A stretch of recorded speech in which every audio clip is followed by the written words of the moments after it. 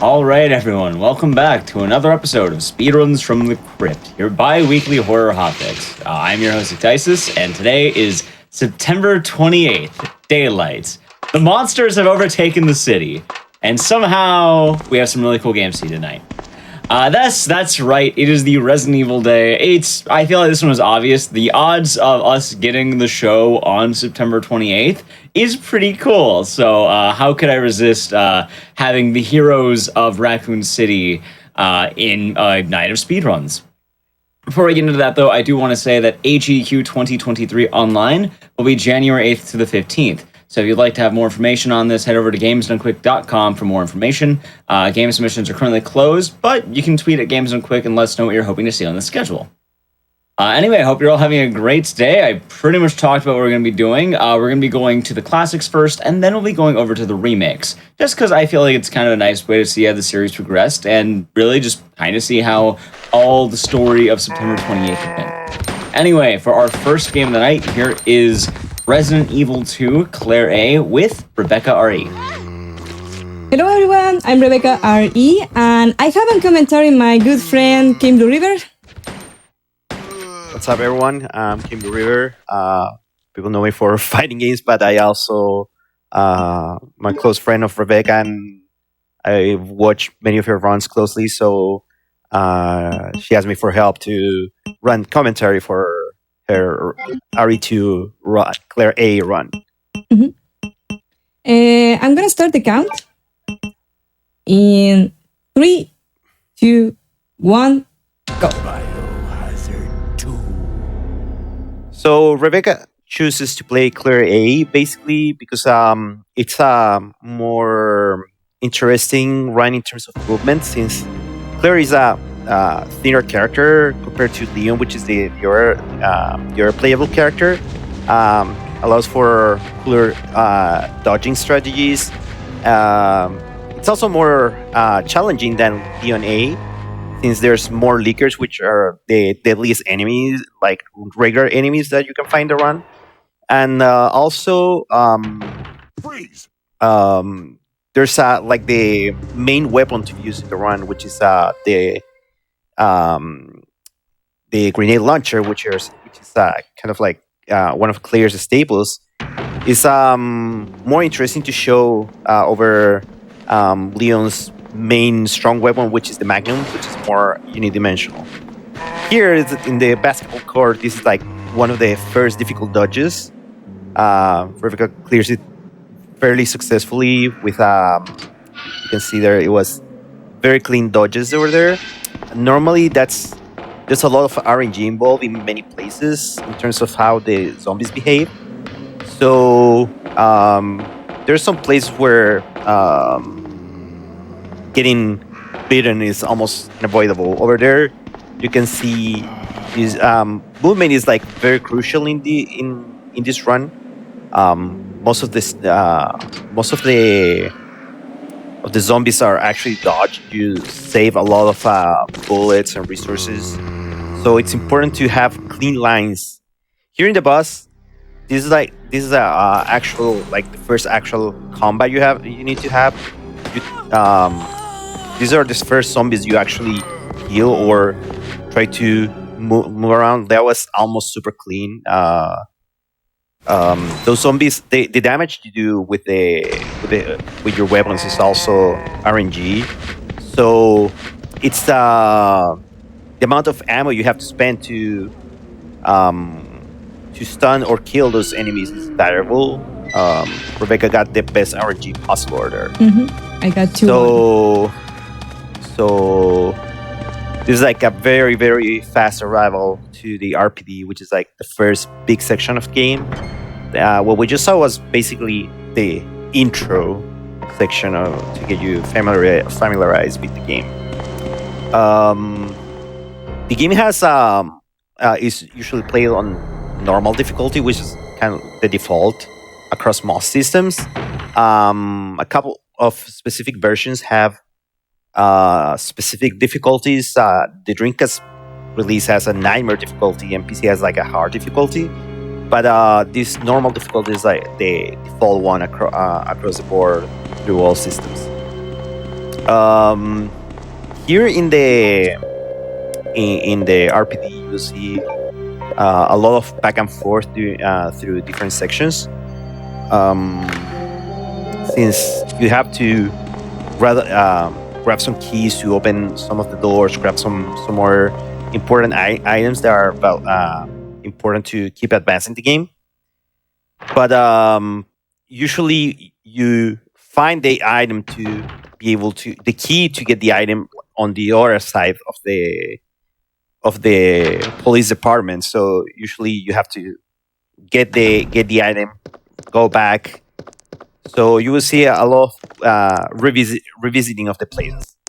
This is one of the classic cutscenes, the first appearance of the leaker in the game, and this is one of the staple enemies for sure of the game and of the series. One of the interesting things for the version that Rebecca plays, which is the GameCube version, is that even though a lot of people prefer the PC version, which is in that one you can skip the door scenes, the like slow opening door scenes. In this version, it's actually the only version where you can skip cutscenes in the game, which can actually amount to a longer time. So that's a pretty cool feature that's exclusive to this version. Here you can see Rebecca doing one part of the first like puzzle of the game, which is pushing the status to get a key item that the main statue in the center is grabbing. But since she's going to be going back and forth through this area a good number of times, she's actually going to solve the puzzle in 3 different passes, like following the momentum of where she's actually headed. Here she grabbed the grenade launcher, which is Claire's strongest weapon and one of the key items to complete this run. So for now, one of the interesting things about the grenade launcher is that it's not only used because of the raw firepower, but also since it's two-handed, since it's a larger weapon, it actually changes Claire's moving animation, which in turn, for some reason, it changes the behavior of some enemies, particularly the leakers. So by holding the grenade launcher, you can actually have a better ways to predict how the leakers are going to attack you. So you definitely want to use that on your favor. You see how Rebecca dodges just went through behind that zombie like nothing. Whoosh. This is also a very classic part. This kind of like a jump scare part. Mm-hmm. For Clay, it's easier to get through here again because she's her hitbox is thinner. Mm-hmm. She has like a smaller frame, so it's easier for her to move around. There was the jump attack. You can hear. Ooh. Oof, that was close. Those are very very damaging if they hit you. But Rebecca is pretty good at this, so she's going to be fine. Here we for those that don't know, those boxes are scattered around the whole game, and you use those to pick up and drop items beyond the reach of your limited inventory, which can hold up to 8 items, expandable to 10 later in the game. Although we're not going to use that. And Rebecca just dropped the knife and the handgun, which are weapons that she's not going to use in the run. Then over here, there's a door that's open with the key she just picked, and there's that's part of the first manipulation. If she hadn't been bringing the grenade launcher there, the the leaker would have behaved differently and she would have probably gotten hit. So that crank is used way later in the game, but we need to start clearing. One of the important things in this game is inventory management, and it's important to clear items out of the inventory space as soon as possible. In this game, for keys, they have this particular property that once you use them in all the places that you can use that particular key, the game offers you the option to discard it. So even though you go through certain areas where there's an item and you can use a key, maybe it's not like an important item that's inside, but you still for like normal runs you want to use the keys to have the game ask you later if you want to drop the key and get that valuable inventory space. Over here on the way back, she finally got the item that comes out from that statue was holding, which is that red ruby gem, which is also a key item for another kind of like puzzle. Here in this part, first meeting with Leon inside the mansion, but I mean inside the RPD. But again, we're skipping all those. We don't have time for chats or anything. We need to go fast. We gotta go fast. We gotta go fast. There's we just went through the library, which has a very well known puzzle. But since we're going to go back through there later, it's faster to do it on the other way around when we get the other item we need. One of the things that's important to note on this run is that Claire's run is a bit slower than Leon's because that item that Rebecca just picked up is the lighter. It's used to get another key item. Leon starts actually with the lighter, so he doesn't need to pick it up, so he can get the item that the lighter is used for faster on the run. But Claire has as her like staple item. She has a lockpick, kind of like a hairpin, hairpin that she uses as a lockpick.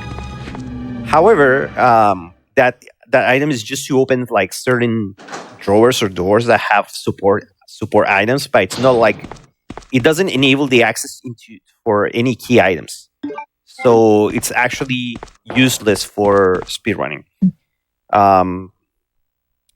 Rega just picked the valve, which is used to like not long after this you gain access to a couple of important rooms in the police department, and also there was the bolt gun over there, but which shoots arrows, but that weapon is not used in this run.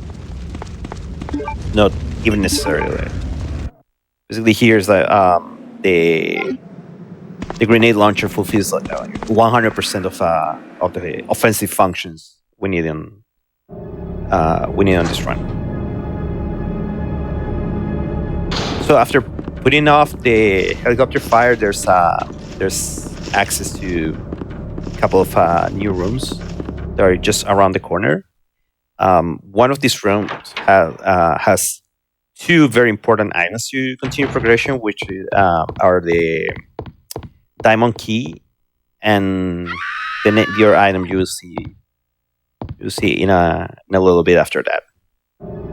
Don't want to spoil what comes like completely like further ahead.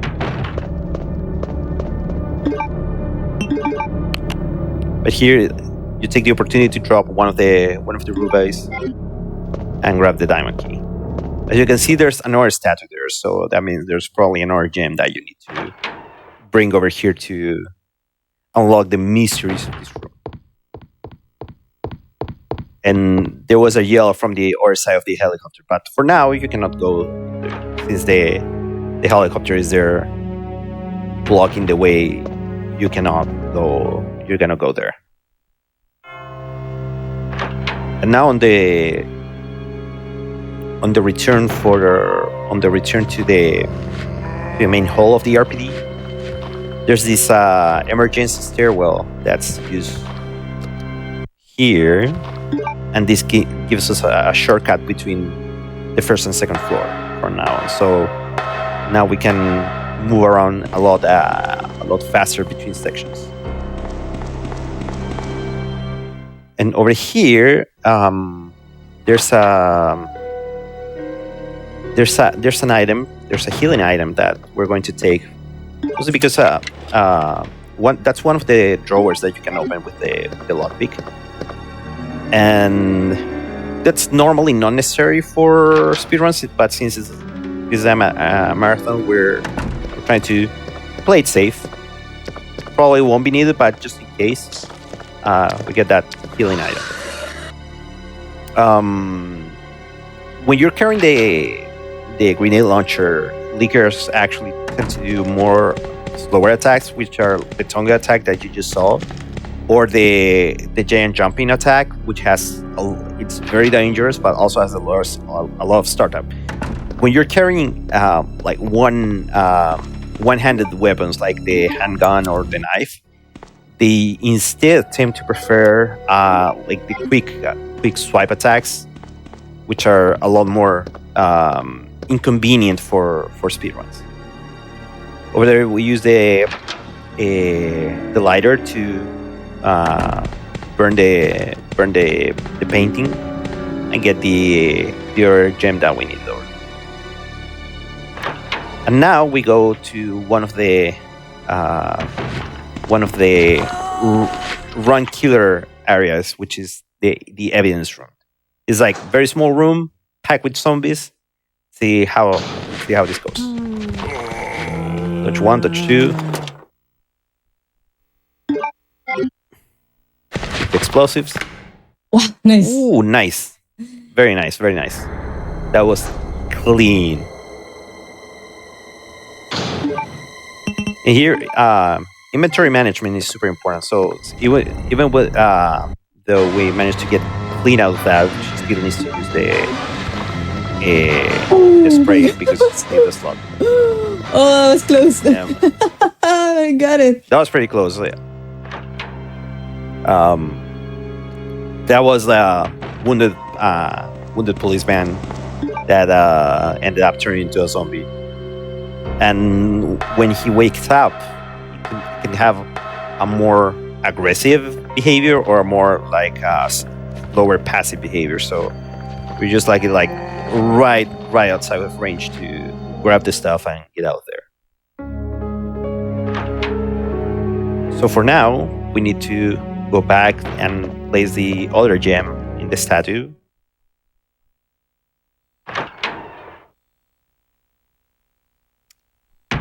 And with all the items we have, we can get rid of the helicopter in there.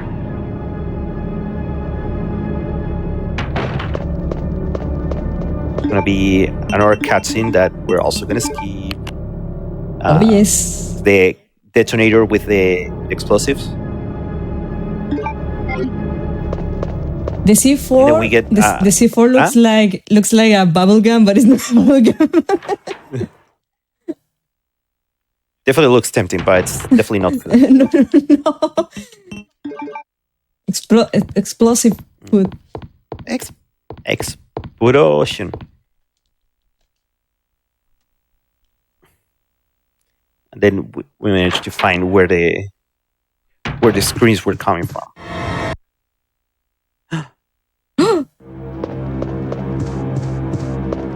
It's Chief Irons, who plays a rather interesting role in the story. But it's not our time to find out. We have to explore the rest of the newly unlocked area. And there's some movement there. Oops. And again, we need to turn the lights to figure us out. And we found Sherry, the little girl in there, who also plays. She plays a very important role in the story. But again, we have no time for chatting here. But she's like super scared, and need to find her. So now we have a new item to pick up. Now Chief Irons is not around, but he left a key for us. So with that key, we again gain access to a whole new part of the police department, which is going to be the underground and parking lot.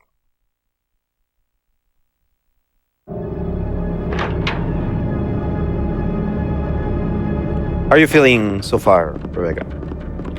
I'm very proud for this run for now. So far, it's been pretty good. Yeah. I was gonna say something, but I don't want to jinx the run. You know what happens when you say that kind of stuff. I know. They'll never happen before. I don't want that. I mean, I think it's pretty cool when that kind of stuff happens. That that's stuff that's true. like no one has seen it before, not even the runner. I think it's pretty interesting. I like breaking games like that personally. So we're here is the like break room and other things, and then here we find our first encounter with Cerberus type enemy, which are the little dogs over there, which are rather easy to dodge, but they can still be troublesome, especially when you find them in numbers bigger than one.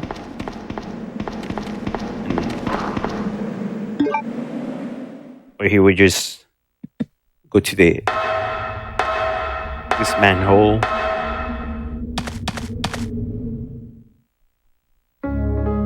I'm gonna stop by the safe room to trigger this cutscene. You need to go in there to make this appear. So now we're controlling Sherry, both on Clear's run as well as Leon's run. There's parts where you control a different character. In Leon's case, you control a woman named Ada, who's also very important in the story, in case you don't know. But here with this area with Sherry is a bit slower than Leon's side with Ada, because there's some things that are not like too comfortable when playing Sherry, which is basically whenever she's climbing, like she was just doing with those boxes. There's a random possibility that she'll actually trip and not climb the box, and then you'll have to like repeat the attempt to get on top again. So basically, if you're playing Claire, like one of the Claire scenarios, and she misses the climb, that could be a run killer for sure. So far it's been clean. Yep, I got the perfect RNG. Oops. Not fortunate. So now with that switch, she filled all that area with water, so the boxes could rise, and then go through there to get another key.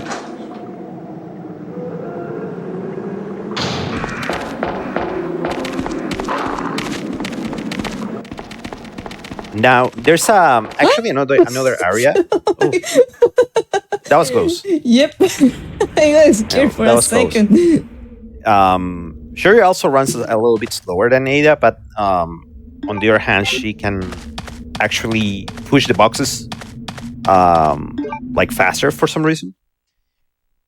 In that area, there's another area you can visit to pick up some like support items, like healing munitions, but since we don't need those, we can just skip those. Ooh. Good. That's pretty good. So now, ooh, that looked dangerous, but yeah. If you notice, Rebecca actually checked a door, but and again checked another door. That she's basically unlocking those doors with the new key she found.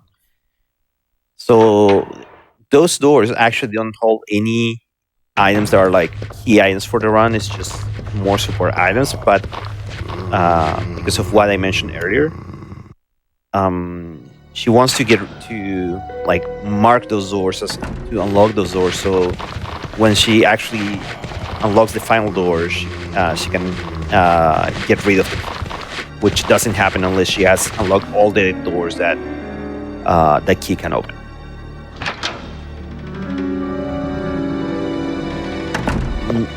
Now we're getting close to the famed interrogation.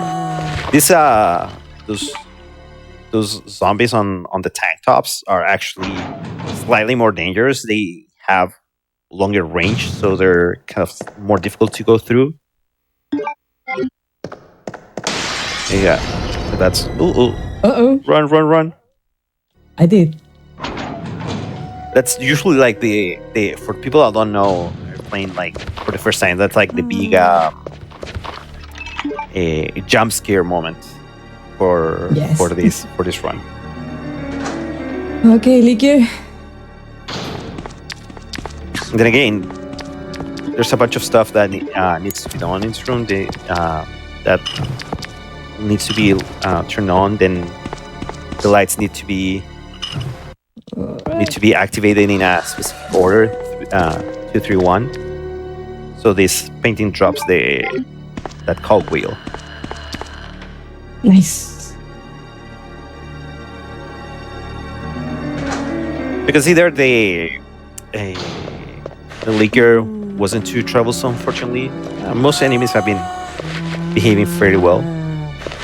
Very good dodging order, great lines as always.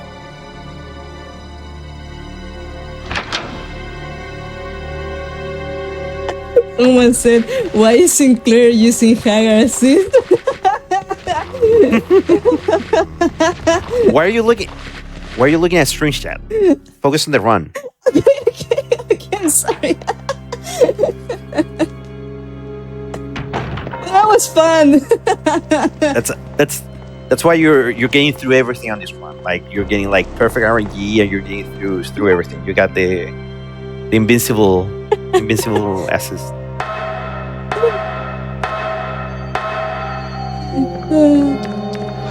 Oh.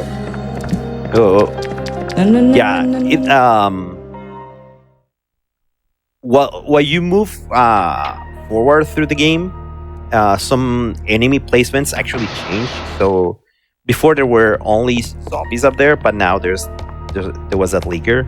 So you have to be careful. That's why even in normal play, you have to be kind of like more conservative of your ammunition, because even if you kill the enemies that were there, they might end up being replaced at some point over there. Oh, got clipped over there. But that's fine. Rip damage list RPD.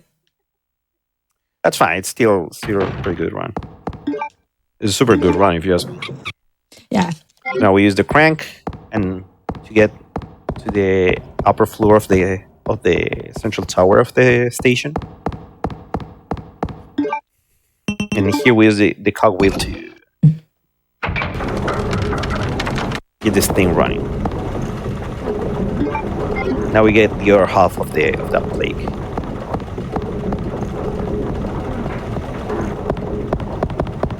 And now with that part clear, we can go back to the library, which is right next to this, and get the final one.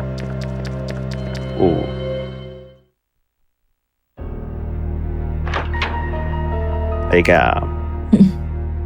Like wave dashing through the enemies. Pretty clean.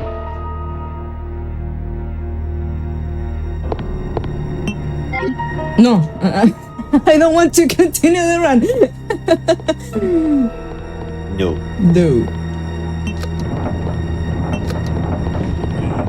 And then, so puzzles in this game are actually always the same. There's no like RNG factor. So on this one, you have to move the first and second shelves one place to the right to get the item there. And now that we have those plaques, we can go back to Chief Iron's office. Nice.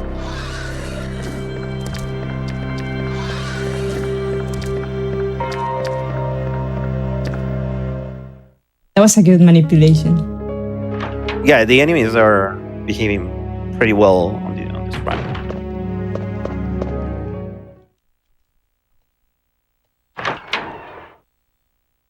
So let's hope there's not too many more surprises on this. Like we're hoping for a rather uneventful run. Like we're just hoping for things to go as planned.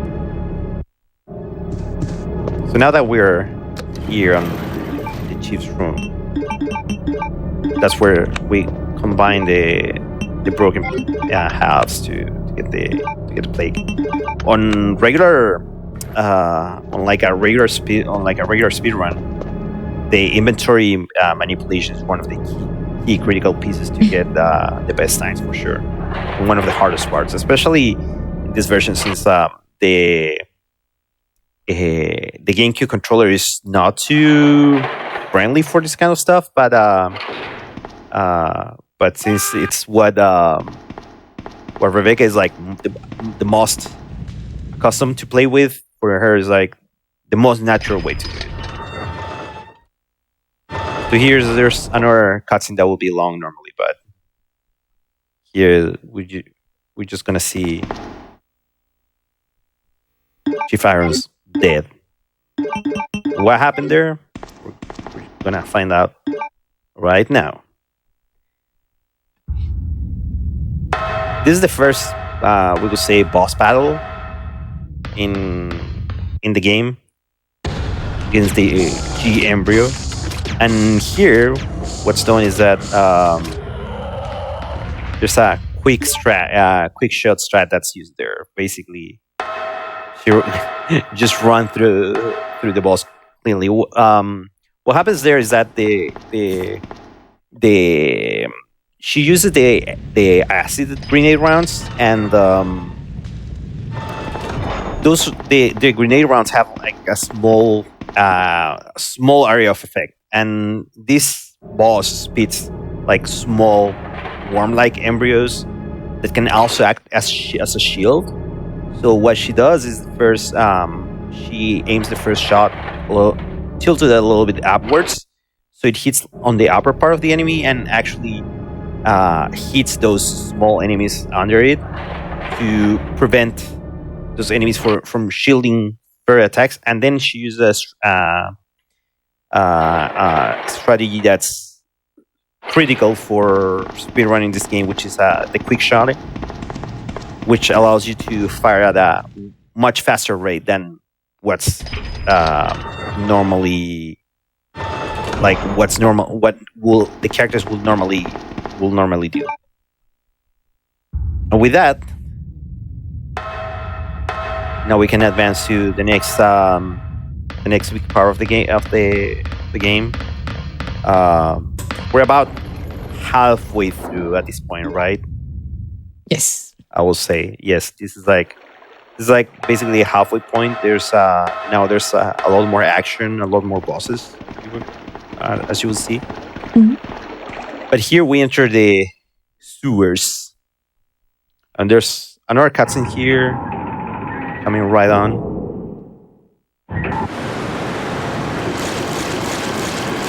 And for mysterious reasons, now we control Sherry again. So far, no trips when trying to clean. Pretty incredible. It's going like that. But again, it's same as before. You need to just move around and find a specific item. you can see there's zombies around this area, but actually zombies don't bite her. But there are chances that they can spit on her. That was good. There's also those cockroaches on that pipe that can be very very bothersome. They don't really do damage, but they can be really bothersome. Like she can be a long time trying to just get them off her. If you get And now something happened. if you get stuck for a while, they can kill her actually. Oh yeah? Yes. I don't think I've ever seen something like that. I'll have to test it.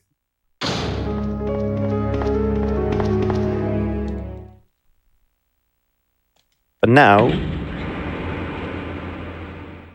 we need to find Sherry, rescue her again.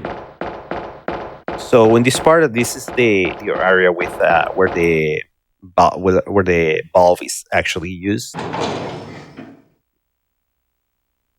To get through these sewers first. This is first encounter with the spiders, which don't really do much here. Like you can avoid them for the most part. Just stay on your toes and get out of there as fast as possible. Not like they're going to like jump and pounce on you immediately, but they can be kind of troublesome, especially if you get hit by the poison attacks, because you can actually get poisoned, which means damage over time, and that can be definitely problematic. But for the most part, they are like not difficult to be ignored.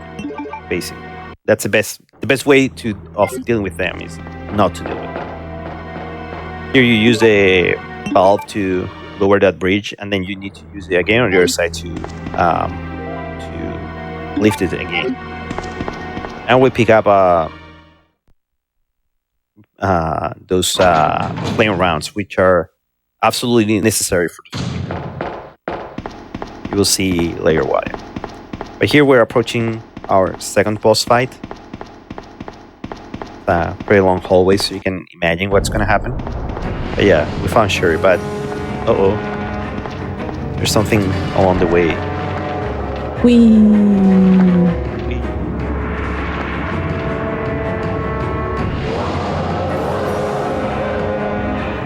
Yeah, that's a pretty decently sized crocodile. Oh. Well, there's no more crocodile. Poor crocodile. That's probably gonna hurt. But yeah, basically you drop that gas tank, and then once the crocodile bites it, you blow it up. If you don't, then the crocodile basically corners you, and it's instant game over. So this is like one of the most kind of like parts that can be like kind of complicated, because now you have to escort Sherry, and escorting areas in any video game can be kind of tedious. In here you cannot get too far from her, because otherwise she like crouches and it's like, I'm afraid I need you to keep going. So you need to like run, then walk a little bit for her to catch up with you. And if she's too far from you, or she's on that like stun situation, you cannot leave the room you're at. So you need to make sure she's following you, and she's at a reasonable distance. Now for the same reasons here, the spiders change to zombies. Zombies are where they wake up. But in this other room, we still have the spiders. No, please. I think she got hit, but it doesn't really happen.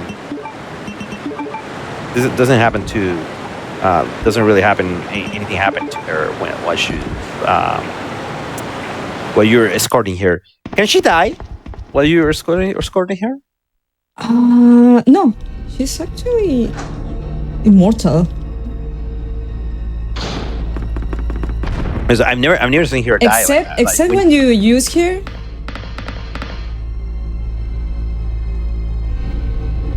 But she's gonna be fine.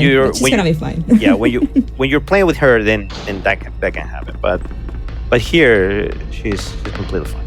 So now we got to like the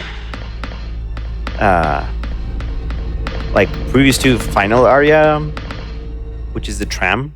We're heading towards deeper and deeper sections of this whole place. So no, she actually does like a longer turnaround just to make sure Cherry's following her. And here, this is like kind of like a cumbersome area. These hallways are like very, very tight, so usually prefer to just blast through the zombies instead of trying to dodge them. Like they're like positioned too closely to try to dodge for the most part. Oof. And some masterful lines over there. Years and years of practice. Then we get to another of the safe rooms, which with a lot of items, a lot of support items, and you know what that usually means when you get to a safe place with a lot of items.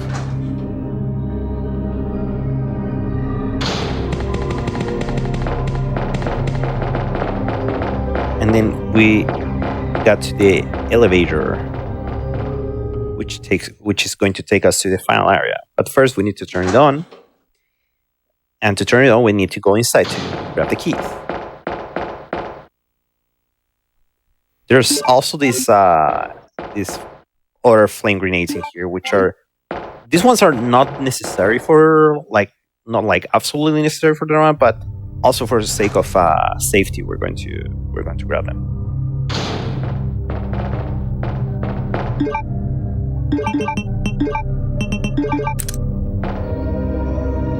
Then turn on, and then cutscene.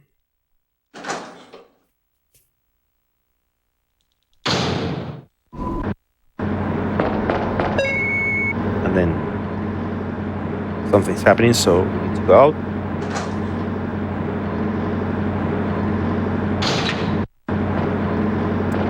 And we got another boss battle.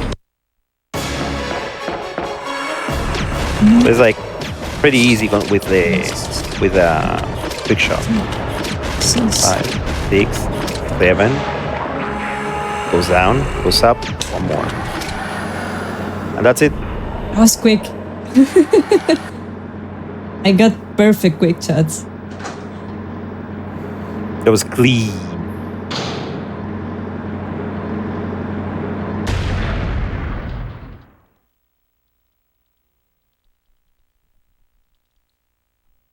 Now we arrive to the final area of the whole game, which is the lab. And here, all mysteries shall be solved. But for now, we're going to drop the items we don't need, so we can have more leniency space to toy around and pick up healing items, just to be on the safe side. Because here, initially, it's more exploring and like unlocking the lab, but once enemies start appearing, they can be actually fairly dangerous. You will see in a while. Basically, this area, all the enemies are either like new dangerous enemies or upgraded versions of previous enemies. You will see in a little bit.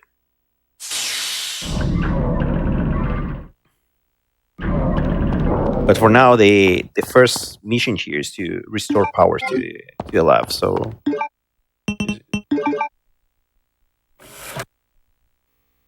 we need to get the power plug, put the fuse on it, and then go to the main power to restore it. which is the big area in the middle.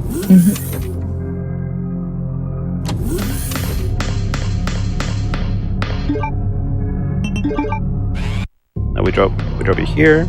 Now we got lights. So this enables the shutters that allows us to start opening the rest of the laboratory. And there's the first encounter with the IVs, which are plant-based enemies. But again, we're not gonna deal with them. It's like they were still like recovering from like the intro animation. But since this version allows us to skip cutscenes, you can actually get through those while they're still like showing off. Okay, this is one of the dangerous areas for the run. This is where you meet the super leaguers, which you can see they're like, ooh. See, so that was like they want your throat, they want your blood, they want to destroy you. But that's safe. Playing it safe. But yeah, they actually like yell louder than they ever. It's like super scary when you don't know what's happening. So there's like very specific lines that are used to get through those safely, or as safe as possible, at least.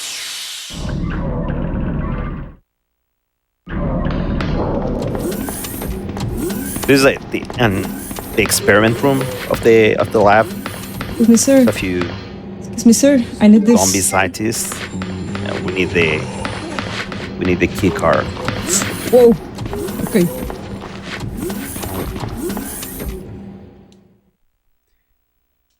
But that's not the last you will see of those.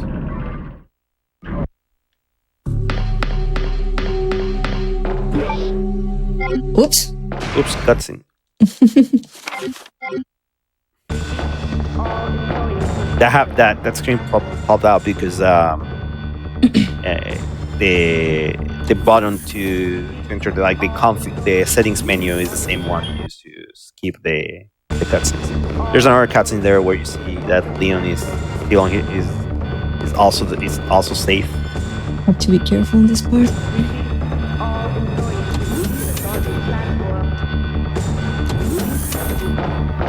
Again, getting through those like that's also for manipulation. She noticed she went like slow. She started walking, then running again. That's all part of the manipulation. Getting out there with just like scratches is like super cheap. So it's like really like overall the run has been really good. And you feel there's like only one more area that can define like difference between like a really good run or like an okay run, which is the final boss battle. But we're gonna get there in a minute.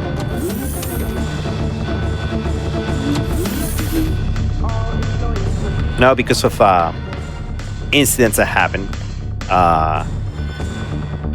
Sherry is actually infected with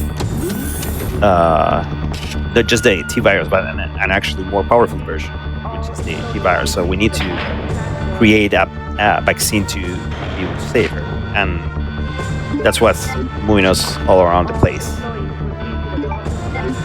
We're picking up the components necessary to get it done. Clean that zombie out. Oh, because, no. I got bad energy. Like, I got too tight over there. Yeah. Then we need that disc to unlock another part of the lab that we need to get to. Oh, we were still alive. Golazo. That's why we picked the additional flame rounds on like a marathon too. That's like the part where the zombies can be kind of like non-cooperative for purposes of the run. But now with the vaccine base, we need to go prepare the actual vaccine. In the meantime, we know that Leon is going to be taking care of Sherry, so we can focus on getting the vaccine for the virus.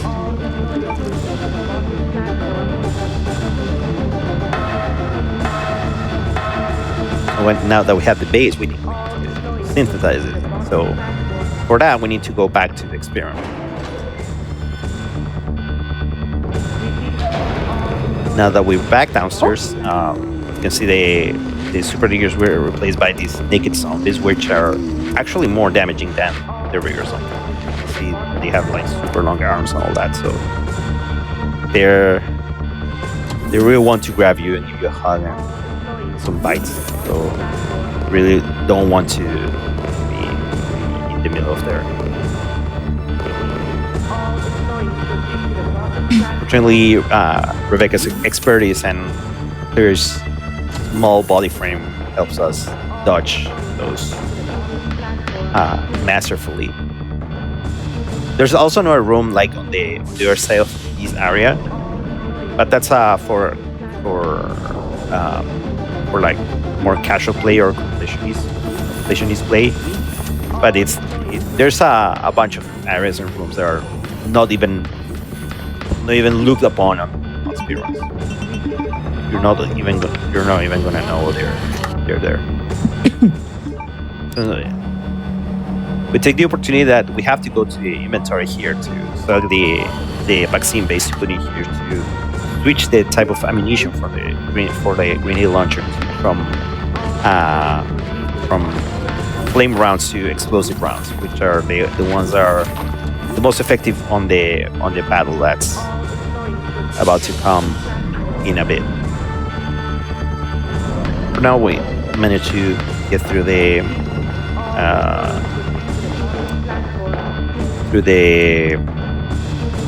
experimentation room fairly clean.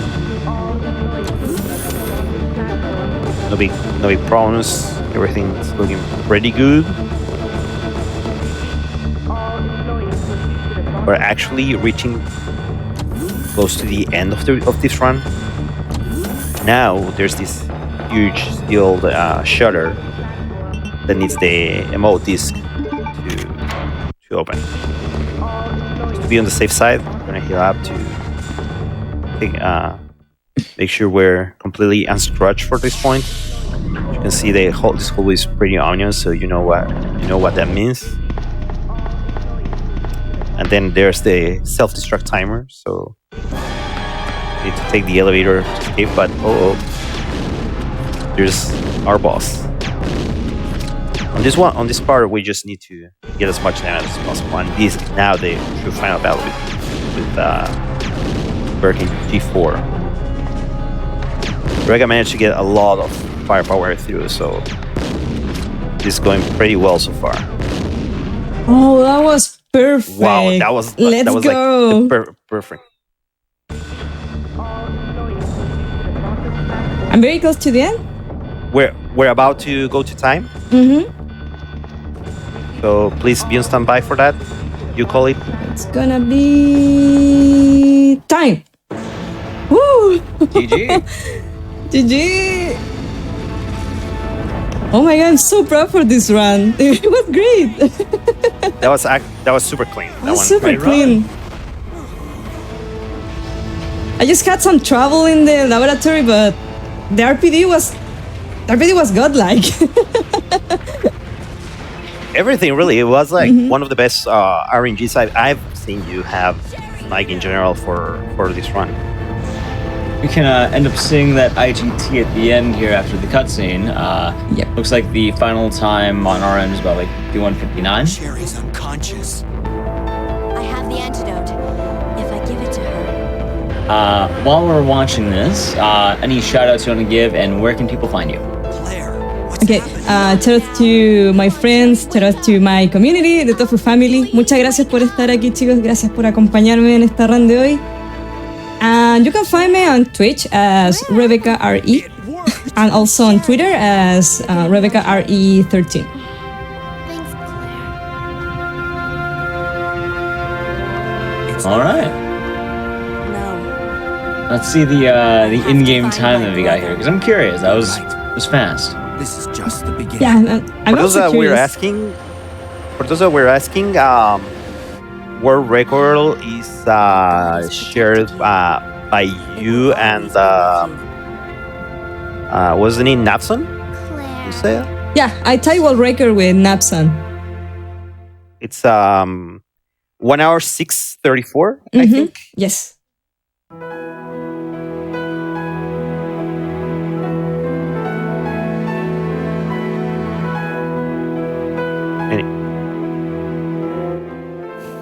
Now we got Crazy Roll, cool music, but Mhm. sadly we cannot skip those.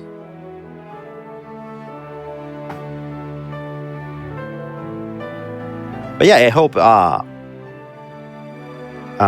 just like Rebecca, I hope everyone enjoyed the run. Yeah. Uh, Thank you so much for the commentary, Kane. That was clean. No problem, no problem. always glad to help. See all the Tofus on stream chat. As well, I saw a lot of the question get asked. GCN is GameCube. Yes. I actually don't know why that's GameCube. I just understand it is GameCube. This is Nintendo GameCube. I don't know if the N was for. I know GC GameCube, but why GC? Nintendo, I guess. Maybe. Nintendo, yeah. I think it's Nintendo GameCube.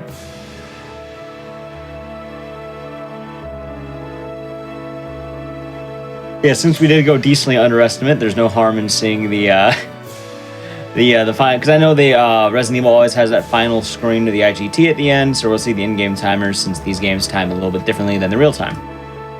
Yeah, I know. I broke the schedule. Sorry. It was a good run.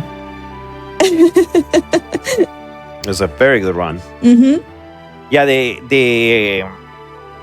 the in-game time that's counted at the end actually takes into account all the cutscenes. Even though we skip them, they're still added to that timer.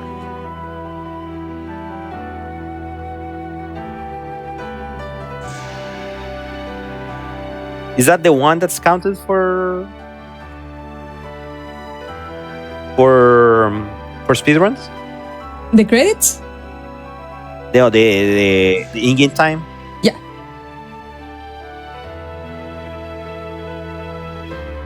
Now, Yeah, the in-game time is real time plus cutscenes.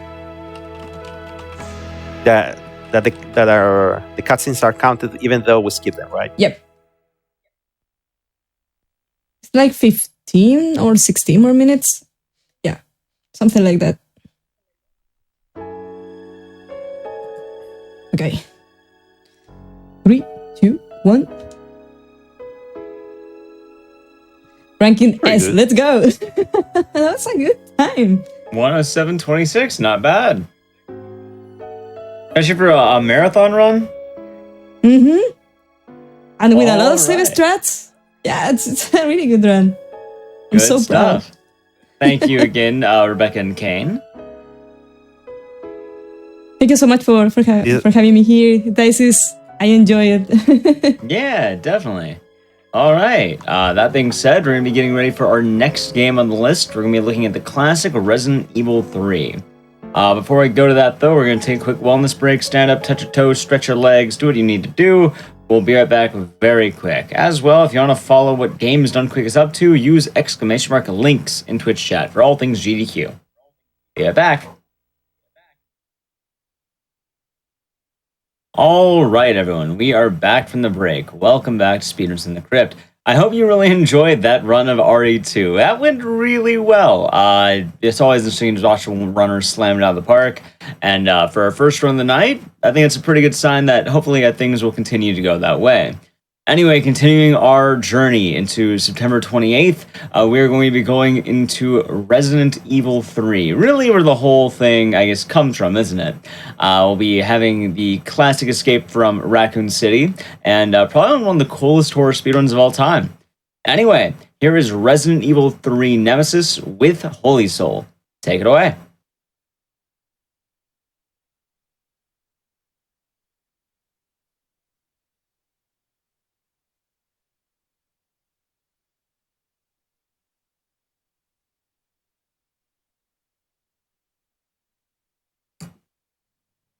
All right, we are back from some minor technical difficulties, but we should be able to go. So we have Resident Evil 3 Classic with Holy Soul. So how about you tell us a bit about that? Yeah, welcome everybody. Sorry about the technical difficulties. We're doing today one of the toughest runs in this game. We're doing RE3 knife only, and this is also my first time with a camera on the GDQ stage. Welcome everybody. I see a lot of my people in the chat already. Sorry for the delay. So we're going to be doing knife only today. So we have to finish the game as fast as possible with the knife only. If I made a small bet at this, because you guys know I've been de-rusting this for the past 2 days. By the way, today with my original RE5 Chris shirt. This is original, all original. If I don't finish the game in lower than 50 minutes IGT time, I will be gifting out 20 subs to the GDQ channel today. So that is, we have to do it somehow. I'll be doing a lot of backup strats though. The fastest time in this is 44 minutes and 1 second, and it's on my YouTube channel. I was also the first that has done this run in the light difficulty in less than 44 minutes. And yeah, I hope you're ready for RE3 Classic Appreciation Day. Yep.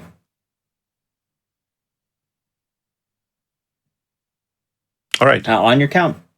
All right, good. Then timer starts actually once Jill jumps out of the fire. You know when that is? Yes, but honestly, just over our tech, just feel free to say when time Okay, begins. then just start real time on when I select now the outfit. We're going to be playing with Regina or RNgina for good luck. And let's go. All right. It all began as an ordinary...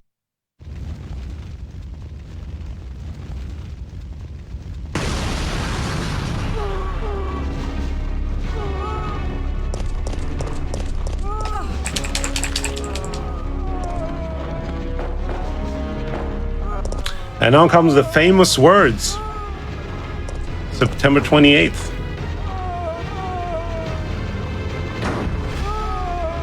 Really quick, while we're still in the beginning of the game and you're in the cutscene, move the mouse off the game if you can. September 28th, There it is, I think. Daylight. The monsters have overtaken the city. Somehow, I'm still alive. All right, I'll be doing some, because I don't think we're going to get a lot of basements here. And this is a knife only run. So I'll be getting this fast now. Normally in the speedrun we don't get this. The knife only run is pretty optimized.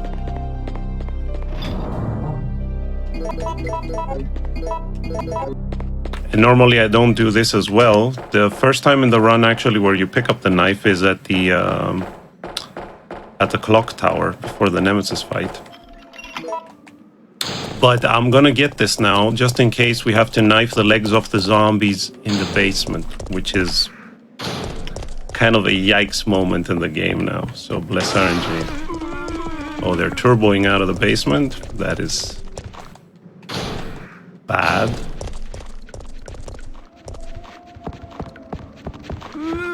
Oh, they're turboing again.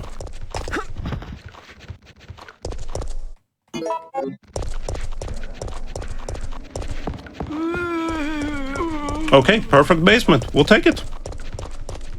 All right. I know for a lot of runners, for anyone who's ever watched an RE3 speedrun, that is the famous RNG point right at the beginning of the game. The zombie spawns aren't always kind, and you can kind of just get swarmed in the basement. So very well executed.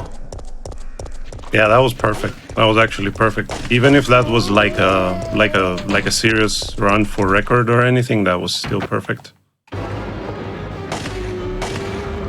So just to rapid fire some questions off for people who might be unfamiliar with the RE3 run. For one, I guess the obvious one, why is the language in Chinese? The language is Chinese because the text scrolls faster. So it's actually also a lot faster than the Japanese version. It's about approximately 20 seconds faster than the Japanese version, and it's a lot faster than the English version. Approximately, I think 45 seconds, 50 seconds. It's a lot faster. What I also noticed when I was playing in other languages is that the triggers are also different. The Japanese version, for example, has different confirmation triggers when you're playing. All right. As well, I could already see it happening in chat, but people were talking about the various RNG of the game. Yeah, we're coming up to the first one, which is the famous locker code. Good RNG here on the zombies, by the way, as well.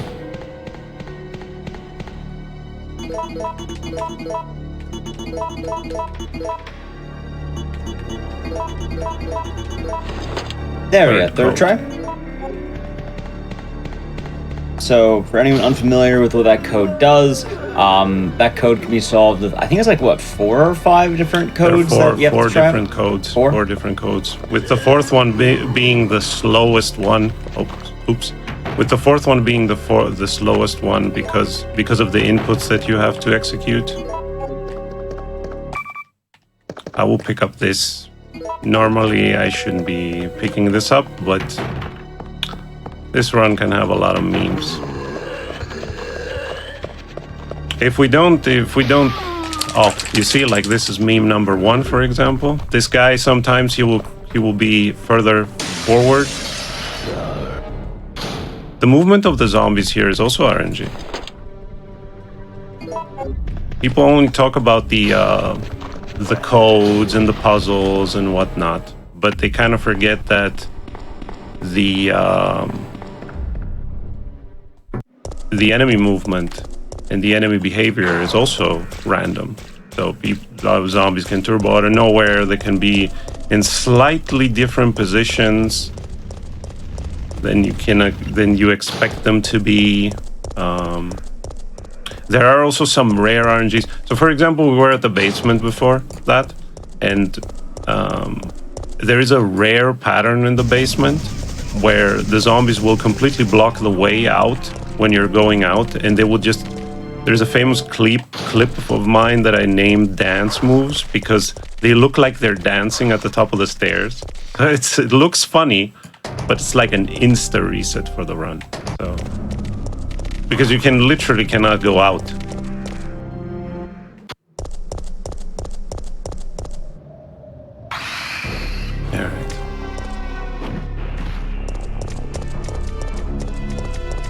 I believe we're coming to one of the tougher dodges in the game when we go to the diner.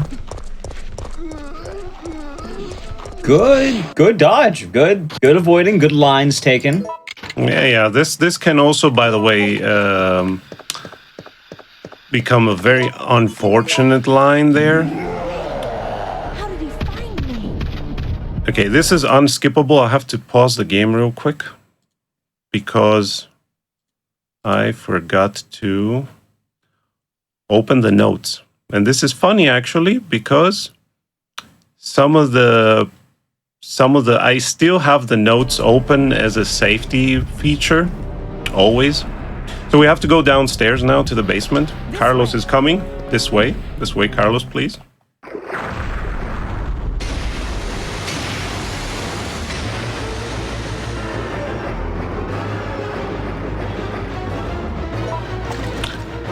Okay, so are we gonna get the dodge or not? Let's see. Let's see. Good try. I tried. Anyway, because we have 2 fasts now with us, and I'm still in fine, I won't be picking up the fast here. We'll just skip it because we won't have space to pick up the other item upstairs.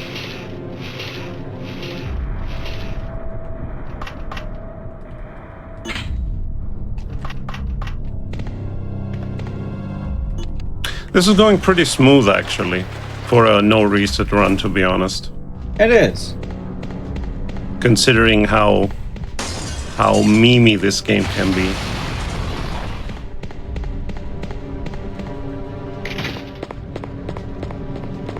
There's a specific line that you have to take here with this guy so that he doesn't aggro early. So you have to be closer to the door going in. The differences between the knife only run and the any percent run, which is like the popular category, is the routing is almost the same, but this has a lot more randomness.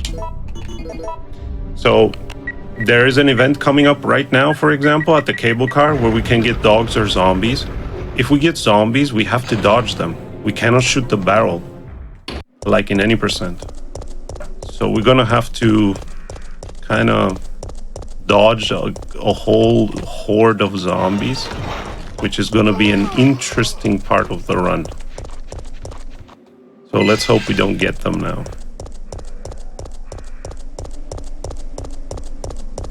All right, less RNG. Of course it's gonna be. Oh, Well, that was going way too smooth.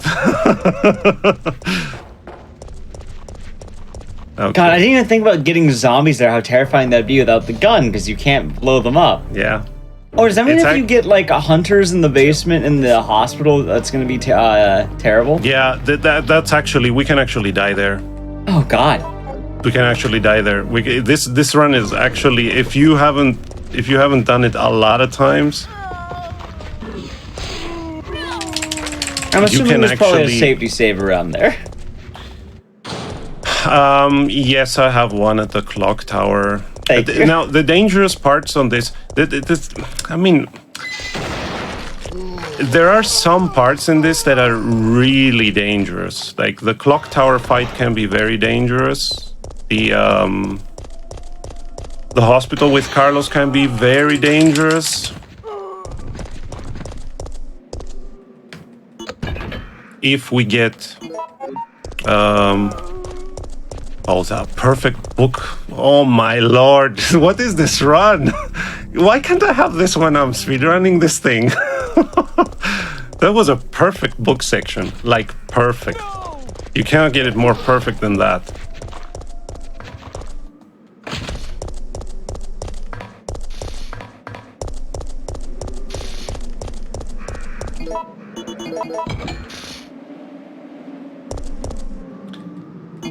Okay, battery section.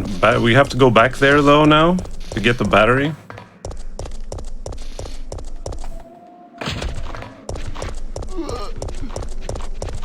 Don't you dare! Oh my lord! That was close. That was close. Ah, and he had to.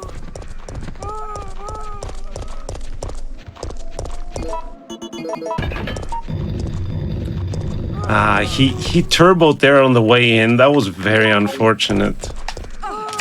That was very unfortunate. Yeah, I'm gonna do this now because there's no reason. We were gonna get bit on the way out. The way they moved. Okay, let's see if we can get the dodge here.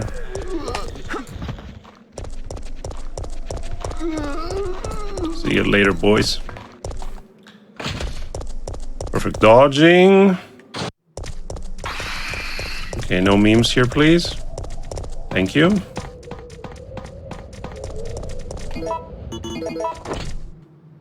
All right, let's go.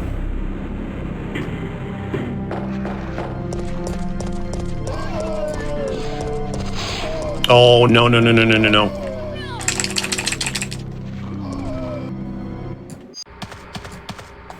That was going way too well. I knew it.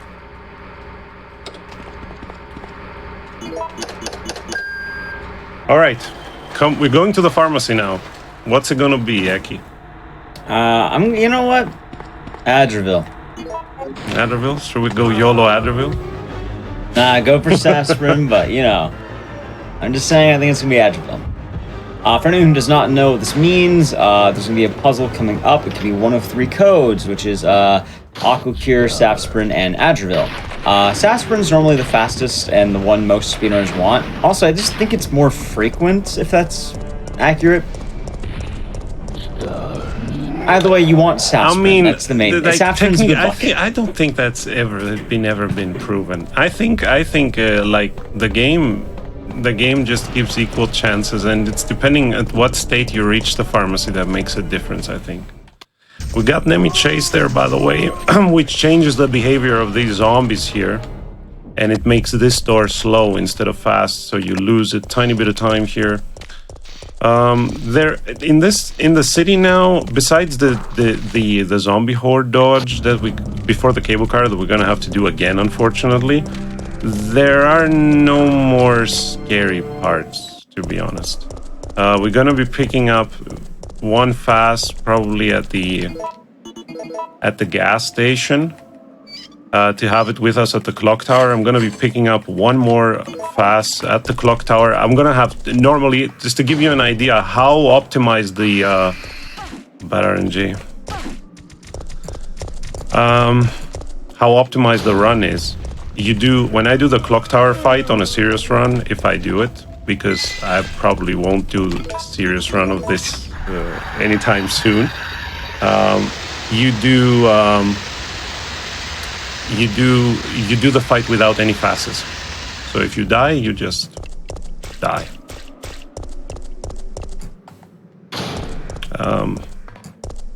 We cannot afford to do that right now, of course. I can do the fight in danger, but it's just very risky. So, all right, let's go.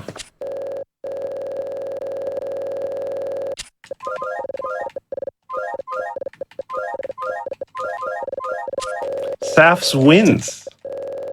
Good stuff. Safs wins.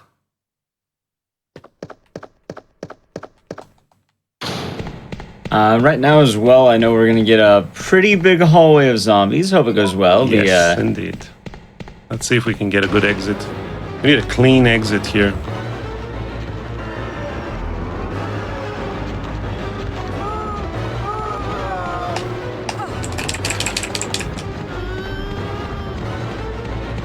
That was pretty clean. Oh, come on. Okay, I will take it. It wasn't perfect, but it wasn't bad either. Even in a speedrun, you take this.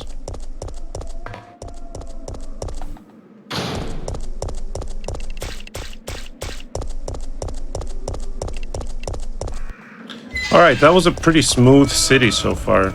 So, not a lot of surprises.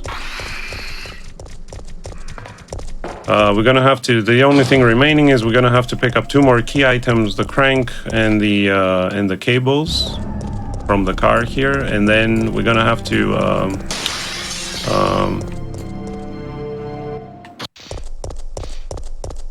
We're gonna have to do the Ronaldinho dodge, of course, at the statue area, which is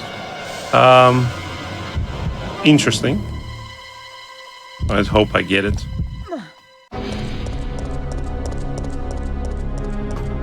I'll be playing some things a bit safer, like the clock tower fight, and like, because if we get bad luck there, we can actually lose the run there, and that would be a shame.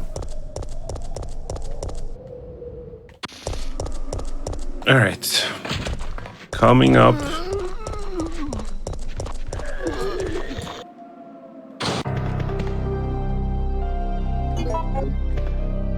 Alright, that was pretty smooth. Coming up to the Ronaldinho dodge at the statue now. Let's see.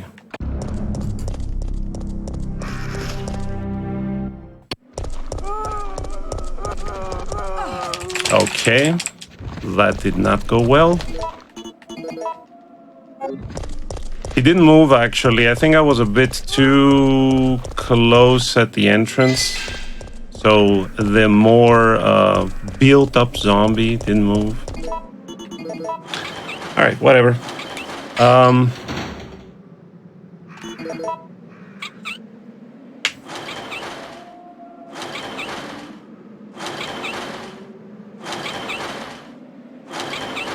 Yeah, it's called Ronaldinho dodge.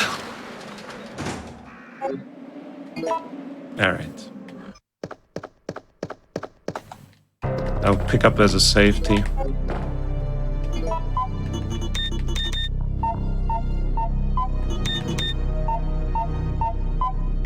So this puzzle is simple. Lights out.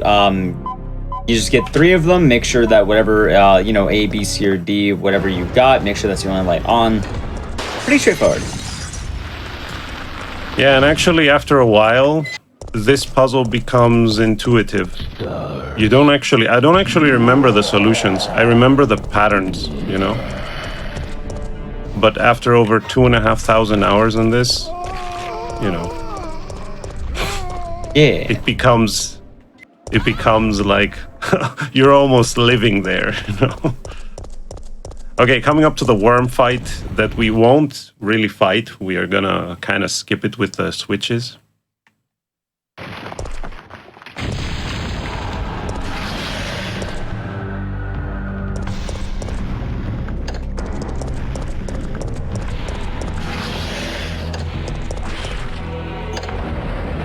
All right. One more dodge. You can also YOLO it. You can also go to the right immediately. The problem is if they turbo, they'll grab you. So I'm giving me a bit more space to maneuver.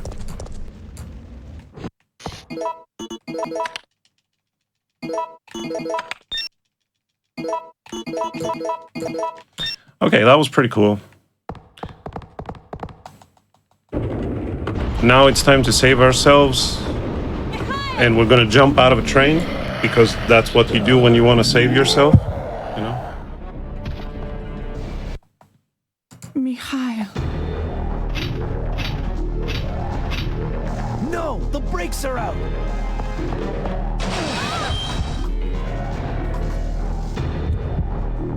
All right, let's jump out of the train. It's useless. Okay, what's gonna happen now is we're getting another RNG event, which is important for any percent, for example, here with the powders, early or late. That doesn't make a difference here for knife, of course, because it was bad RNG anyway. The most important part is the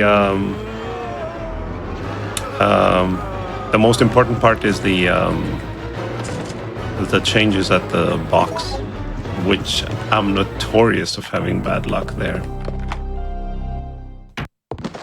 In the D-Rust, actually, I got one change twice, which I haven't gotten in months when I was running this seriously.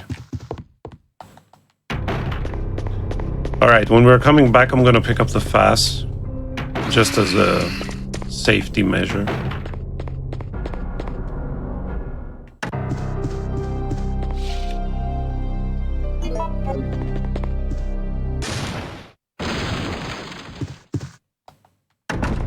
Yeah, zombies are coming. They are coming.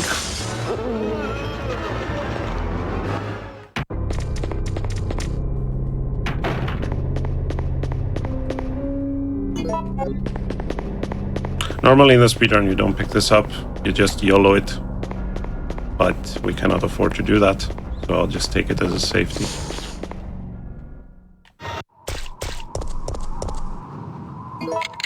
All right.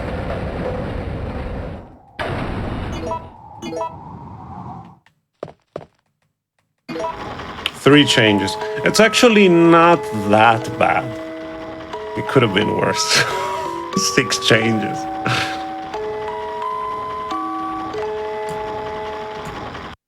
Pretty average RNG. Yeah, it's actually not that bad.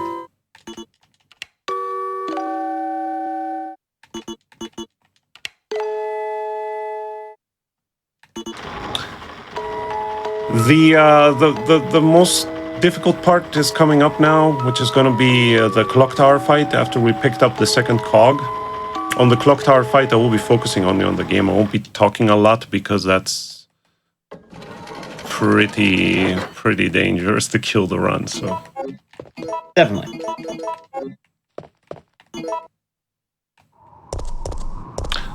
that's the most critical part in Carlos, and after that, the run is just the same as any percent for the most part.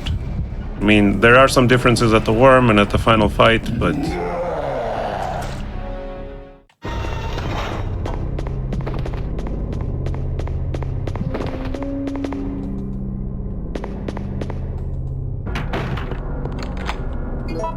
As well, we have another RNG coming up with the clocks. I want to say Yes. 11 is the best RNG, right? 11 is the best RNG. We got 7, which is not that bad.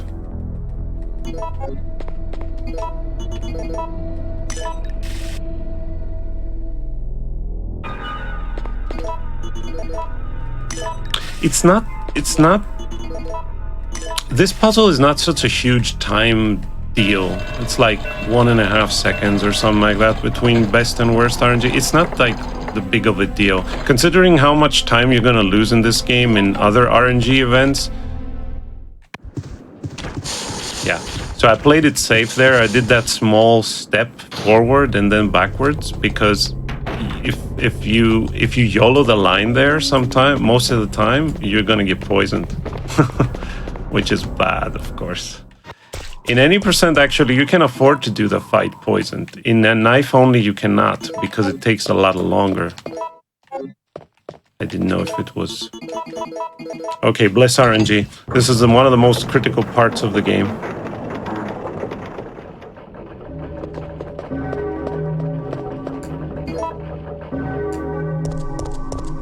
Alright. Okay, don't troll now, please.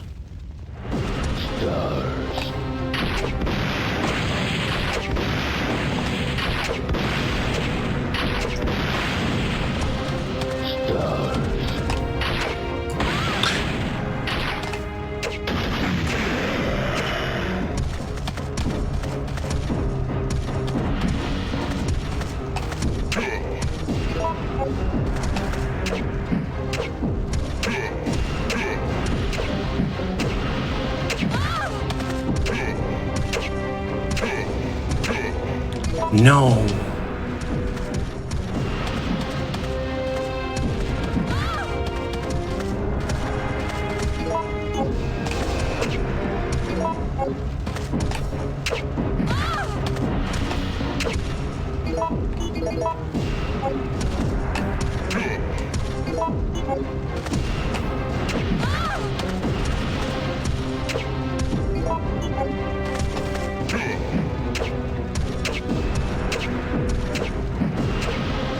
That was scary, dude. I swear to God.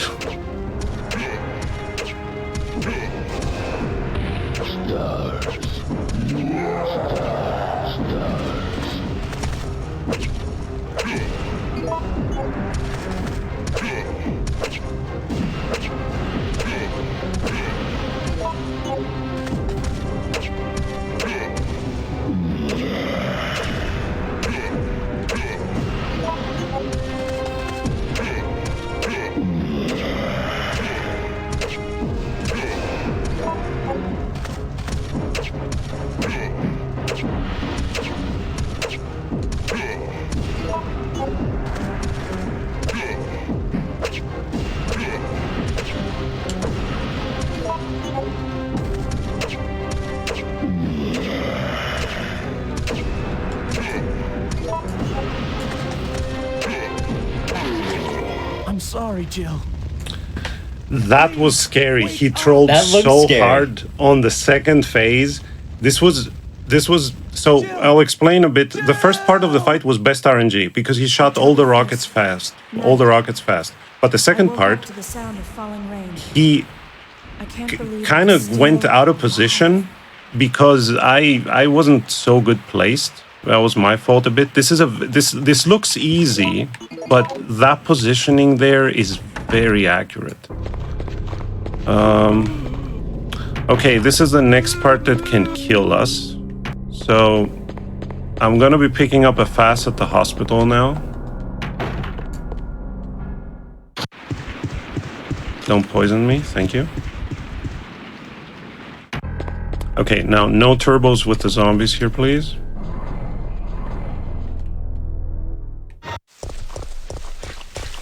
You can actually speed that fight up if you do a bit of quick knifing there, but it's not going to save a lot, and it's very risky because if you miss it, Nemesis will punch through the because Nemesis has an allergy against corners. Everybody know that, you know. So, All right, so I got to rapid fire some questions.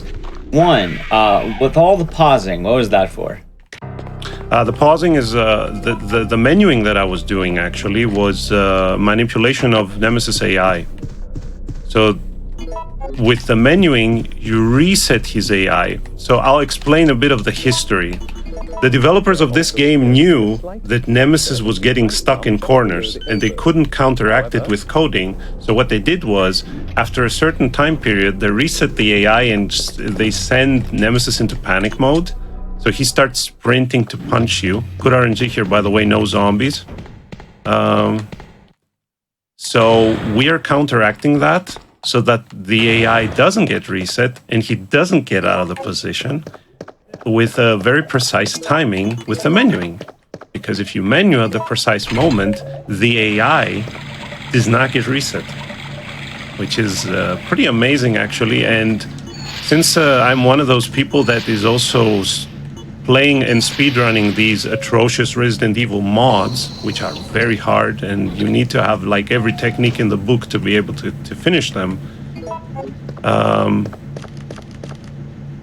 You need all these tricks, you know, because like now in the vanilla game, for example, you get one Nemesis, but in a Resident Evil 3 mod, for example, you get 3 Nemesis, 4 Nemesis, and you have to kill them to progress. So you have to be, you know, very knowledgeable in all these techniques.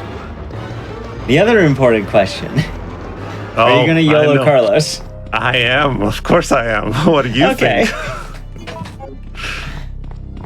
That's my sole goal whenever someone comes on the show for RE3. I mean, it has to happen. Come on, dude. Okay, let's go. That was a pretty good line there. I just missed the entry a bit. Oh, come on.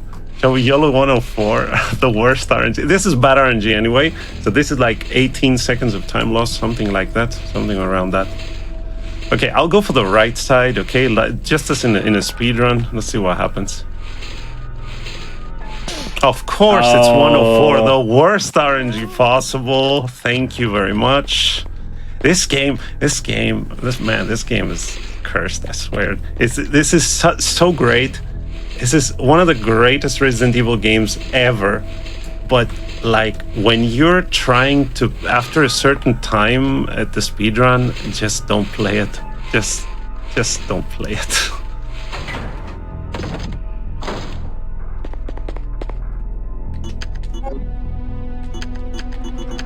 And in my splits, for example, I have a YOLO 531 here. So imagine you're on pace and you get here and you get that. It's insta reset.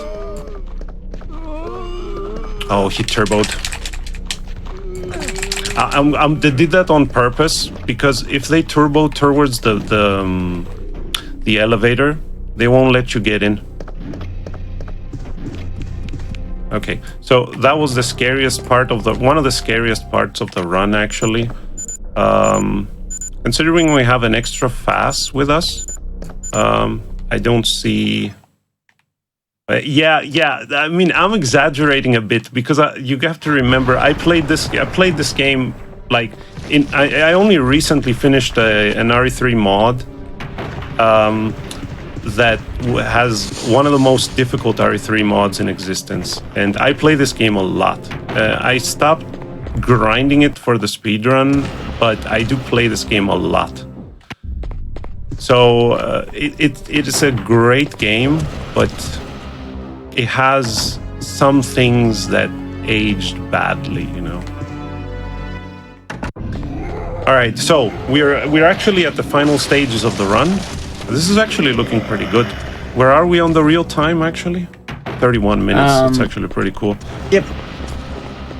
Yeah, we're gonna make the time.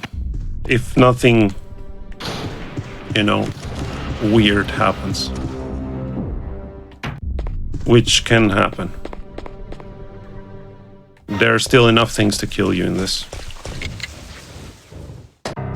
I know we're getting to the park enemy RNG, which hopefully Yes. you get Hunter's dogs. Hunter's dogs, yeah, but that doesn't mean... there are some exceptions to the rules. Like these hunters, for example, sometimes they can aggro. Okay, this is hunters, exactly. They can actually sometime early aggro. This game can do some weird stuff. Okay, best Hey, RNG. I called it. You called it? You did? You did. You actually did. Okay, so this is like the best RNG that you can have. I've done also this game damageless, no damage. I speedrun this damageless as well, and this is a very critical part. I lost a lot of no damage runs in this part. The worm. I did it a bit slower because if I miss this puzzle and I cogger here, it's very embarrassing. So I did it a bit slower than I would do it in the speedrun.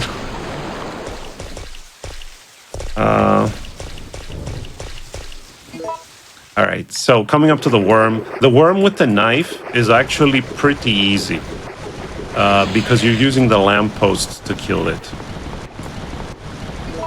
You don't shoot it or you don't knife it. There is a small manipulation that you can do where if you knife him, you can actually skip an animation, which saves a bit of time. But we won't be doing that. We won't be doing that right now because, I mean, a couple of seconds don't matter.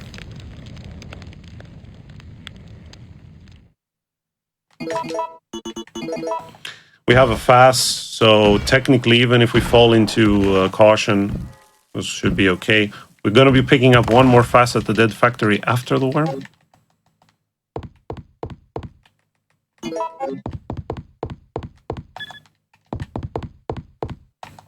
This run went pretty smooth so far. I'm pretty happy with it. All right, worm time. Come on, Mr. Worm.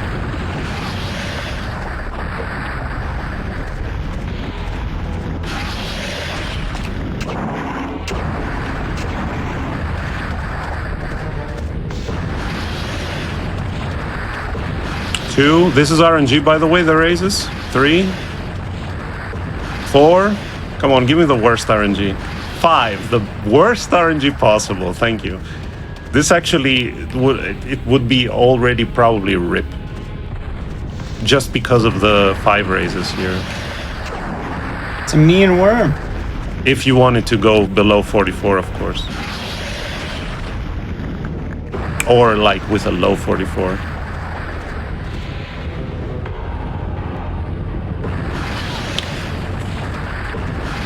That was bad. I thought he wasn't gonna come out, but he did, and that was scary there because come on. That's fine.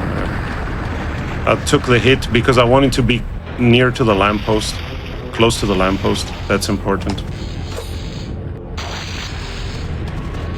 He did a bit of a troll, but he's dead now, so RIP, Mr. Worm.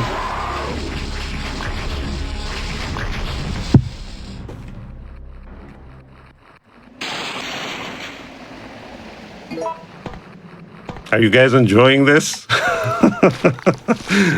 In the chat? I think One they in are. the chat if you're enjoying this.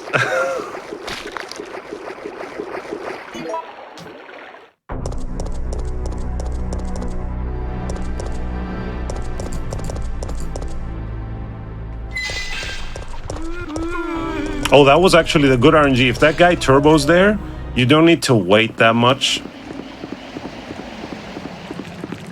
Oh, get wrecked. That was pretty nice, the dodge there. That wasn't so nice, but whatever. Actually, once I had a run, I missed a run, because the dog actually pushed me away from the door, and I didn't hit the trigger for the door. That can also happen.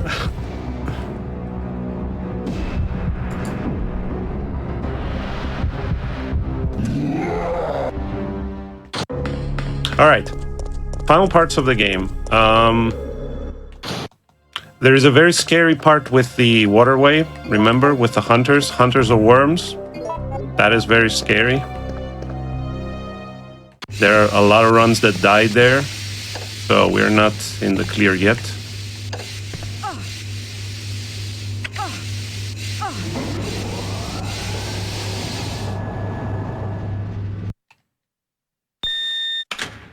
All right, let's go.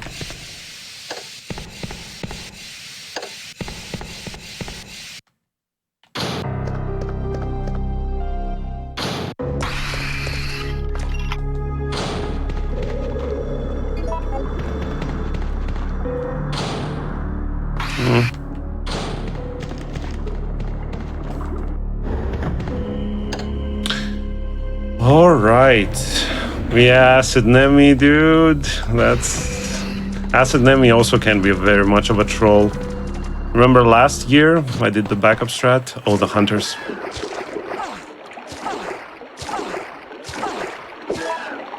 Don't kill me, dude. These, Oh! You know, funny enough, that is the second time I saw that death on a GDQ run in the past week. Yeah, that's why I healed. But the problem is if the animation, the kill animation starts... They go for it. Yeah, you're dead. You have a save. I think I do. Let's see.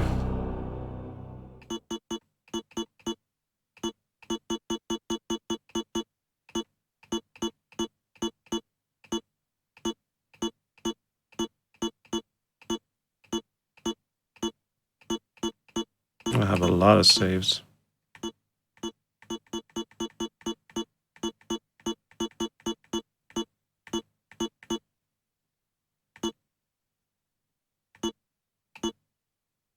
Where is that? Oh, that is Acid Nemi. That's practically in the end. Just give me another reset. I hate this game, dude. It's a mean game. It is a meme game.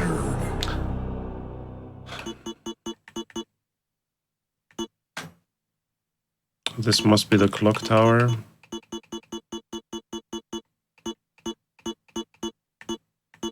I just want to say as well, yeah, that hallway is probably one of the deadliest hallways that is the last. that I've That is seen. the only save that I have in the later game, and that's at Acid Nemesis, or before Acid Nemesis. We can always use this save. Assuming I can use any of those items there. Yeah. So the only thing that happens is we didn't do the water puzzle. It's a puzzle with shapes. Yes. We didn't do the water puzzle. I don't know if I have... Oh, that's such a meme.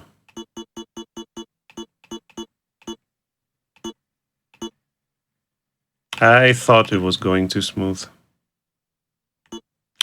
The debug saves are... I don't know where they are. Yeah, they're way too early in the game.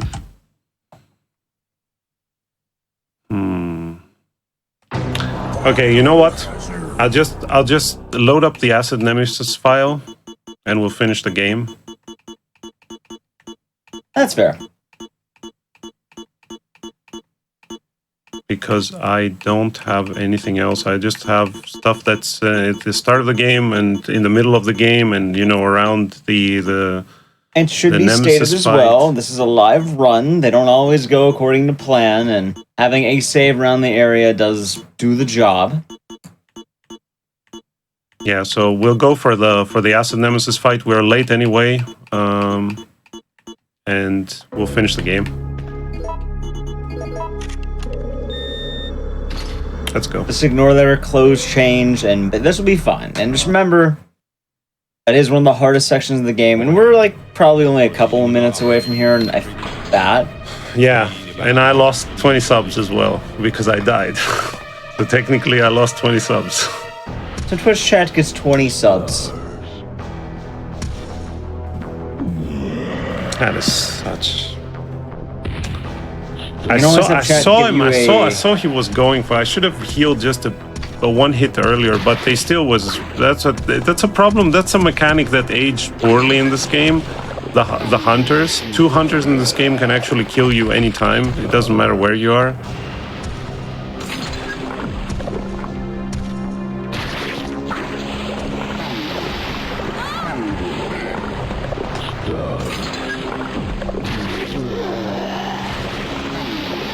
Alright, good acid enemy hits. I know the third one's coming up, but that one's more RNG-esque.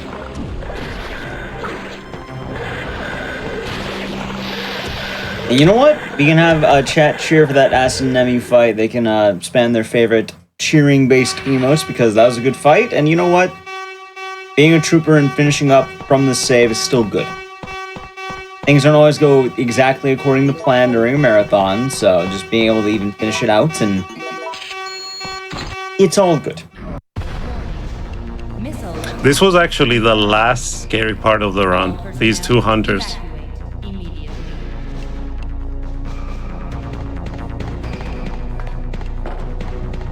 All right, let's go.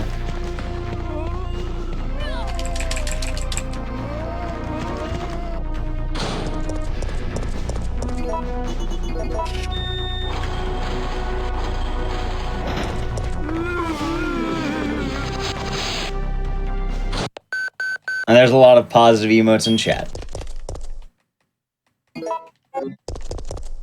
Warning. Although I'm actually really curious how the final fight's gonna work, all things considered, with the knife. The fight, the final fight goes just with a cannon. You just do 3 cycles.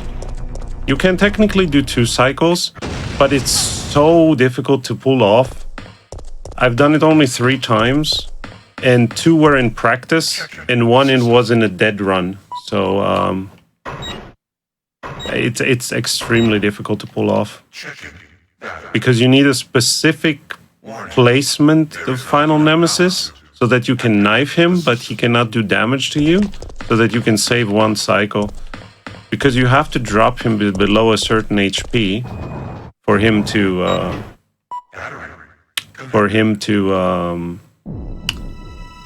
die. I think it's below 200 HP, and he has 800 or so.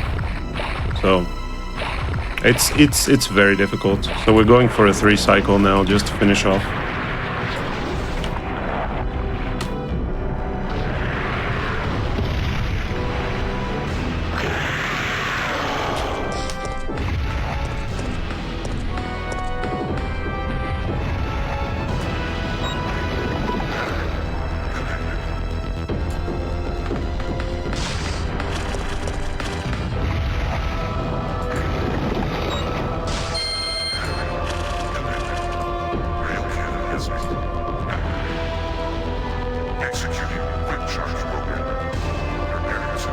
Shall we give them his stars? Yes. Oh man. Oh man, what a run. This is actually I haven't died in that water hallways for a long time.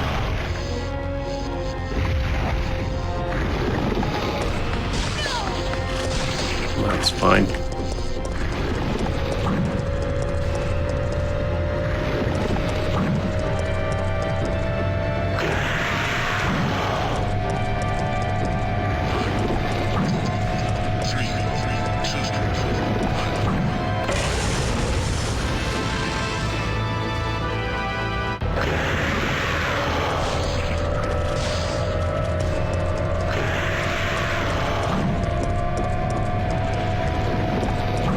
The reason why I'm provoking that hit is just to control the fight. It doesn't have any other reasons.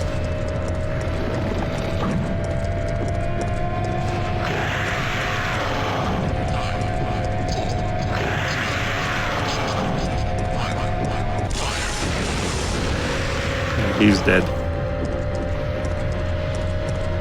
All right, he's dead. Sorry for the waterway.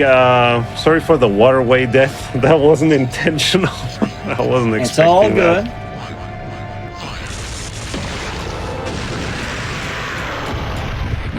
good. I hope you guys enjoyed.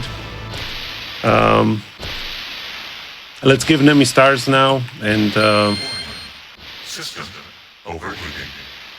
Enter cooldown mode.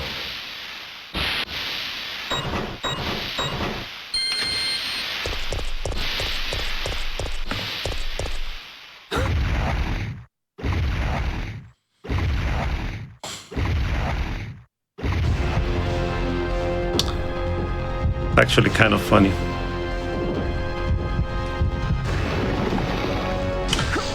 All right, everybody's favorite line.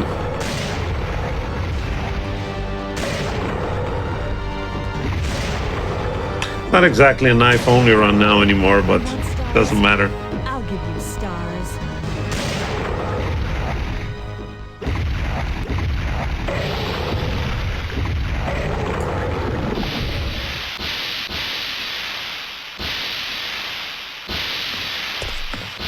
All right.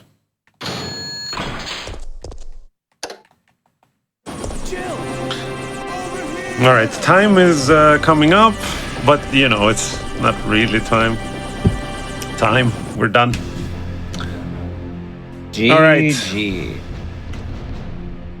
Bad things happened. Hey, not every run's going to be the majestic, so these things happen and you play it off like a trooper, so it's good. All right. Is promised. There you go. It's September. Oh, PayPal is working again, so Twitch is not broken. So there you go. 20 subs from me. Thank you, everybody. I saw a lot of familiar names in the chat. Thank you for coming over so early, especially the Europeans. Go out to those poor civilians of Raccoon City. Yeah. Well, while we're watching the end here really quick, any shout-outs you want to give? And if anyone wanted to find you anywhere, where can they find you? You can find me here on Twitch, on twitch.tv/holysoul. Follow my channel. I play a lot of Resident Evil. I do very, very hard runs and very, very hard mods for the time being. Will change in the near future. Also my YouTube channel, holysoul_, Twitch, yes. You can find the world's fastest knife run there, and also other amazing runs also from runs and mods and challenges. Yeah, and I just want to shout out the Holy Crew that's been making a lot of noise in the chat. I hope you guys enjoyed. Sorry again for the waterway death that can happen in this game. These things happen. You know, it's a showcase. It's not world record pace. I hope you guys enjoyed. Thank you for coming in. Thank you, GDQ, for having me again this year. And yeah, hope to see you again soon. Agreed. And thank you very much for the run of Resident Evil 3. I'm very happy with the way the Acid Enemy fight went, and I do want to say thank you for doing the run. That being said, we're going to be going from the classics onto the remakes. We'll talk about more of that in a moment while we set up. However, we're going to be going to a quick break. Time to stand up, touch your toes, stretch your legs. I know I'm going to get water, so, you know, feel free to do all that so you don't die of blood clots. Anyway, we'll be right back. All right, everyone, we are back from the break. Welcome back to the show. As we continue our journey into the, the tale of Raccoon City, we went through the classics. We got to see Claire, we got to see Jill. However, you know, that happened a while ago. We have the classic games. What about the remakes, we ask? Well, we're going to be taking a look at those too, because honestly, some pretty cool remakes. One cool remake and a game people might not have as kind words to say. I like it. But either way, we're going to be taking a dive into the remakes as well, look at that journey, and just kind of see how things change. To amp things up first, we're probably going to be going to a very exciting category with some neat challenges involved. As well, this is going to be a recurring type of challenge. It should be a fun time. But we'll talk more about that when we get to our runner. Because we have Resident Evil 2 Remake, Claire 2nd, no damage hardcore with carcinogen SDA. Take it away.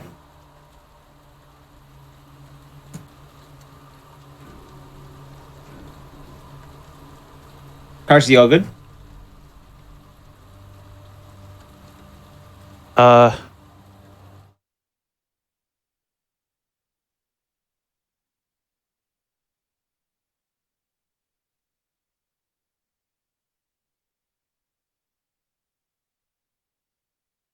There you are.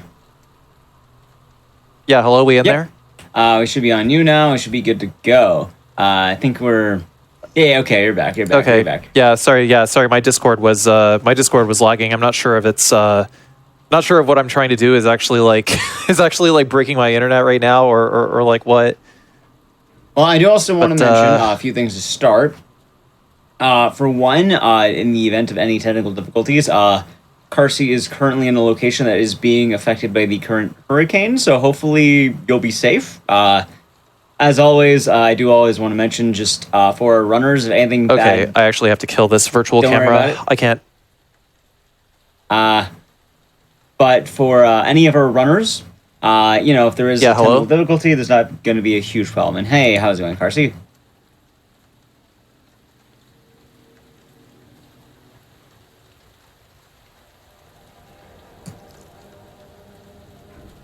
Don't worry about restreaming your stream for me. I'll have a way of watching. There you are. Don't worry about restreaming your stream for me. I'll have a way of watching it. Just make sure your stream's all Wow, good dude. on your end.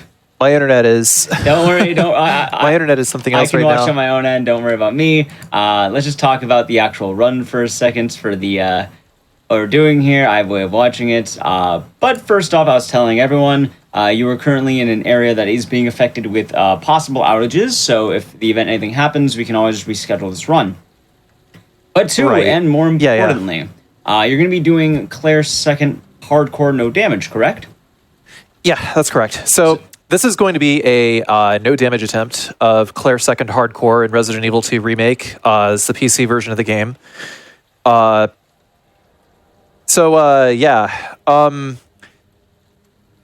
So far, how many runs am I at now? Where I've attempted this, but I haven't gotten a single no damage run yet on the GDQ main channel yet. You've gotten close. I've gotten very close every time, but just something memey always happens. But maybe tonight. I hope that tonight is the night that we finally break the curse. I'm going to say two things really quick. One, I'm going to keep my mouth shut. I said Rebecca's run went really well, and I feel like I jinxed Holy Soul. He did a great run, all things considered. I'm going to keep my mouth shut. I'm not going to be a jinx. Here's the thing. Here's the thing, Ek. Yeah. Here's the thing. If luck takes me out, then I'm doing a bad job. That's fair. Even still, though, I'm not going to jinx manifest away. it. But more importantly, so our audience here is just aware of the stakes at hand, because we have no damage, and the idea of you get hit, then it becomes damage. So what happens if you take damage? What happens if I take damage is I donate $50 to a charity of GDQ's choice. Sounds good. Personally, I've been a fan of Black Girls Code in the past, so how about we go there? Yep. As per the All usual, Black Girls Code again. Black Girls Code is probably getting $200 tonight. I don't know. Let's find out. I mean, okay, so I don't want to. There's no good way of saying it, because them getting money is good, but ideally, hopefully they won't get any. But if they get any, it's good. But hopefully they won't be getting any, because no damage.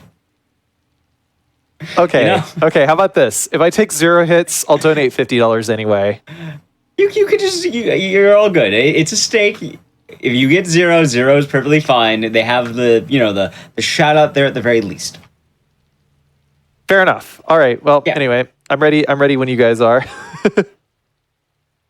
Okay. So On your count. on my count. All right. So Resident Evil 2 Remake, Claire second hardcore, no save, no damage. Let's go. 5, 4, 3, 2, 1, go. All right. So, this isn't a speed run, so I'm actually doing the best that I can to just like, Leon. wow. Beat me here. What's this jacket? This is. I just downloaded this. I just downloaded this weird version of Resident Evil 2 Remake, and now I got this jacket. I'm gonna say right now, I got spoiled on Twitter. I was on Twitter earlier. I saw it, and I thought it was very sweet that you got that made from Matt DeRock, and I don't remember the other name. It was Oh My Darling. There we go. Yeah. So as soon as we skip this cutscene, we got to buffer the D key here, so that Claire will immediately sidestep to the right, start running, and these zombies. Whenever we come back through here, we're going to be throwing a grenade in order to get past them, right? And this grenade, might take out like 1, 2, 3, 4 if we're lucky. Hang on one moment. I have to. Where was it again? It was. There it is. Yeah, I had to do some things. There we go. So that meant I had to reinstall the game. All right, so to start, I'm going to use the SLS-60 on this guy, and usually after the third shot is when he stuns. Oh, this is not good. I'm just going to go ahead and go. Come on. Bam, there it is. Okay. How many zombies left? Okay, just the one. Hi, Karen. Bye, Karen. Anyway. So next up, going to go up to the second floor because I do want to get the grenade launcher. So that means we are going to go get the key card. I think this is the first time that I've done a marathon run of Claire's second. But anyhow, gotta start with, this guy is like... Claire's saying some naughty words. All right, that's done. Okay, that one's head popped like a water balloon. Just gonna do a quick spot check to make sure this guy is dead. He is not dead. He should be dead now, but I am going to poke him precisely 2 more times on the way back out because I cannot see what his HP values are. Let's see it. 1, 2, okay.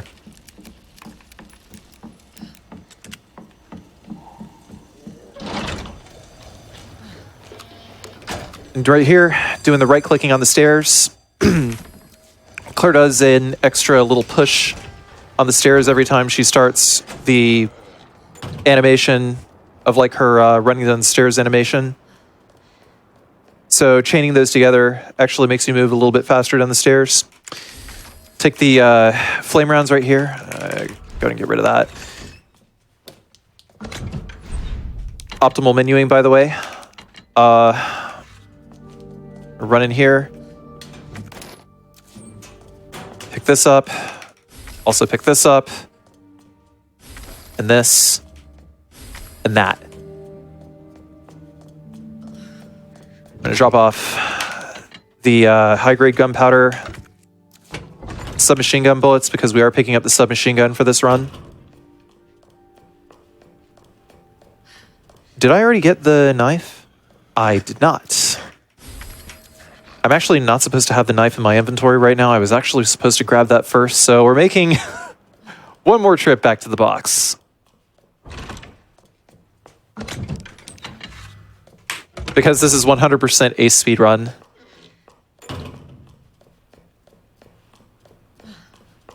We're just going to completely ignore Elliot over... Well... Okay, I was going to say we completely ignore Elliot, but because we ran back to the save room, now he's just sitting right here.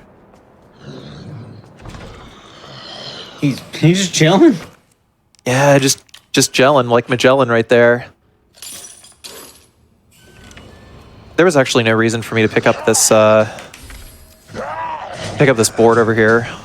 I think that's just a habit that I picked up from running Leon second because I just got done working on a PC strats run for that.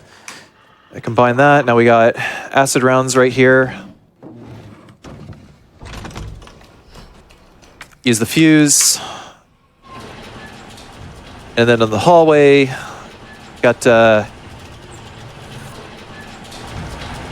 zombie over there is way over there, so just gonna cut across the hallway. We're probably gonna end up using a flame round on him later. What was that? In the B scenario, there is a liquor in the hallway over here, so we're just gonna walk it. Too much of a coward to run through this hallway.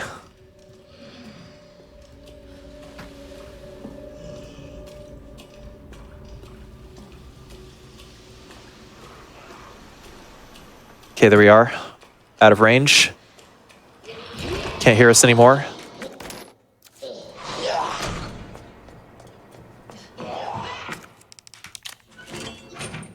We're going to use bolt cutters, get this open, get that out of the inventory, take that, and then also take this flash grenade, and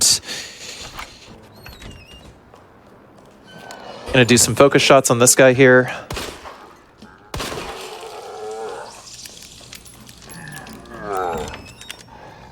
Pop his head. Do the same for this guy. Wow, he took like all 6 bullets to the head and he is still standing. Oh no. He must have had a metal plate in his head in his previous life. And it's Scratch current. that.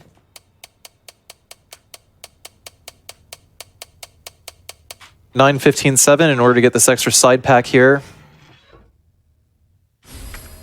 Just getting it so that inventory doesn't jam up.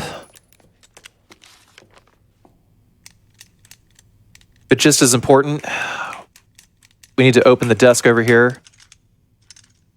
Whenever I play Claire, I always get this because quick reloads do not go amiss. Although generally I only use the SLS-60 against zombies anyhow, so... And like only when it's upgraded into the Magnum. So I don't know, is it really even necessary for me to get that speed loader? Probably not in the future.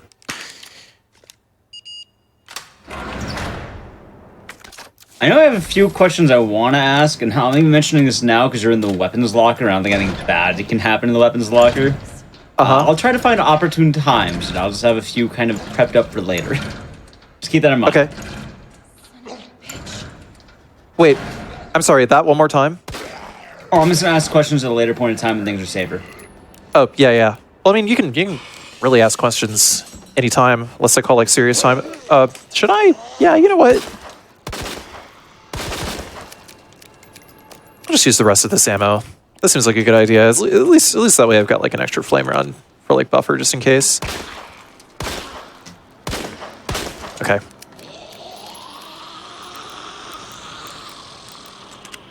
This zombie over here. It's coming down the stairs. And there's our friend from the 3rd floor. I just like to take out all the zombies here because I just want there to be absolutely no ambiguity as to the locations of any of the zombies. And SLS-60 combine, and go ahead and put all of that away, and I probably don't need this right now. Yeah, we're good. But yeah, we're pretty safe right now. Go ahead and ask. Ask away. All right, let's see. For one, how much harder is the B scenario, or the second scenario in comparison to the first scenario? I don't think it's like particularly more difficult than the A scenario. Oh, that's wrong. Okay, it's CAP, not DCM. Yeah, just trying to get these extra flame rounds here. We're just mostly use the flame rounds against zombies and as extra aggravated damage. Well, RPD-1, you end up encountering Mr. X during RPD-1. I could run this way and go ahead and trigger him now, but I actually want to hold off on that. So I'm just grabbing the flame rounds and leaving.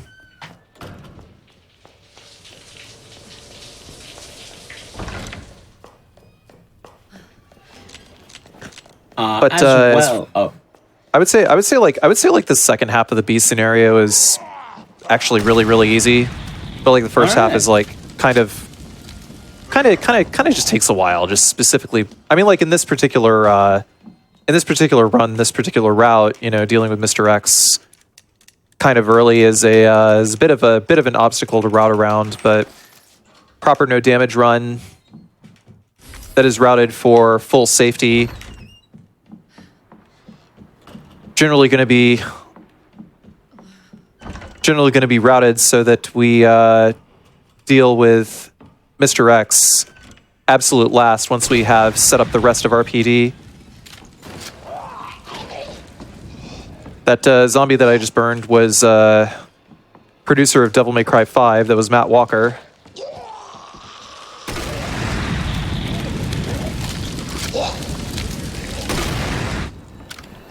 Go ahead and light that guy up too. Want to get rid of all these guys in the library over here as well, because whenever we're running away from Mr. X during RPD2, the zombies are what actually exacerbates things.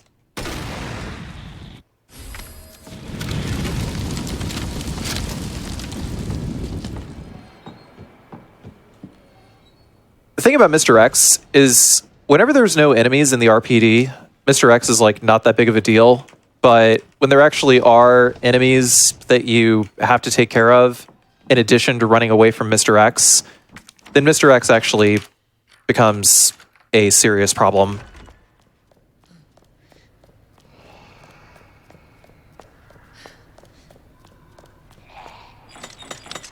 And next up, Crown Fire Bird.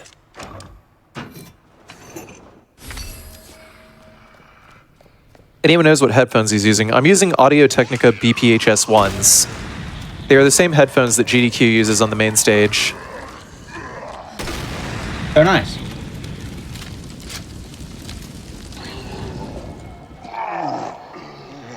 Yeah. There we are. I feel like I came up a little short on flame rounds here, but it's okay.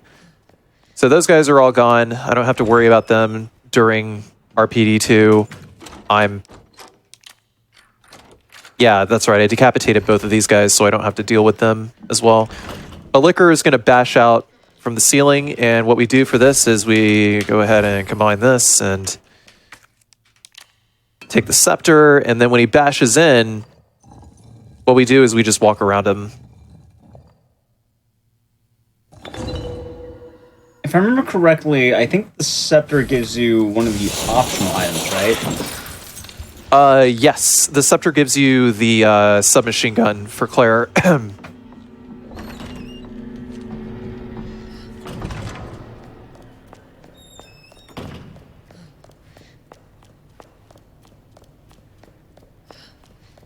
going to swing through downstairs. The next step is Mr. X. But not before we go ahead and put in these medallions here, free up our inventory a little bit.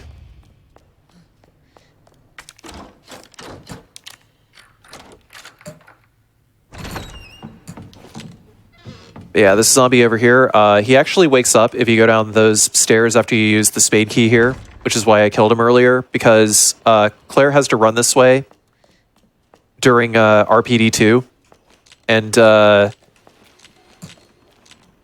he just becomes another obstacle, so just got rid of him early. And now we're going to head to the STARS office, but before that, I am going to go ahead and trigger Mr. X, and we do that by walking over to this white shirt. You can hear his old nasty footsteps. Oh. I think I made a blunder. Okay, Mr. X is going to go that way. I was actually supposed to get the jewelry box in the locker room over here. But that's okay. Just blame it all on past Carsey. Same as usual. Jesus, stay back! Also, Mr. X has a huge weakness. Wooden benches.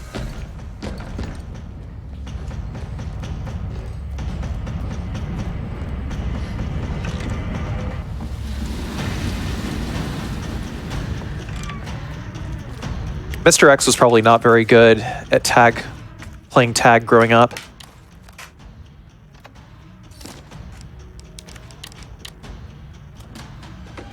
Yep, one of the classic blunders. You got it.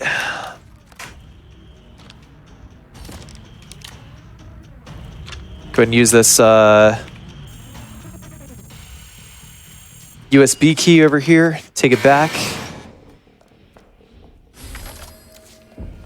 I know what you're thinking. USB in 1998. How silly. Huh. Yeah, you know, I actually never thought about that. All right, so I'm going to wait for Mr. X to go into that other room. Okay, you can hear the door open. Just going to walk it out. Were USBs in 1998? No, right? I think the technology was just like barely developed. Imagine it'd be like But I'm not floppy sure disk if- and stuff. Yeah, but I'm not sure if anyone was actually like using them for like keys or anything like that. So the way Mr. X works is whenever you go into another room, certain parts of the map will load and unload. He might have zipped up here. I'm not sure. He did. Yeah, I could hear him on the other side.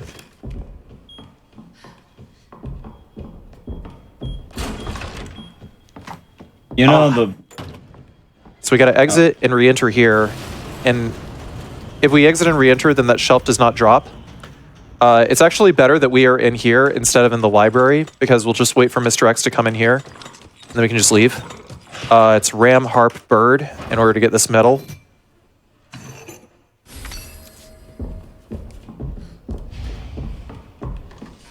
Oh, USB 1.0 is a 96 invention. 96 invention? Where is he? Is he coming this way? Is Director AI sending him this way? All right. Come on. Come on. Isn't What are there you doing? like a liquor around here at some point? During the A scenarios, yes. In the B scenarios, the liquor does not appear until RPD2. Oh. Where's he going? He's doing his best. Fascinating. Is he just going to go back through that door? Guess he's just on the stairs. Also, while you're safe up here, you know, in all fairness... Oh. Well, yeah, hang on. I actually think I should probably, like, listen. Yep. Is he going to come back through here? No, he's going into the stars hallway. Okay. All right, now I am safe. Okay. Yeah. I guess it's more just the dumb idea of... I guess I can remove my suspension of disbelief on a USB existing here when there's also bioweapons? Like, I guess in fairness, the USB is not going to be the most shocking thing that happens from these games. It's the most shocking thing for me. I mean, it's Resident Evil. People are dying!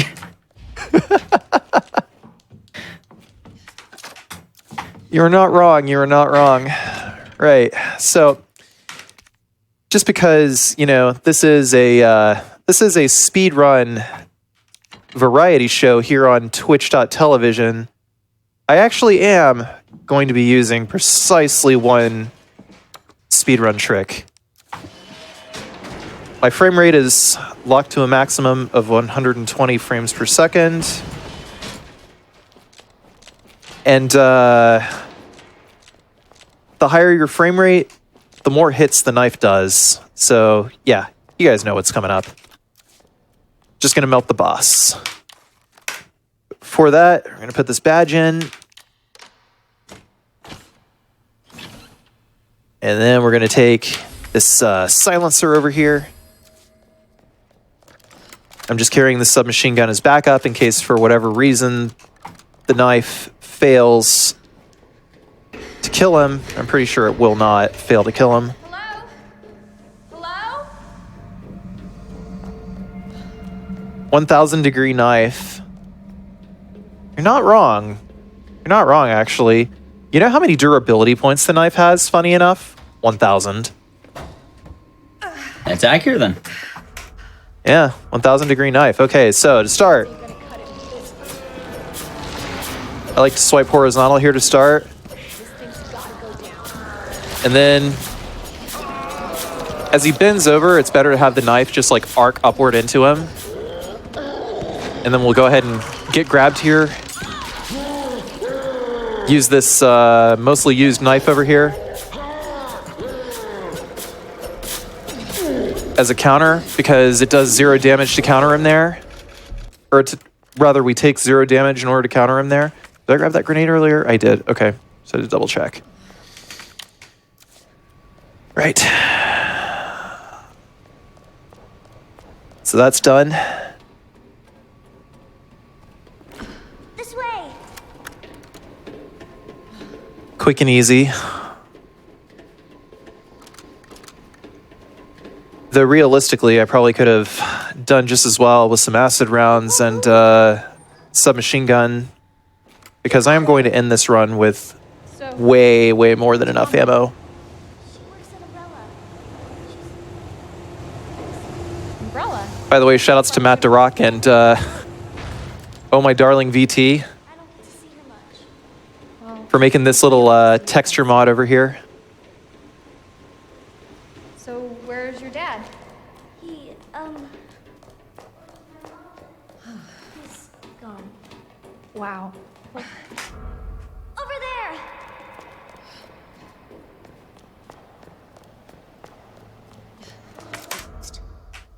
Once we skip over here, Okay. regain control. Then that asshole gets what's Gonna head to the shooting range real quick, pick up a couple more flame grenades because I could use those on the zombies. My goal is to try to save 3 flame grenades for G2 so that I can exploit the aggravated damage and try to shut him down a little quicker. I don't really need any more than like 2 flame grenades, but try to end up with 3 flame grenades by the time I reach it. Just gonna walk in front of these cages over here. We can see all these dead dogs over here. That's from when Leon passes through here.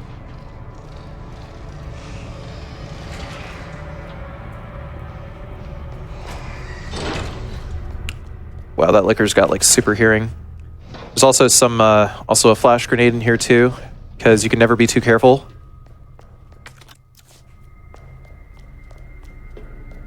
And in the B scenario, this guy wakes up as soon as you pull the tray all the way out. In the A scenarios, he waits until you grab the key, but this guy wastes absolutely 0 time, so we're going to waste absolutely 0 time killing him. And then this last guy wakes up here. As long as we stay this far away, he is not going to lunge at us while he's getting up. And then once we return over here, we're just going to hug these sandbags, just be real aggressive in our movement over here. As long as we don't touch these guys, they're going to know something's up, but they're not going to come after us. We got to watch out for Peter Parker over here. I call him Peter Parker because whenever he aggroes, he kind of throws his head down a little bit, and he'll do a little Spider-Man, end up doing a little Spider-Man kiss. So we gotta stay to the right. Must be where If we get Spider-Man kissed, he's gonna aggro, and we are absolutely gonna take a hit.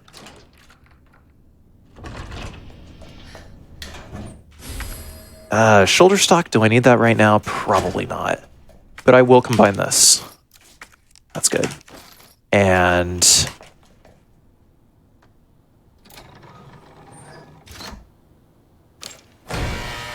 ceiling puppies.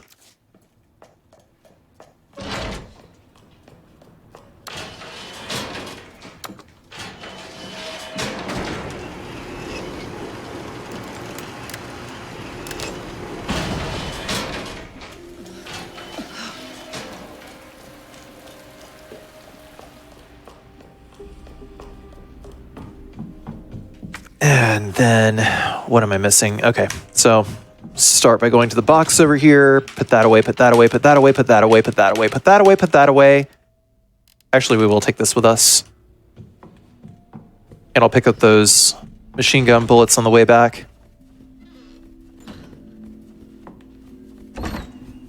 Howdy there, Twitch chat. I do see your messages, by the way.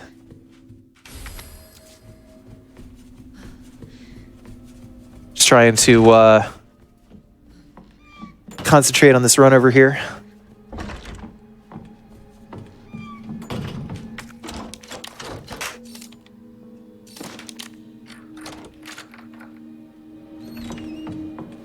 Then we'll unlock the door and before I do anything else, was there an ink ribbon in the chief's office? I actually want to make a quick save here because I just have to make sure that I was running into a bit of a graphical glitch, and I just want to make sure that I save here because if I run into said graphical glitch, then all of my textures are going to shut off and I'd have to restart the game. So I'm going to go ahead and make this save over here. Don't worry, we're still getting S++.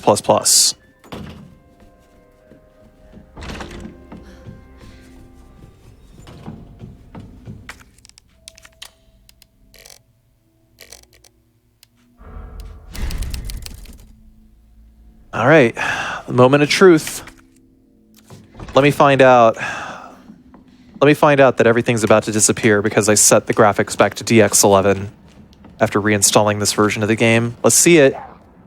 Aha! There's the culprit right there. Okay, give me just one moment. I am just going to restart the game right quick. All good. Yeah, sorry about that. I just set the graphics API to DX11, and apparently that's what's causing my problem. I gotta restart the game, and I would say that was a perfectly good reason to save. All right, here we are. What's going on in the background? I have a TV hooked up to a Raspberry Pi, and it's playing a bunch of old video game commercials.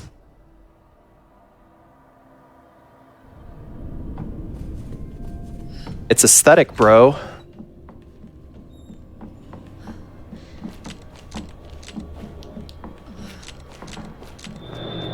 Yep, here we are. Okay, so just means I got to keep it on DX12 from now on, even though it's kind of lagging everything a little bit.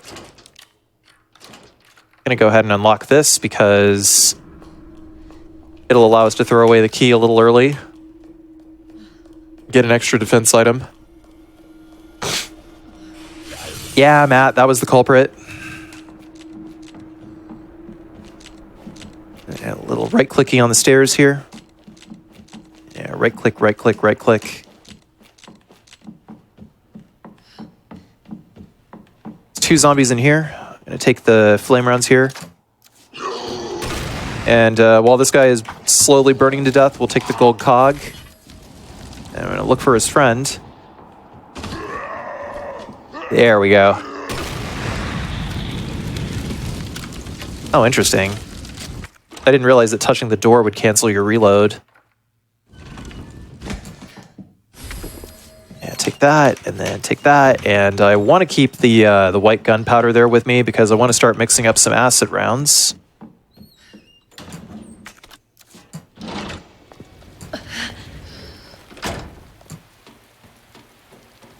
No time credit for the restart? Joke's on you, it's not a speed run.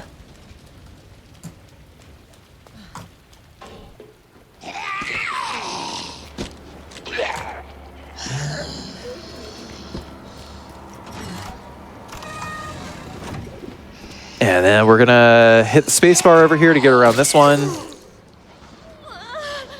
Oh my god, this is a little scary. Oh!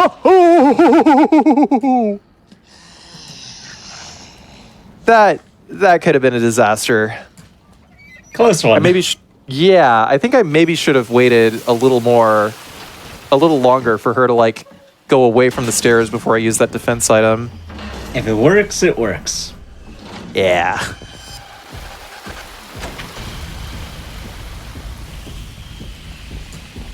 Yeah, come on. Yeah, once he gets over here, we're just going to strafe around this way and door, and then go around second floor here.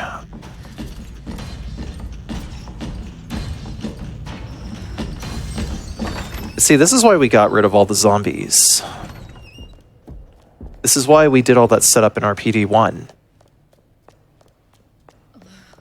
Now we get to play hide and seek. We are hide and seek world champions.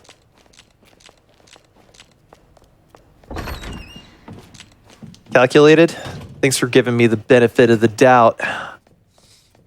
And we'll let go of that shift key so that we're walking over here. And usually whenever we get into the archives over here, Mr. X is going to end up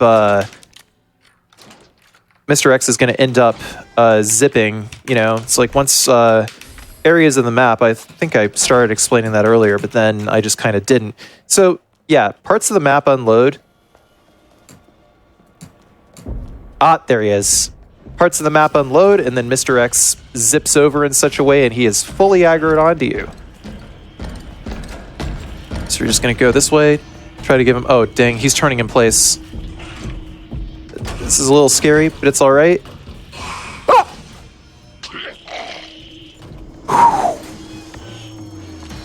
I am not getting memed on again. It is not happening, not today. That's like, what, two close calls? 2 very close calls. But that's sort of close.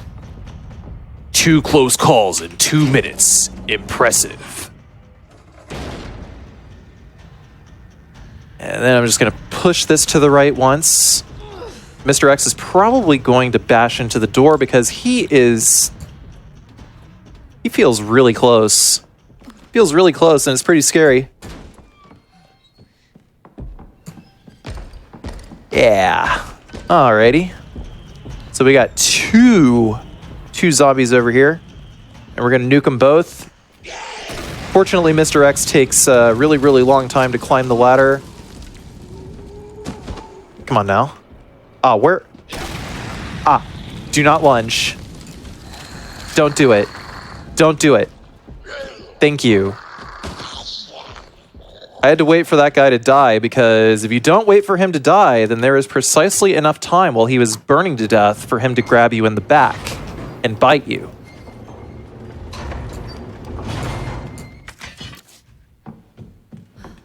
And I would rather that not happen. So now that we've gotten rid of both of those guys, okay, Mr. X is coming onto the RPD 3rd floor. Heard the door bash open. He's done climbing the ladder. He is around here somewhere. Use this large cog. Use a small cog. Yeah, sounds like he's gonna go kind of wide. That worked.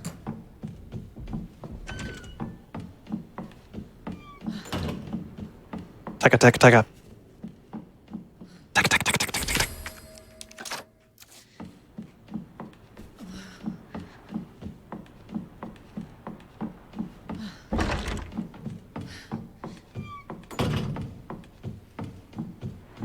Yeah, where is he? I can't hear him. One in there, wanted to grab that fat gunpowder. Where is it? Is he in here? He might be in the library. I didn't unlock this door. He's not over here. Oh, fascinating. Why are you over here? Why didn't I hear your footsteps until now? Well, in a second, we're not going to have to deal with Mr. X stalking us anymore.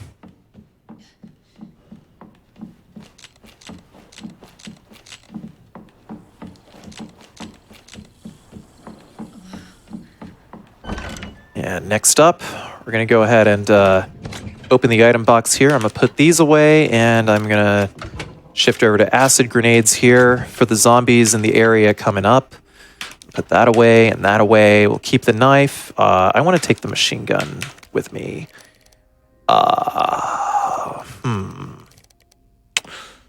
Is that going to be enough ammo? It should be. Yeah, okay. Let's go.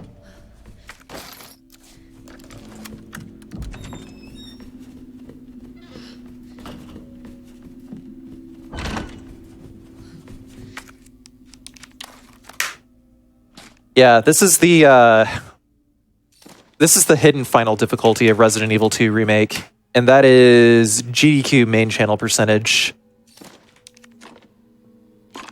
GDQ main channel mode, where the game is absolutely going to meme you every time.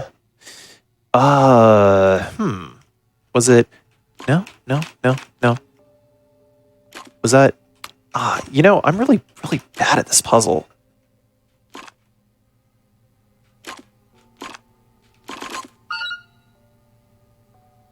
Time to send me to the glue factory. It's over. It's time to retire from video games. Right.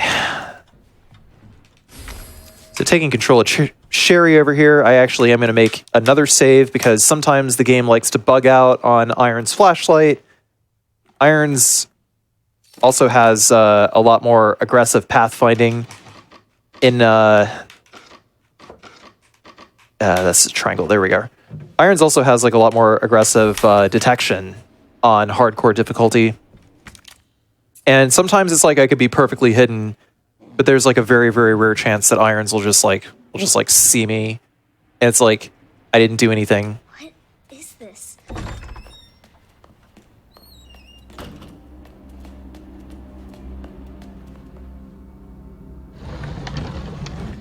Yeah. We're not taking any damage. Not today. Not today. Claire B console strat soon. Run's already done. Just got to commentate it. Upload it to YouTube. Guess we're about to find out, huh? Jisako?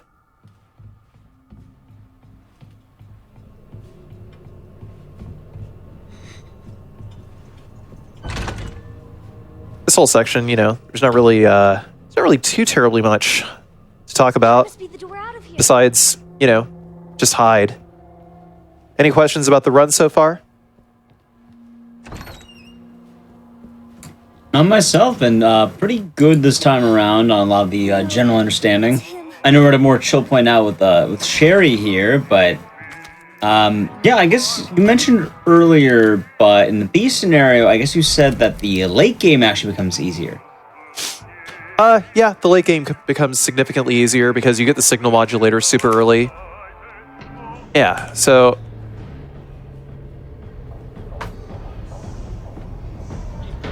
Go away! Damage is not in my vocabulary. Somebody, please! You stupid bitch, that's a dead end! Hide. Sins Daniel. Is that how it is in Spanish? Maybe. I don't know.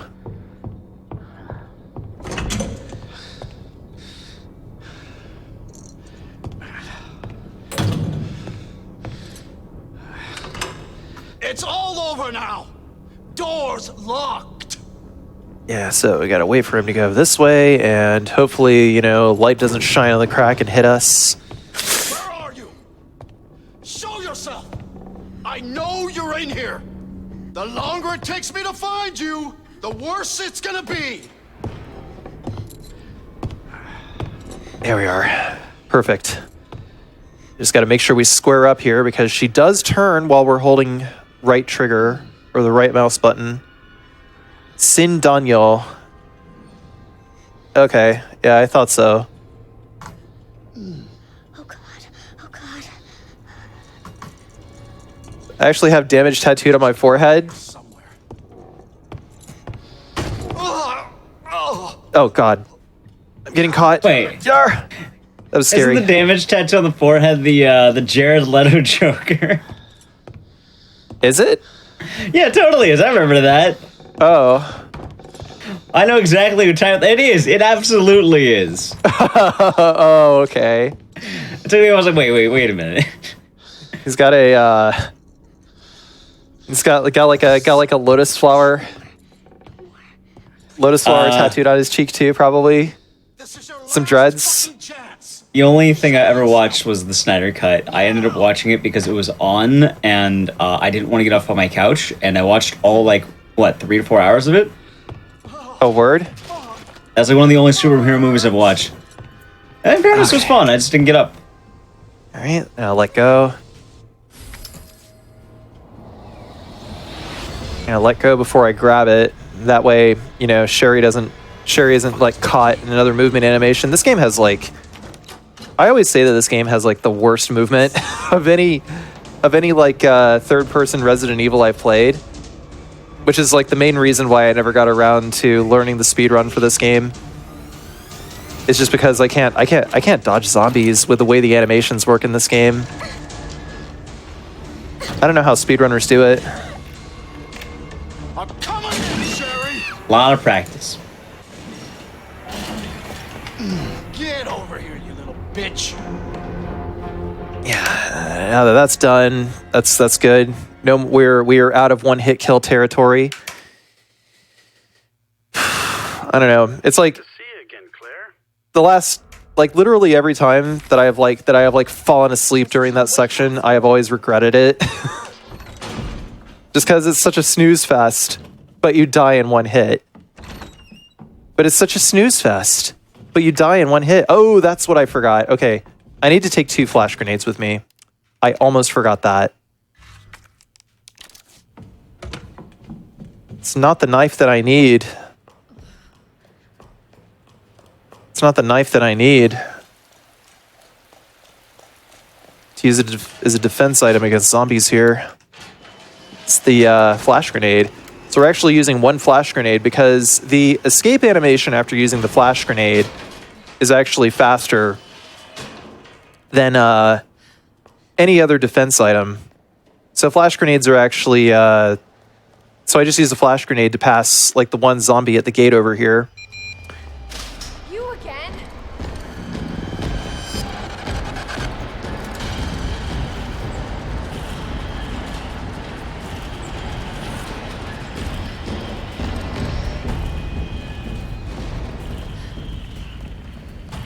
And then next up...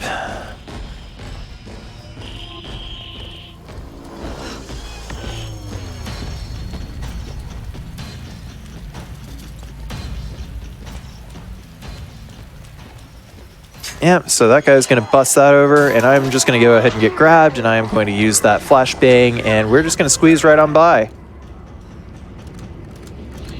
Looks like the only way forward.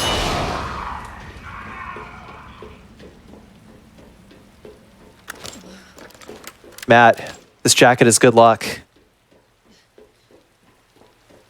It is all kinds of good luck. I'm telling you. I'm gonna equip this knife because I don't want to get grabbed and have to use a flash grenade. Trying to use the acid right there. Wow, that was actually a pretty slick little get up on that dumpster while she's reloading. We're gonna ignore that dog because the dog will despawn. Dog by the fence will despawn. There's only 2 dogs that you actually end up shooting over here. So the suppressor actually groups up your shots a little tighter and also closes your crosshair quicker.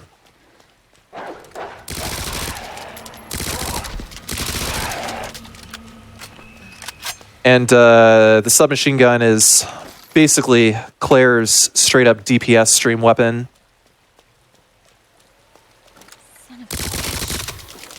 Oh, wow. It's not just clever swearing, but also got some dad jokes thrown in there. Awesome. All right. So, not going to worry about that dog there. We're going to just take out this dude's legs. Oh, hey. Oh, there it is. Okay. Oh, man. Where's he dog? Where's he going? What a dog doing?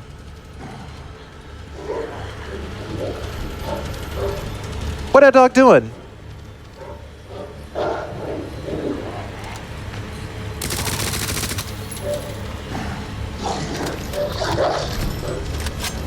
What that dog doing?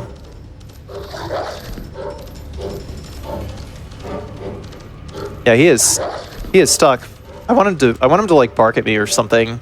Because if he barks at me, like if he stops, oh, hey, there it is. That's gotta be the orphanage. Hang on, Sherry. It's true. Always bet on Poos.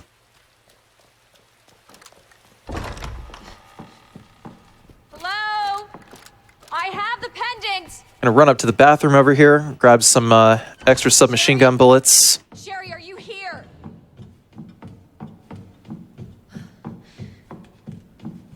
Just throw the flash, but I wanted to save the flash so that I could get the, Yeah, you're probably right, though.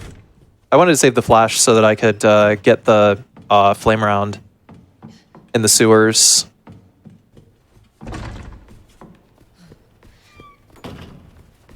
Yeah, by the way, Matt DeRock in chat, if you are not following him, please go do so. He is actually significantly better at these no damage runs than myself. He has been helping me route these no damage runs since the very beginning of my journey learning how to no damage these games roughly 5 years ago. So that means that you follow him, you're gonna learn a thing or two. Claire! Sherry? I'll be right there! Shoutouts to the shoutout function on twitch.tv. Go, go, go! Claire! It's behind you! Don't stop! Gonna be right clicking down these stairs, and for some reason, once we skip this cutscene, all of the dialogue just like starts over again. Go, go, go! Sherry's her daughter? I'll take that, put that away. I think, yeah, I'll put that away. I want the SLS 60. I'm gonna put that and that away. There. Yeah. Don't stop! Reasonable. Keep going. Take these extra submachine gun bullets here. Sherry? Can you hear me?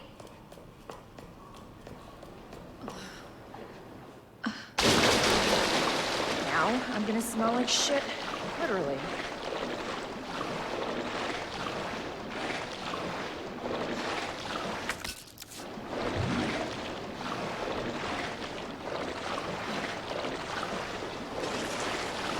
And we're gonna climb up here and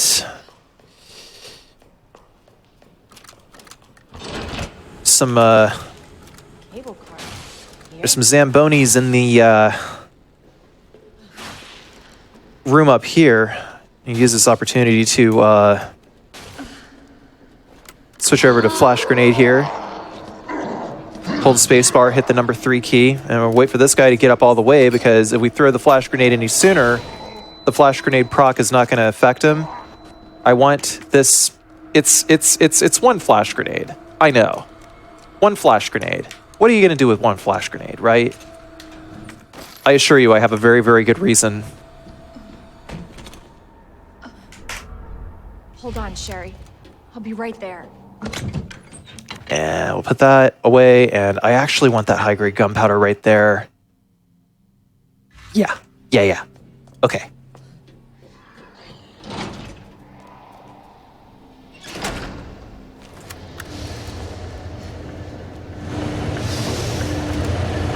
Man, so far so good. Not a single hit. Let's hope it A few continues grabs. that way. Say what? Let's hope it continues that way. Yeah. A few grabs and a few defense items used, but those... I don't think that there was a single unplanned defense item used so far. My inventory seems a little jammed, actually. That's why. I have an extra flame grenade that I'm not supposed to have. Is there anything else in here that I'm not supposed to have? Maybe that knife. Yeah, I'll put that away. Put that away.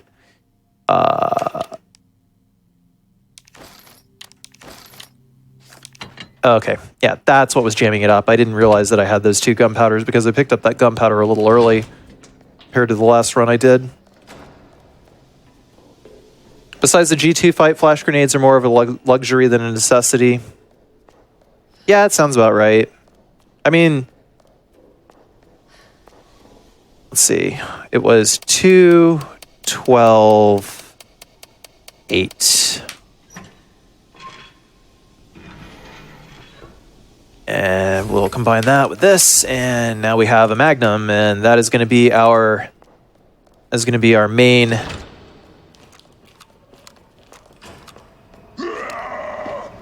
anti-zombie weaponry.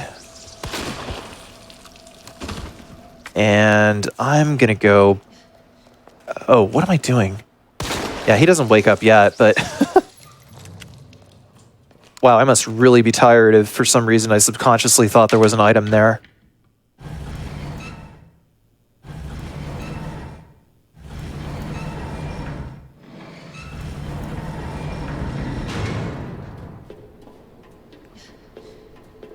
I'm going to grab this key because I want to head back to RPD a third time so that I can get the extended mag for the submachine gun. It's just a quick little detour.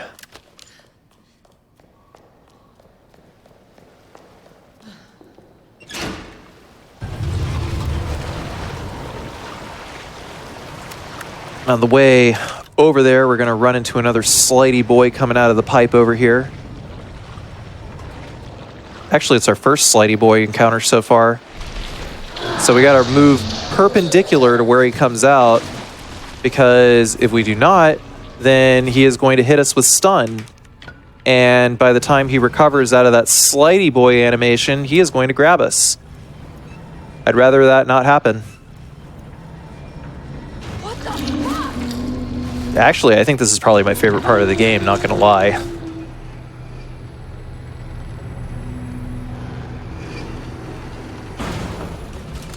Ah, that's not the right gun. But that is. We'll take the film over there because we need that film to get the extended mag. And close that in. Where's our number 2? And number 3 is... Yeah, and number 4 is... Shut up. I'm not going to grab that rook plug yet, but I am going to unlock this door.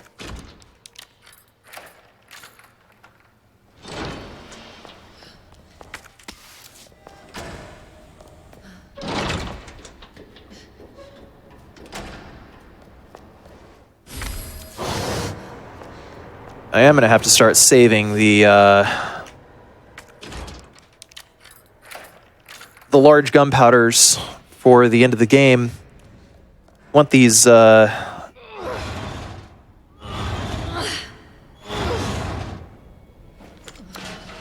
large gunpowders so that we can get some acid rounds.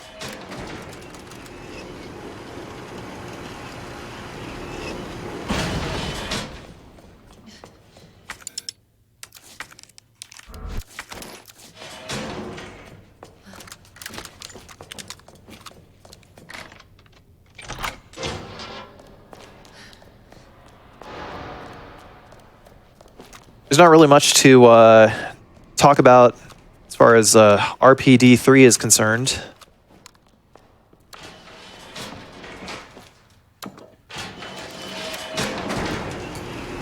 Have I taken damage yet? Nope, not a single hit.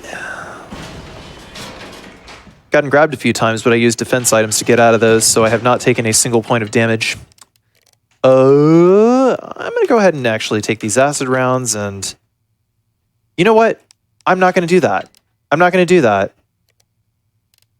Matt DeRock knows exactly what I was about to do, and I was about to meme myself. I don't feel like memeing myself tonight.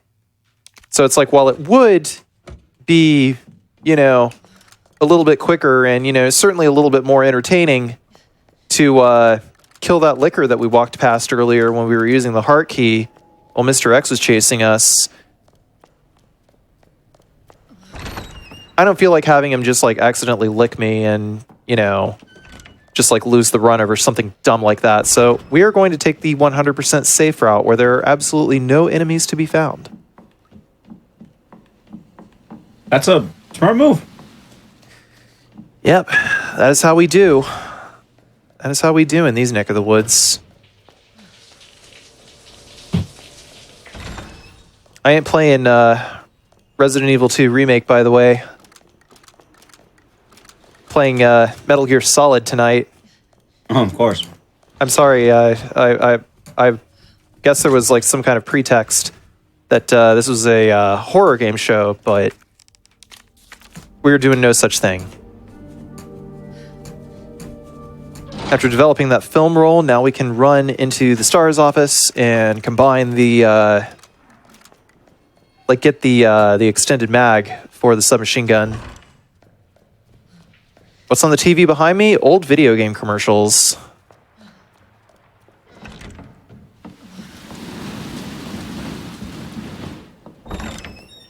Yeah, we're clean. We are as clean gets.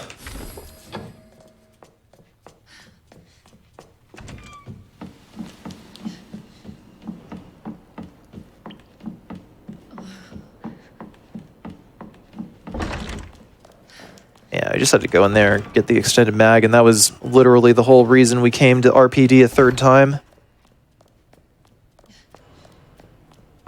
But I want to get that, you know, the reason why I got it was just so that I could reload as little as possible, and it makes the fights with G2, G3, the slidey boys in the sewers, it makes things a lot more copacetic. Do I want to? Yeah, you know, I think I'm actually just going to go ahead and put these bullets away over here. Because there are... How many zombies? There's 1, 2, 3 that I got a headshot. So there's like 4 additional zombies in the area of the game that I like to call the Organ Trail. Which is just, you know, a bunch of dead flesh and stuff, just swimming through a canyon of G virus, you know, just like intestines and stuff like that.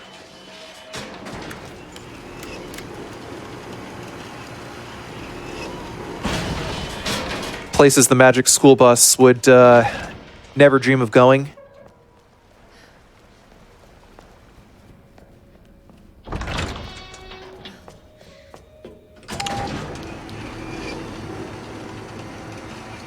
Yeah, I didn't grab the photo. Fake fan. Yeah. So now what? Oh, there goes. He's gonna do his little wiggle, and fortunately, I didn't get caught up on his hitbox or nothing, and get like completely stopped in like a bad animation or something. If that happened, then I probably would have gotten stunned, and I probably would have gotten grabbed. I do have a knife though. That's why I keep the knife on me. Gotta make sure. Okay, 1, 2, 3. Yeah, okay. I just had to make sure that I had enough for the spark shot there too. All right, cool. Because once we come through here, this is the point of no return. Okay. This place is really... Oh, jeez. Yeah, it's like freaking garbage over here, and now we're coming up on some intestines.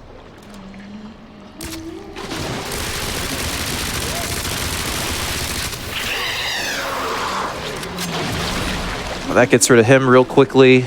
And there's his buddy over here. We gotta just like light him up. Okay, getting rid of the barrier there. Canceled his baby spitting activities there. Okay. I wasn't sure if I saw him spit out a baby or not.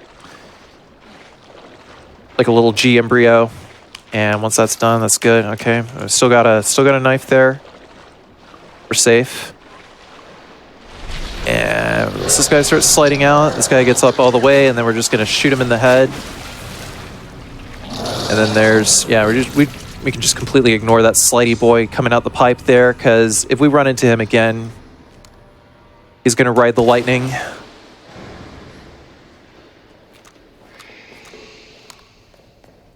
And then next up, let's take this, shoot this guy in the head. Blam.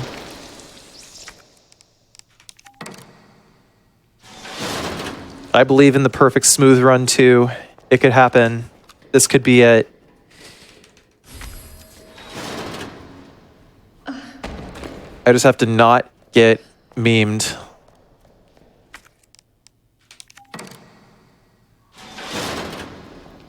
Yeah, take the spark shot and take that, and we're not going to be holding on to this spark shot for very long. But I will ready it up. Just in case the slidey boy that just came out of the pipe there decides to get in our way. Sometimes he might be even on the other side of the big ol' Oregon Trail pool. I already got the... Yeah, I just want to make sure that I got the bullets. Yeah, I did get those submachine gun bullets before I encountered him. Yep. Alright, so we just gotta hit him in the eye and... Ding! Oh, crap. He's still alive.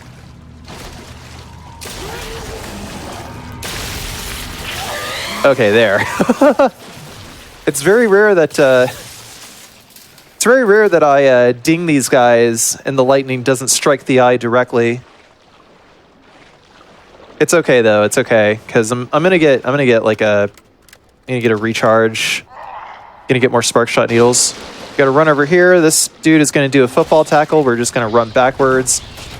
He's going to swipe and miss, and then when he does that, we can just straight up run because that animation where he gets out of the water right there does not have any stun properties, so we can just run right on by.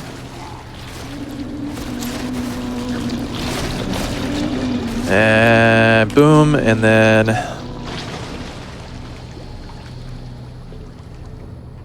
Yeah. This is the run. This will be it. I gotta believe.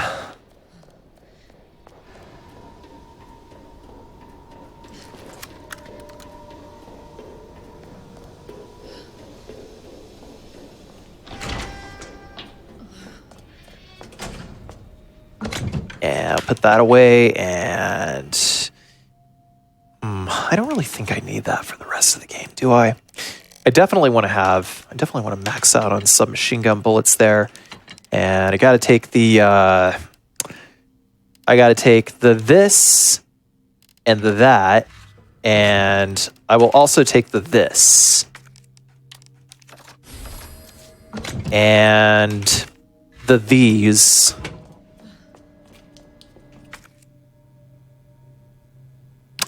I will take the these in just the moment.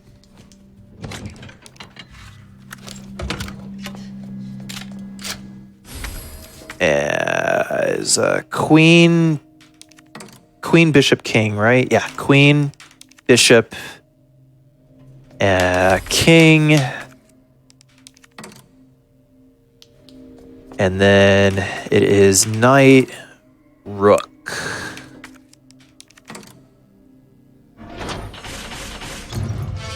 I solved that puzzle with 50% less cheating. All right, Sherry. On my way. Magnus Carlsen would be proud of me. Yeah, here we are. Okay. We're good? Okay. We're good.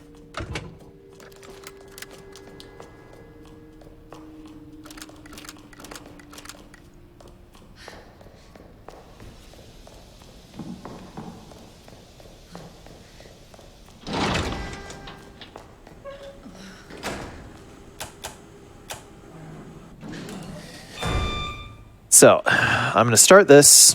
I'm going to open with the submachine gun here. I'm going to run along this here. Hello.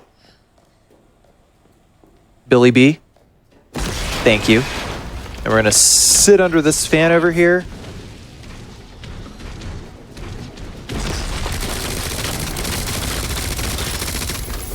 And that should be enough. That should be enough to make him bust open here. I don't use a grenade here. I like to save my grenades for G4. And then we're going to shoot him. And then he'll do a little zip to the right. When he does that, that's when we start running. The reason I wait for him to do the zip to the right is because what he'll do is he'll waste an action slashing that pile of wood back there. And you got to make sure our grenade launcher is reloaded. He's going to jump down in a second, and I'm going to throw this. And then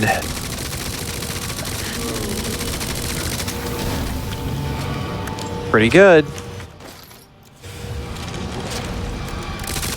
And then we'll unload 2 right here. That should be enough.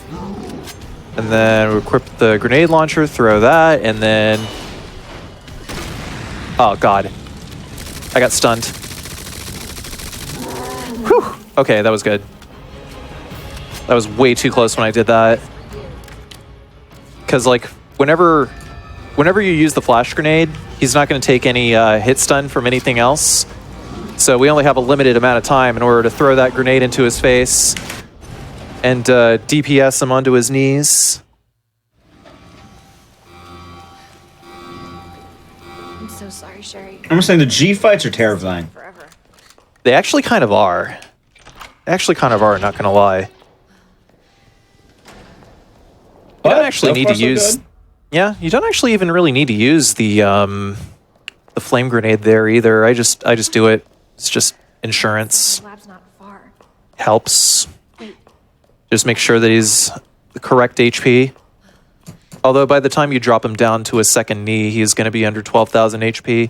So the way that fight works is you have to use the crane to kill Birkin. Hold on, Sherry. Or get rid of him. Fine. Yeah, you have to use the crane to end the fight. But he has to be under 12,000 HP. There, Sherry. We're almost there. Yeah, we've made it this far. We've made it this far without taking a hit. This is good. Oh, good. The cable car. And then, I know, I think one of the earlier shows that we had for RE2 Make No Damage as an attempt, one of the big ones is going to be that final G fight. Yeah, the second to last G fight is in Claire B. So it's like the G3 fight, which is going to be the next G fight. I'm intrigued to see what strategy you have for that. Oh, well, it's mostly the same strat as last time, just a very important alteration that I realized that I needed to make a very long time ago, and that is to use acid rounds during the second phase in order to pretty much fast forward to the third phase. So use acid rounds in order to take out the eye on the back, instead of like using an acid round, using submachine gun bullets and finishing them off that way. So, yeah. After I figured that out, I haven't lost yet. So, I am not getting memed.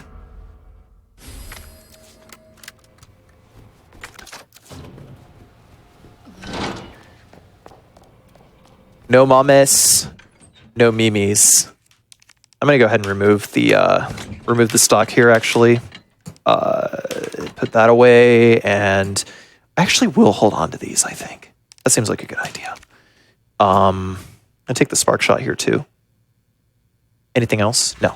Okay.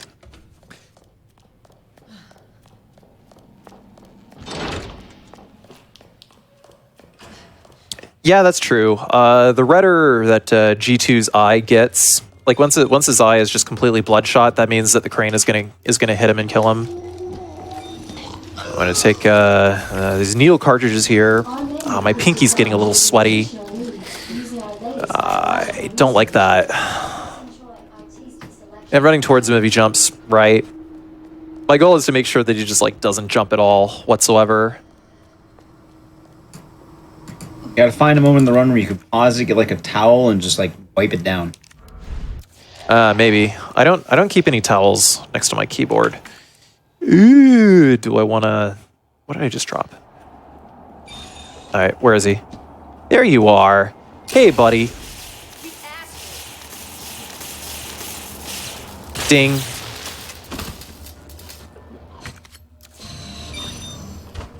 I do want to hold on to these knives here because knives are a free escape on the Ivy zombies. The Ivy zombies will kill you in one hit. Might have been a little early for me to throw that needle cartridge away. I hope I don't run out of needle cartridges during the G3 fight. That would be stupid. I mean, hey, at least it'll make for a pretty funny clip on like TikTok or something. I don't know. There is a GDQ TikTok now. Not sure how it's doing, but I know it exists. Ah, fascinating. Yeah, I haven't even gotten into doing TikToks yet. Oh crap. I gotta make sure that I put this this fat gunpowder away. No, not the fat gunpowder. I need to put that away. That's what I need to put away. Yeah. Any tips for new players? Check out my YouTube channel at youtube.com/carcinogenSDA. That is my tip. It is not a very good one, but also a very good one at the same time.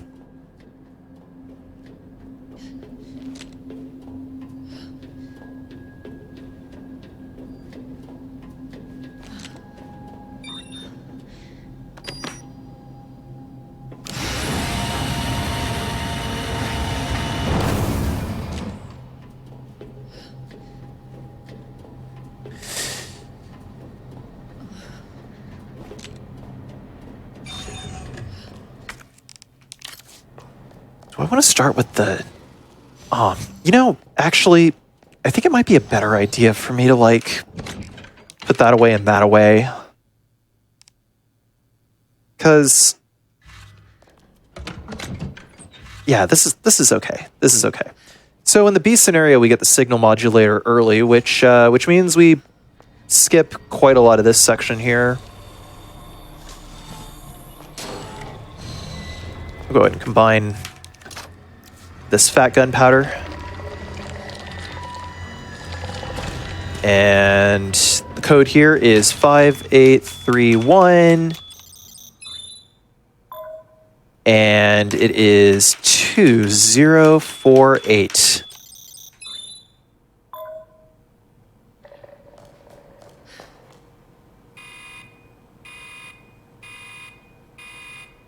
Dispenser.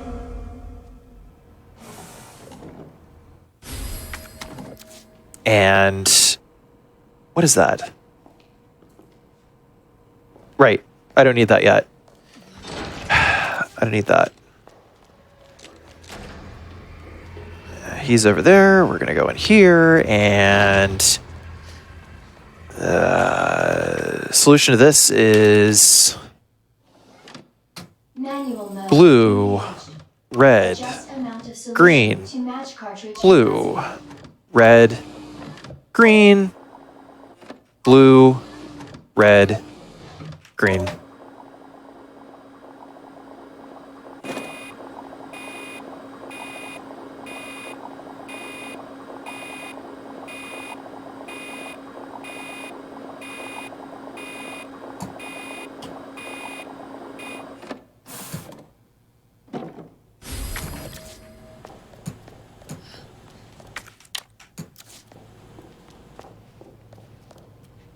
Oh, 451.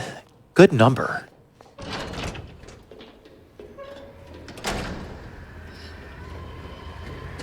I'm gonna light this guy up here. Oh, hi.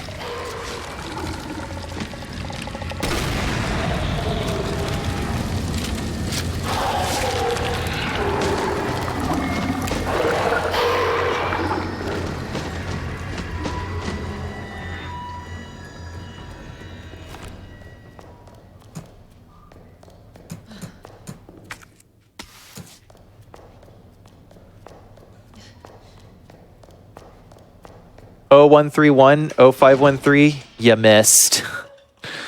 You missed. It was 0131 the whole time. Try again. Yeah, the code here is Earth.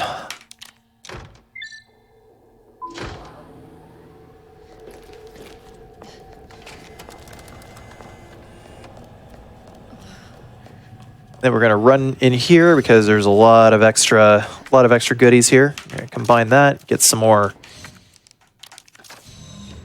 acid rounds, get some more flame rounds. We want all the flame rounds for the Ivy zombies here. Was there a reason for me to have these grenades in my inventory right now? I'm pretty sure there is not. But I will hold on to that the fat gunpowder. We wanted to turn on the power here. We don't need to worry about those zombies. Instead, what we're going to do is we are going to cut across here. The liquor is going to pop down here, and we are good. There is a very, very low chance of that liquor actually licking you whenever you hit the door. Oh, geez, my butt is really, really starting to hurt. I need to do a posture check. There. Ugh.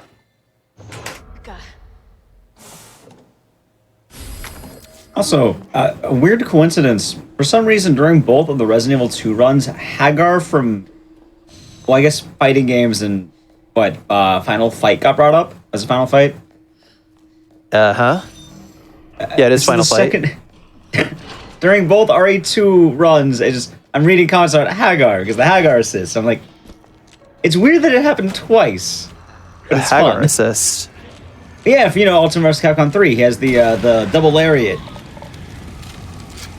True. Okay, I just gotta wait for him to go down, and then we're just gonna slide right on by. That zombie can stun you on the way up. And then we're gonna burn her up here too. Oh, I was supposed to combine that with that. There. That's done. Unlock that. And then there's gonna be two more of these guys.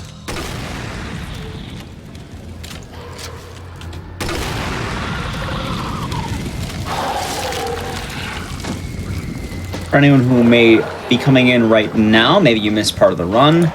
So far, this run has been entirely hitless. Some close Zero calls, hits. but so far so good. But it's not over yet. We have a lot to still do. So much for the weed infestation. It is very, very close to the end of the game. You have dispersed a dangerous. I'm gonna slash this guy real quick. In doing so, by busting his, one of the pustules on his body,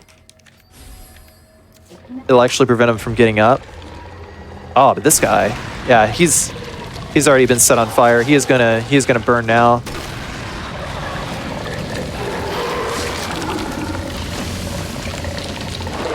What the heck? Okay, that's kind of scary.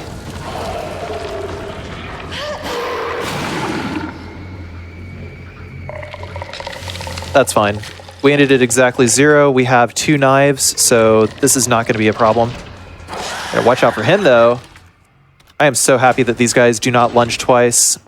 They're actually a one-hit kill, but even if they grab you from behind, if you have a knife, then you can use it to escape. All right, here we go. It's run back time, chat. It's run back time, Twitch chat. This boss. This effing boss. This is the one, I remember. It's like both times that I have run Resident Evil 2 Remake on the GDQ main channel, this boss memed the ever-loving crap out of me. Also, it was asked, is it supposed to be hitless? It is supposed to be hitless. However, not all runs work the best sometimes. If a hit is taken, Carsey will donate $50 to Black Girl's code per hit. If it's not taken, I'm actually going to join my tech Richard here, who said he would donate $50. I'll donate $50. I'm down. Oh. Wow. Wait, we don't be getting no money, but also you should have to pay if you do no damage. You succeed. You don't get the quote unquote demerit for succeeding. Yeah, I guess so. We're on the finale here, so we'll see. Either way, they'll get something. Yeah. By the way, when Claire does like the little whenever she runs through the fire there, it actually does 0 points of damage. However, if you sit in fire for too long, it can kill you, but it still does 0 points of damage. It's really weird. I'm going to put that away, and we want acid rounds. We want all of the acid rounds. I'm actually going to take like 2 things of acid rounds here. And we want spark shot, and I want let's see. I want all these submachine gun bullets here too. And where is the submachine gun? That looks correct. All right, so we're just gonna open this fight with the submachine gun, All right. and yeah, Lend yeah, him we're your good. energy, everyone.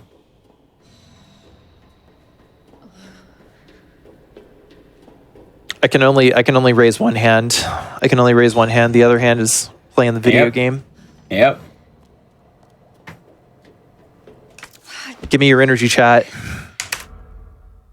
Thank God. The antiviral agent. Yeah. Sherry. All right.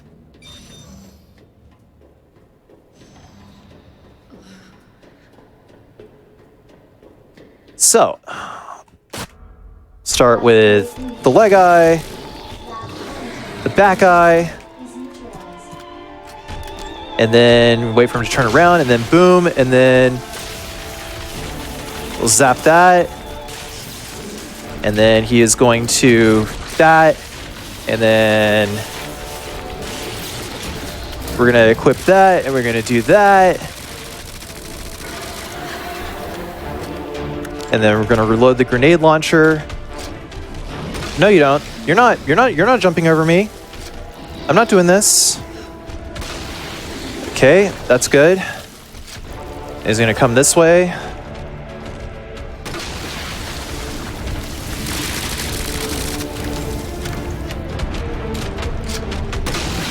Yeah. Yep. Got it.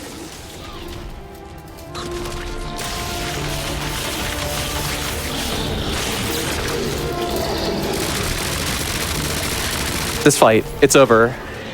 It's done? It's over. It's over. I'm still watching on my end on the playback because I'm a slight It's delay, over. but it's over. It's over. That's oh my god. Wait, there's nothing else, right? Like I'm pretty sure there's nothing else to take. I think there's like the timed finale, right? But that's about it. Yeah, roughly. I mean, that can Oh still my God. happen, but that is the big hurdle. We might actually see it for the first time. Yeah, might actually happen. Oh my god. I don't want to jinx it yet, but woo. Eck. Shut up. I don't mind paying $50. I'm gonna say it right now. You can have my $50. Oh, I guess Black Girl's Code will have my $50. Oh man. Okay, now I'm kind of shaking a little bit. I am kind of shaking a little bit.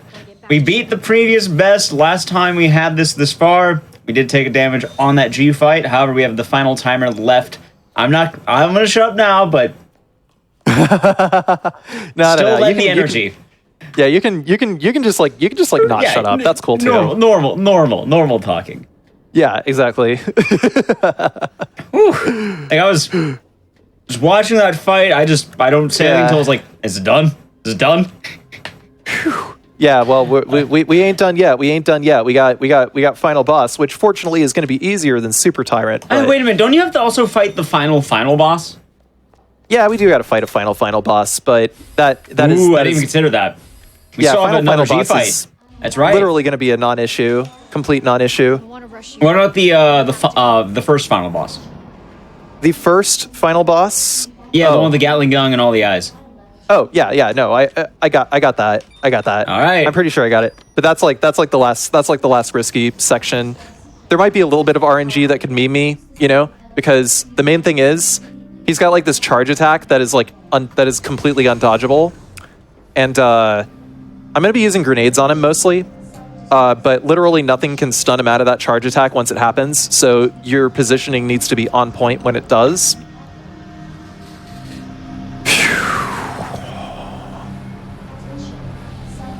Well, chat's lending Thanks, the Susie. energy. I'll be good.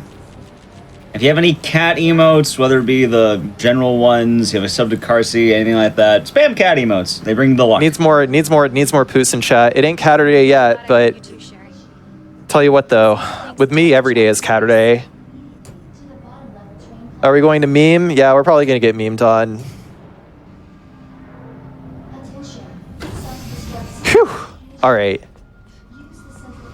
Also, the question was asked, how are the two final bosses? You have the original one in Claire A, which is just the Gatling gun G fight, but you also, in Claire B, on the second scenario, you have the train that's supposed to be like the final cutscene of all of it.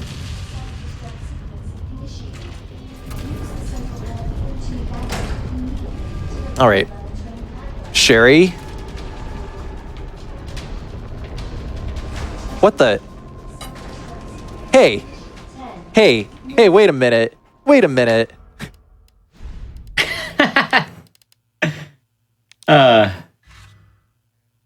Look at that, we match.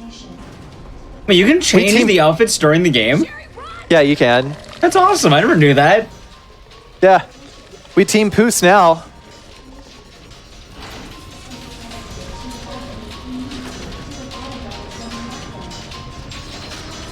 Needs more Poos yowls. We need more yowls. Give me your energy chat. All right. Of course. Stupid thing's locked. Hold on. Sure, what do you? I think I can open it from the other side.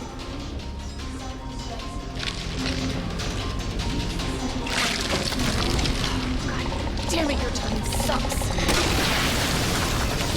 That's what I got these acid rounds here for. Oh my god. Okay. We're not getting our head eat off tonight.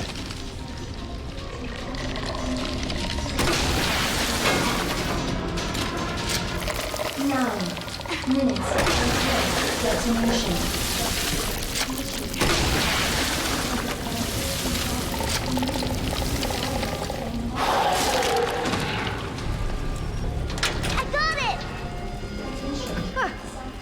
Nice work. We made a good team. All right. One more. One more Zamboni right here. And that's it. No more. Sherry, you Okay. there? Oh, napkins.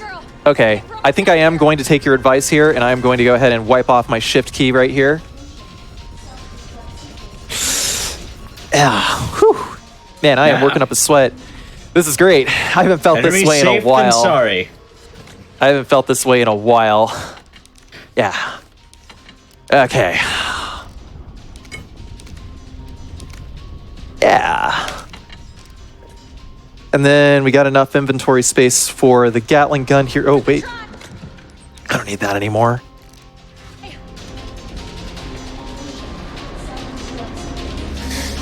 Oh, yeah. That's true. That's true. Remember to breathe. Whew. Limber up. You ain't seen a Poos limber up when it goes to take down a gazelle. That's true, yeah, I guess you don't.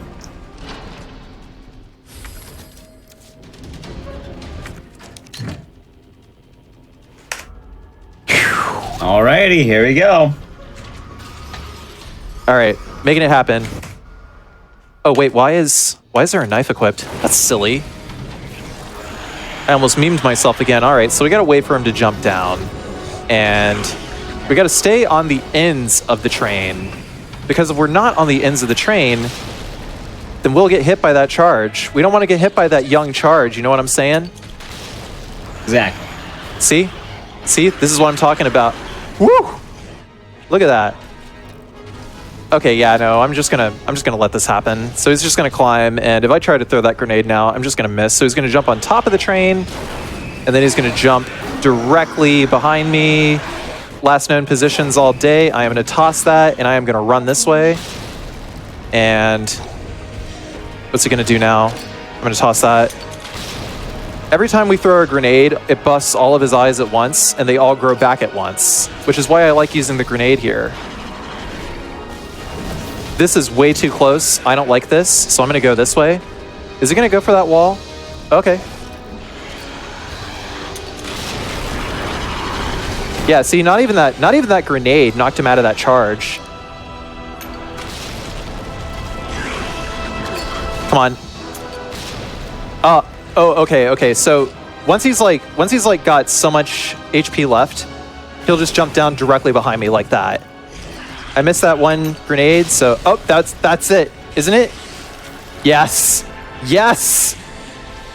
Oh, We got it. We got the run. We got it. one more fight. No, we got it. We got it. Like I am not gonna like it is literally impossible for you to mess up that last fight. I know you can game over on that final fight. It's not over You till can, time you goes. can, but it's I don't think you're going to. it's I'm not. just saying. It's done. Yeah. At this point, like all of his eyes are just like busting automatically. So there. Okay, that's done. And we have yep. It's like literally all I gotta do here now is just wait for the eye to open and just unload into it, and it's done.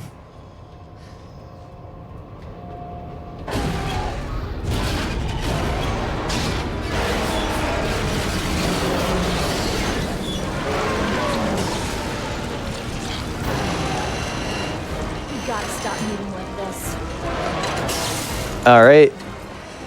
The eye. Give me that eye. 'Cause I got a hell of a lot more. We're not gonna shoot him yet. We're not gonna shoot him yet. I gotta wait for her to say, as Chris likes to say, show no mercy. Jake, how the hell are you still kicking? But Chris never said any such thing. Never in the history of Resident Evil. Wait for it. There it is. So the deal is, his HP, he's got like 4 million HP, right? But he takes exponentially more damage the closer to the end of the fight. But there, that's it. It's over. It's over. Time? Time. Yo, that is it. Resident Evil 2, Claire B, Yes! hardcore. I fucking broke it. Sorry. Yep, you're good. You're good. And most importantly, no damage. Not a single scratch on the man. His hands may have been sweaty. He had to fix his posture during that, but you know what? No damage.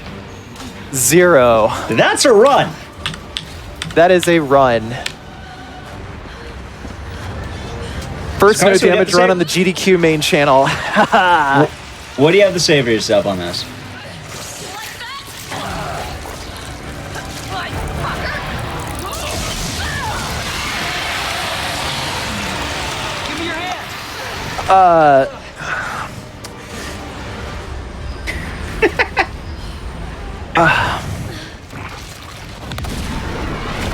Oh yeah, by the way, for our tech, Richard, let me get the link for it. I'm gonna pay up my $50.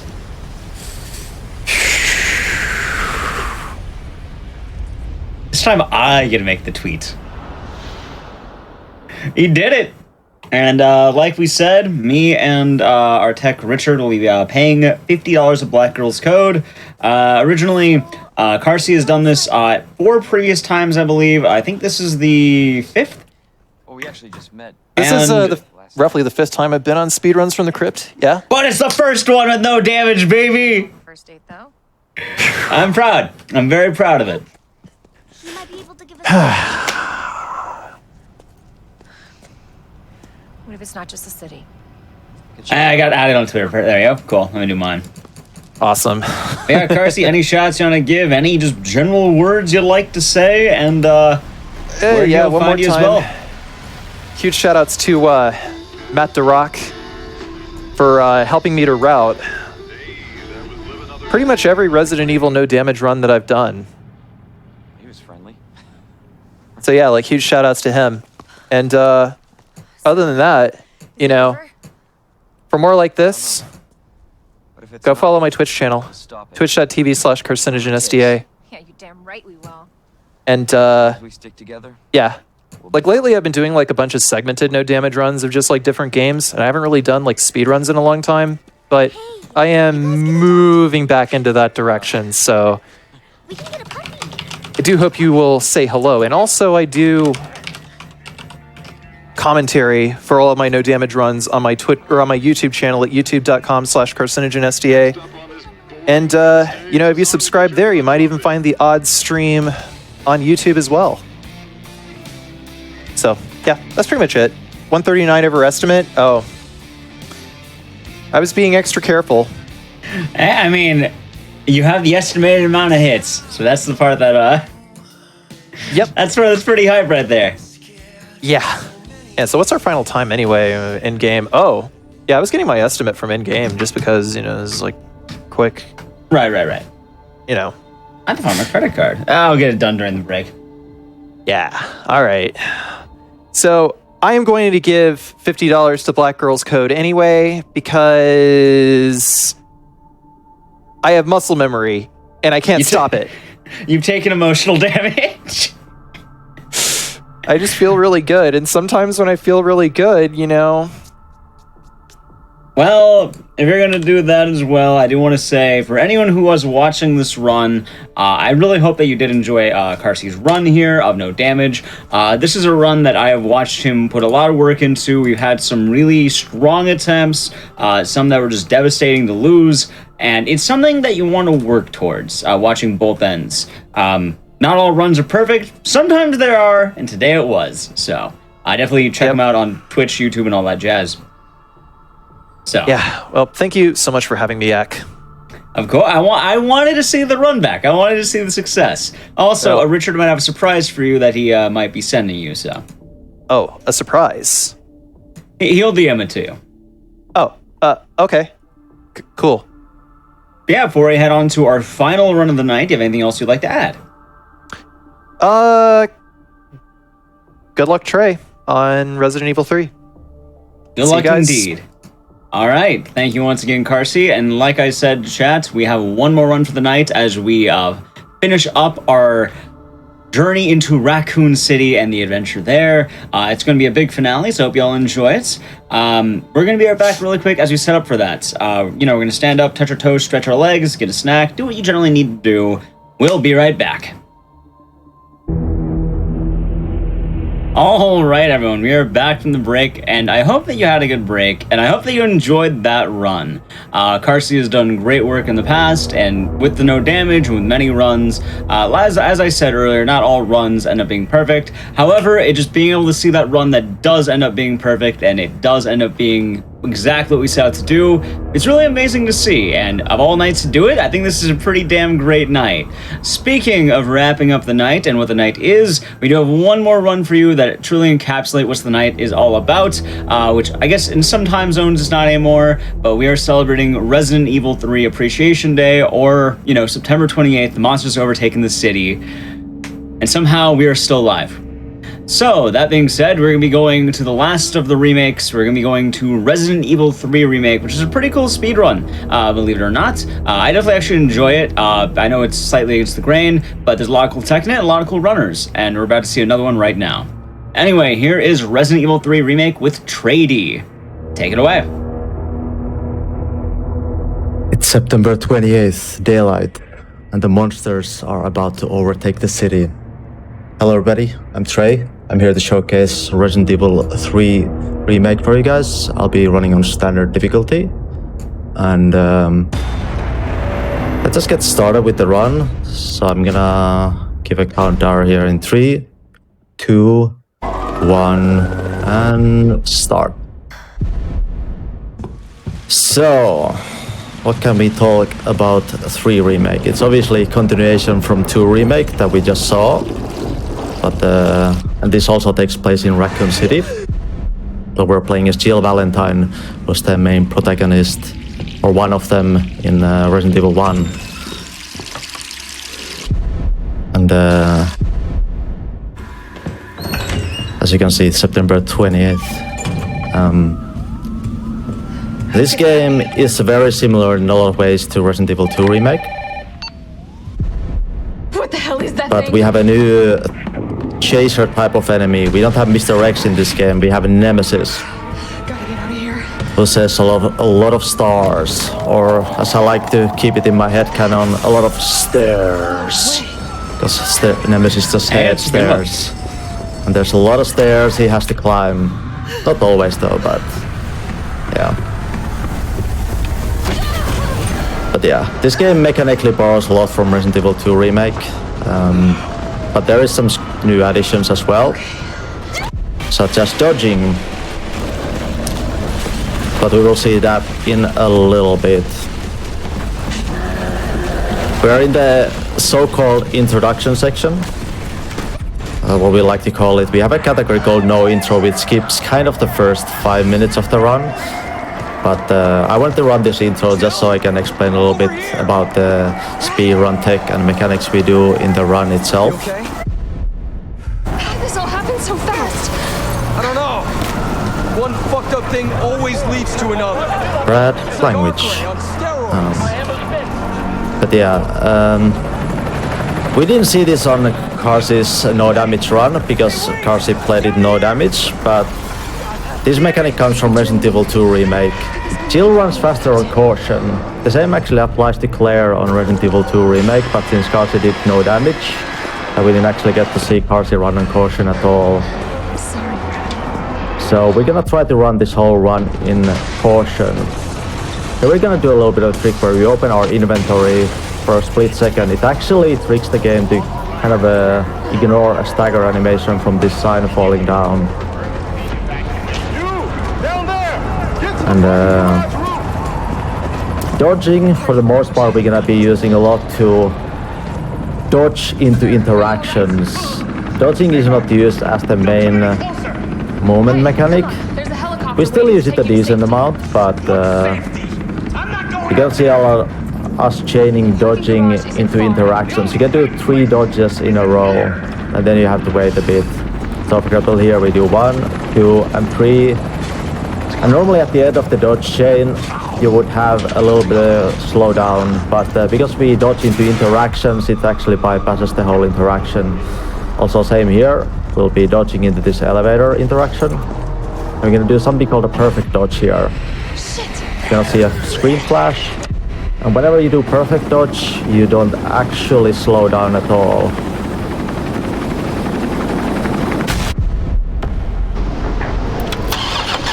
And here is our first little face-to-face with Damn it! Nemesis. We're gonna try to cross the car It's my turn. and hope that's enough to deal with him. Did it though? Unfortunately not. And here actually, we don't want to touch anything. Otherwise he'll start scrolling backwards and it delays the cutscene from starting. But yeah, I'm gonna showcase. So here, if I do 3 dodges, for example, then there's a little bit of a cooldown before I can start running again. So that's why we dodge into a lot of interactions. Nothing. I've never seen anything like it. But it's no zombie. It knows what it wants and won't stop till it gets it. Don't you like that in a man? No thanks. He's all yours. This man here is Carlos. He's also gonna be a big part of this run. But yeah. Are you kidding me? Are you We're gonna borrow another mechanic that we saw Carsey do a little bit. I'm not sure if Carsey explained it, but we can do something called stair skating, where we tap our aim button on stairs, which actually bypasses the normal like stair walking animation and give us normal like run speed instead on stairs.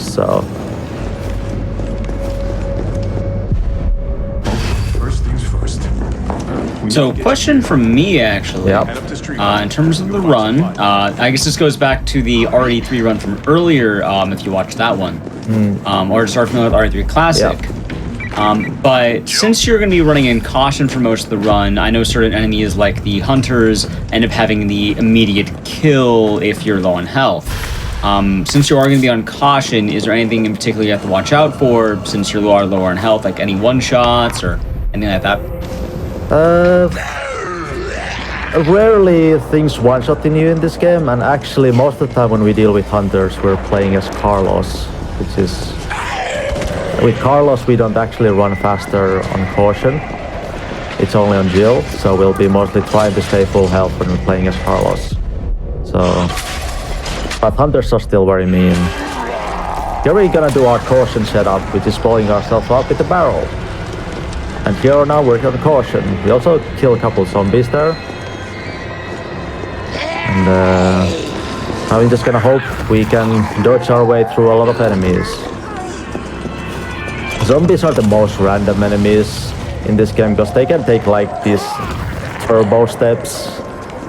So there is something we do, for example here, I'll be trying to do a dodge chain into a perfect dodge. Which I actually kinda messed up, but that is to try to avoid the slowdown at the end of the dodge chain that you would normally get. Okay, we got that dodge. stair skating. Our current main point in the game, I guess lore-wise, we're trying to power up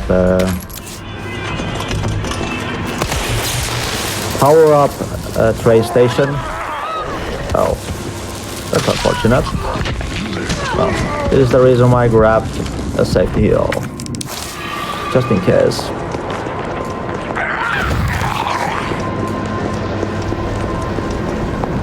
I can see Carsey mentioning, do you do that barrel strat on Inferno as well? No, you don't, because this game has something called difficulty, or dynamic difficulty. And depending on what difficulty you play on, it can be higher or lower when you start the game. And the barrel damage is actually tied to the difficulty as well in this game. So on standard difficulty, that barrel just barely puts us to caution, very low caution, where we would be almost danger level.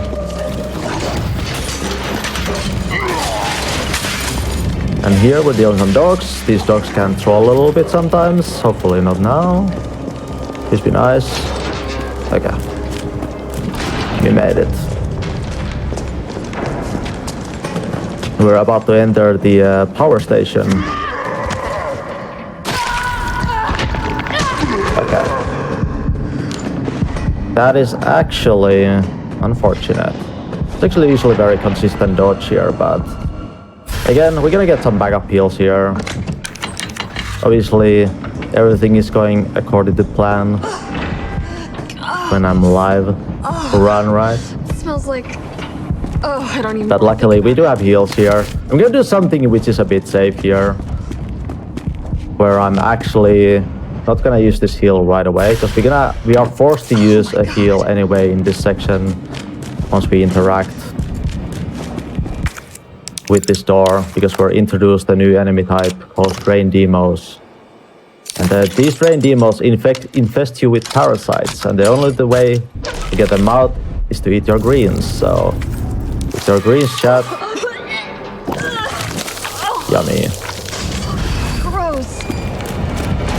So we're trying to avoid or not being hit by these dudes at all. So that was very weird. I hope this is gonna be okay. Here we go.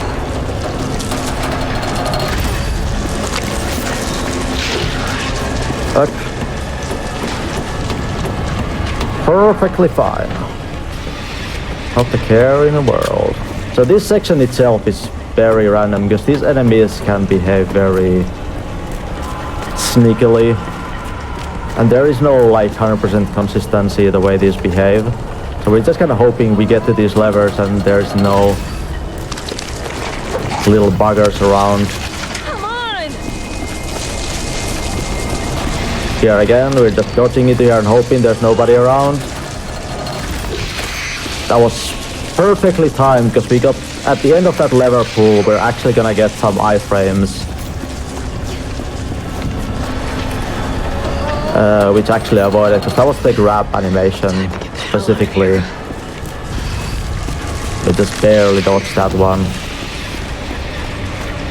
And with that, we somehow made it through the power station pretty cleanly, all things considered. Okay. All that leaves is the main power switch. We got power back up. Carlos. In normal speedruns, we will be listening all these radio calls that happen in this game, because it actually pauses the in-game timer.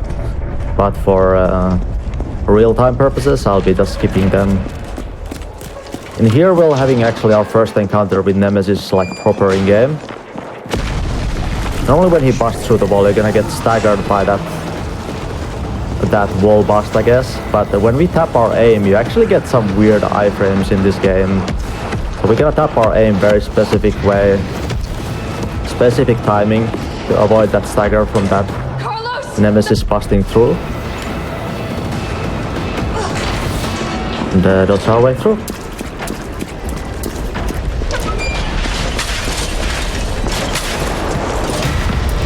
Here we have Nemesis coming here. You might see I'm gonna do a lot of weird camera things. I'm looking towards Nemesis because this prevents Nemesis from doing a couple specific things Like this tentacle attack, for example, I on purpose looked at him to avoid him not doing the tentacle until I was around my third dodge, so I could perfect dodge the last dodge to avoid the slowdown. Carlos, Yeah. I'm in the control room. He had a little bit of a rough So I start. just have to ask from like where are we a headed? viewing point, how much have you had to practice to be able to get all these like frame perfect dodges? Because like they're really timing oriented, right? Yeah, a lot of the when you do like chain dodging, there is usually a spot on the floor we time ourselves from like, I finished inputting okay, I see that spot, this is where I start my chain dodging. But when you try to like chain dodge zombies, there's a little bit randomness because they can like take a turbo step and then your whole setup is a bit broken. And but there's a lot of like very consistent ones as well. This one can be a bit risky. I was barely out of range with that one, but yeah. I came back to the Rust in this game and learning a lot of these chain dodges kind of recently. I didn't do a lot of these when I first ran this game because yeah, it wasn't really necessary, but I learned quite quickly. Here we're gonna look at another spot here and do another chain dodge here. And then again, another spot on the floor for another chain dodge. And with that, we have made it back the train station, but unluckily Nemesis is gonna show up and Jill plays the hero card and tries to bait Nemesis away. Come on, you creepy ass stalker! You want stars? I'll give you stars! You want stairs? I'll give you stairs. Anyway.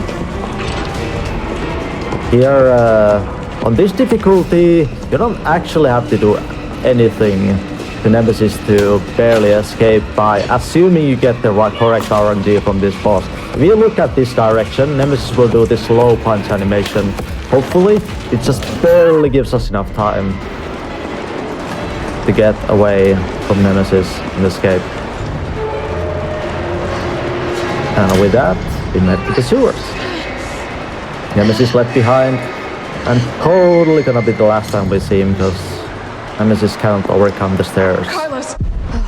Totally. Of course. Of course, the big Nemesis of Nemesis. But yeah. In the sewers here, we are trying to find our way out. And here we're introduced to these new enemies. These are Gamma Hunters.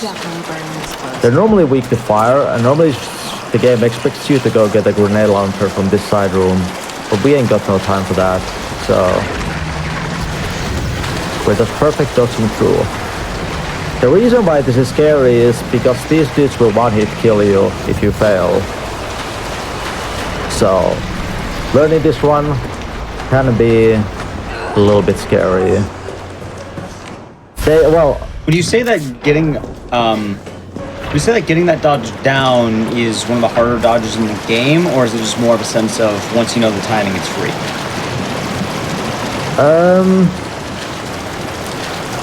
I wouldn't say it's the hardest one, but it's just one that you have to like practice enough to get the correct feel for it. Here we're stopping just barely out of range from this Gamma Hunter, because normally when he jumps down, he staggers you if you get too close. And so when he lands, we do a triple chain dodge, just barely escape him. If we're a little bit slow there, he's gonna hit us.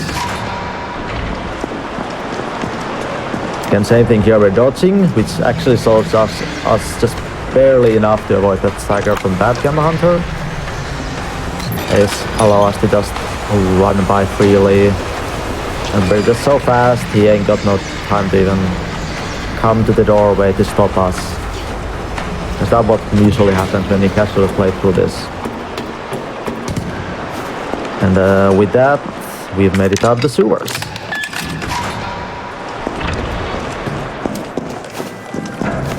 As you can see, the dodge is very powerful in this run, and allows us to really bypass like pretty much all enemies.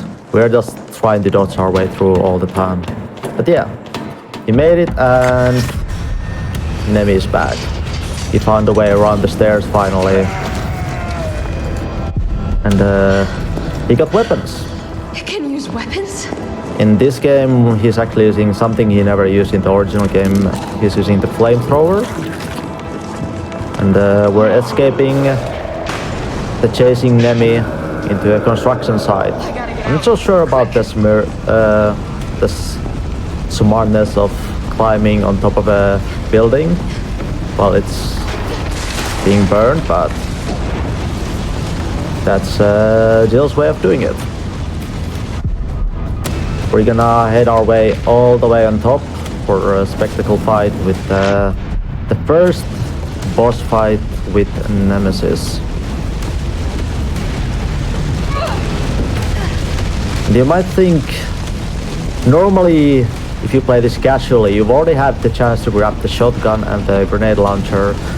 We haven't grabbed either one. We don't need them for this first boss fight, because this first boss is actually very weak to just grenades, and pistol will do a good enough job with the rest of it. And the devs were nice enough to spawn the weapons later on for the next boss fight as well, so... Here's the boss fight. We're gonna start with shooting the tanker on the back of Nemesis. Gonna throw it 6 times, which will stagger him. Load up with a grenade. Then a couple more shots. One will blow up the tanker. While he's knocked down, he's actually not taking full damage, so we wanna wait with our grenade throw here for a little bit. We're waiting for him to fully reset his standing animation, and grenade will finish him off. And that's the fight. Good fight. First Nemesis. Quick question. Yep. Just watching the way you're aiming, I guess the way you're playing, are you on mouse and keyboard or controller? Yes. So I'm playing this on PC currently, mouse and keyboard. And Gotcha. Yeah. All right. So here we are on a familiar location. We saw briefly this part in Carsey's run as well. That is actually Raccoon City Police Station right there. We saw Carsey heading to this alleyway, which we'll also be heading to, but not up the stairs in this game though. And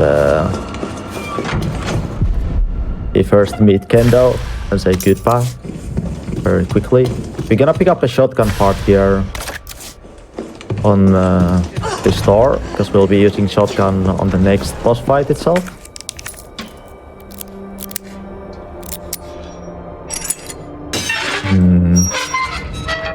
Yeah, so that's where Carsey goes on his run. We didn't go there.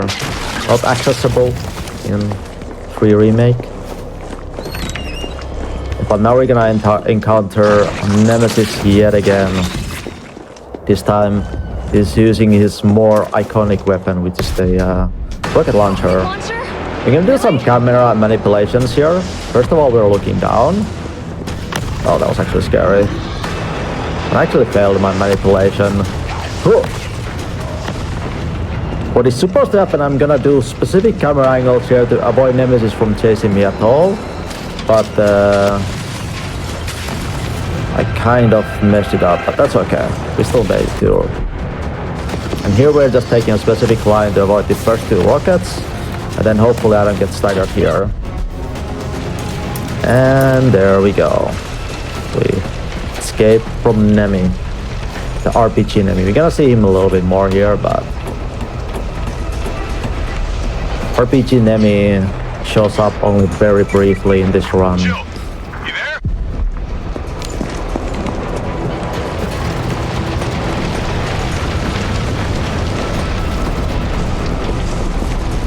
And here we're dodging a giant head. Funny enough, I think most runners who have run this a lot have died to this head at least once, because they're being too... They want to be fast, and they want to try to squeeze too early here. I'm just gonna make it 100% sure I don't get squeezed by the head. Checkpoint isn't too far behind, but yeah. Again, I'm looking at the floor here just to make sure Nemesis doesn't jump in front of me and spawn on that door, because he can do that.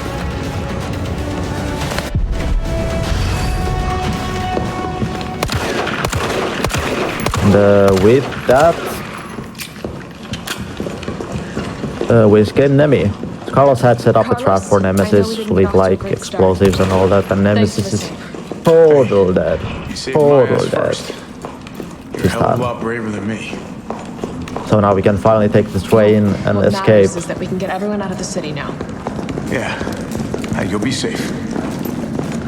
But Carlos is not taking part of the train ride. He got his own orders. Now, from the sound of it, I won't be catching the train. Why not? No, there'll be new orders. And we're gonna have our first Means I can help character save the swap city. in this game. It's fine by me.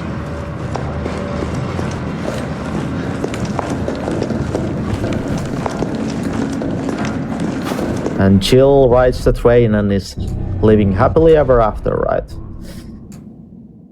But we're gonna jump to Carlos's mission here. Keep your head And straight he on heads the to Romeo. This is the the police Raccoon station. City Police You Department. sure? It looks like a cemetery to me. The place where Carsey was just at, running around Mr. X. So this game takes actually place before, during, and after 2 Remake. We're actually taking this fight on purpose to skip a line of dialogue from Tyrell here. He opens up the door a bit quicker. Where'd that cop go? Don't know, don't care. Probably not the safest play. I could have just waited an extra second and be at full health here, but Let's find him and take him it's speedrun habits. Custody? I thought this was a rescue. And now we're waiting for a little bit of dialogue so Tyrell can open this door for us. Take a look at this. I've located the STARS office. Remember, And Bard had access to Umbrella's darkest this secrets. section, well, I think usually a lot of Carlos sections, especially coming from the original RE3, is just named YOLO Carlos as well. But I'll open the shutter so you can get through. this Stay here and find out what's been going on here at the this first Carlos section where we are at RPD is very scary because there's a lot of enemies you have to run through, and Carlos doesn't have a dodge. He has this shoulder bash, and it's not gonna help us get past enemies. So we're gonna do something where manipulating the AI in a specific way. So when one enemy attacks you, it actually puts an inner cooldown to the rest of the enemies, where they can kind of instantly attack you again. So we're abusing that to run through a lot of enemies. It sounds kind of complicated, but we're gonna see it right in this next room. There's a lot of zombies. We're gonna bait specific zombies to attack us so we can just run through freely. And hopefully it works out, because this is very easy to mess up. Pass this one, waiting here a bit. Passing this, and we're through. Okay, that was the scary part. Can get a bit scary coming back as well, because we have to go back there one more time.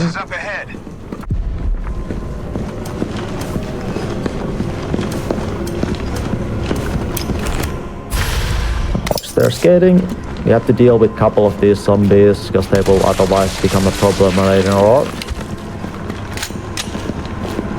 And here we have a flashbang, and we're using this flashbang to run in and out. So we have to be really fast here, otherwise everything will go extremely badly here. There you are, dick face.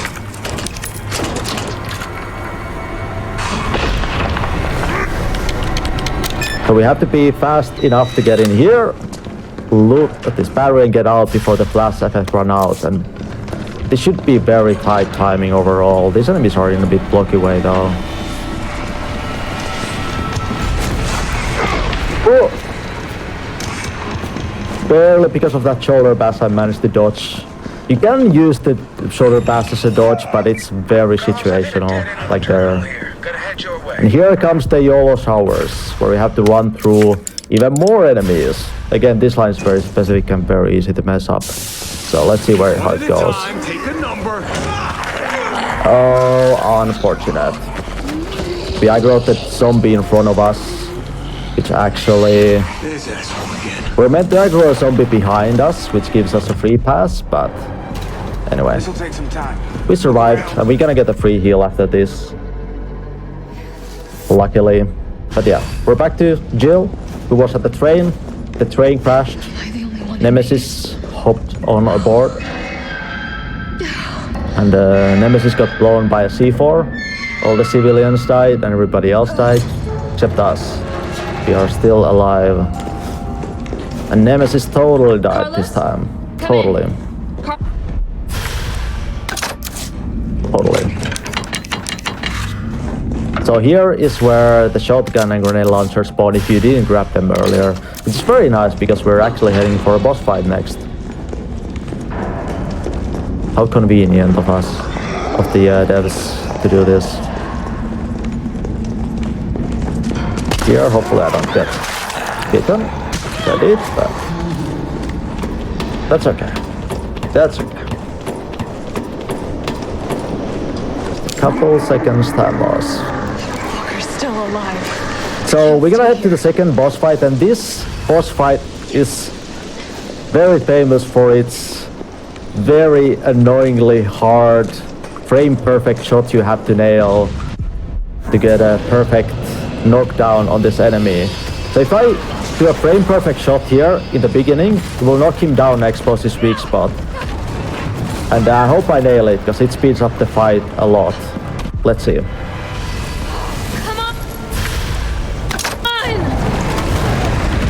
Nailed it. Okay. We're gonna do 2 shotgun shots. Put the upgrade in, which allows us to shoot faster and have more shots in our shotgun. We're gonna cancel out his roar. I'm gonna set up a mine here, because when Nemi starts running around the arena, when he runs on top of cars, it exposes more loot inside them. And we need the shotgun cells in this car. We can do some more damage here. Reload, and I'm gonna bait a specific jump attack here. Hopefully it works. Amazing. That's the second shot that we have to nail to expose this weak spot. And so far this fight is going perfectly. Actually a perfect fight. Except don't go away. Okay, I'll take that. Almost perfect fight. He burned to the death at the end. Carlos, you still there? Almost perfect. Come on, We'll you're gonna take that. crap out on me now? Still a good fight. Anyway. We were just about to enter a very iconic location from the original RE3, the clock tower, but Nemesis stabs us, poisons us, and Carlos finds us, passed out, and takes us to the hospital instead. Now we have to save Jill, find a vaccine for him. There was a researcher here called Nathaniel Bard who was responsible for, I think he was creating the vaccine or something. I don't exactly remember the 100% the story-wise how it went, but anyway, we're here to find the vaccine. Office of Dr. Nathaniel Bard. Please state your business clearly. And this section is way more chill compared to the first Carlos section. There are still some scary parts, but we should be okay here. We're also gonna be introduced to another new enemy, which is, well, the regular hunters. We saw gamma hunters, but here we're gonna see our first normal hunters.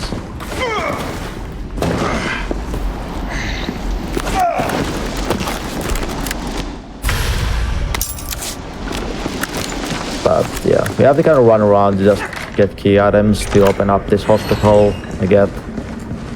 To get to Nathaniel Bard's office where the vaccine is, we actually need a voice recording of Nathaniel Bard. And it's amazing. Especially when you have to hear it a lot when you speedrun this game. Because you're always forced to listen a little bit of it. Yeah. We have like the cassette player, but we just need the voice recording so we can use it to unlock a voice lock in the office.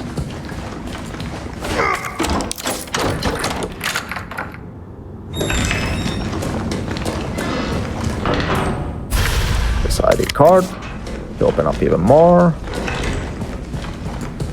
But yeah, RE Engine games are notorious for there being a lot of camera manipulations you can do with specific enemies. For example here, you look at the ceiling and this hunter doesn't do anything to us. There's gonna be, this is not like 100% consistent all the time, that if you look at the ceiling, that the hunters are not gonna attack us, but there is, like, it makes them way more likely to not do anything. This next room, for example, is gonna be way harder because there's 2 hunters, and this is a hard place. Very easy to mess up and just die if things go wrong. So I'm gonna stop here and aim briefly, which will cause him to do a jump attack, which also has to. Okay. He was misbehaving. Had to punch him down. Okay. Please behave. Please behave. Please behave. They didn't behave. We had to do a couple extra punches. Obviously, in speedruns we don't want that punch to happen because it adds quite a long animation and a little bit of slow down effect as well. But yeah, we're okay. We got the voice recording from that room. Just to access Nathaniel Bard's office. Also, I'm being hit by a lot of these random enemies. These are actually kind of RNG, this guy's position. All I wanted to know was what the documents were doing in your office in the first place. Who do you think you're talking to? I'm goddamn Nathaniel Bard. I'm the best. There you go. The Nathaniel Bard. Who is that? Tyrell. But luckily we have one more vaccine in here. Is it here? Alright, Joe. Hang tight. T, I got it.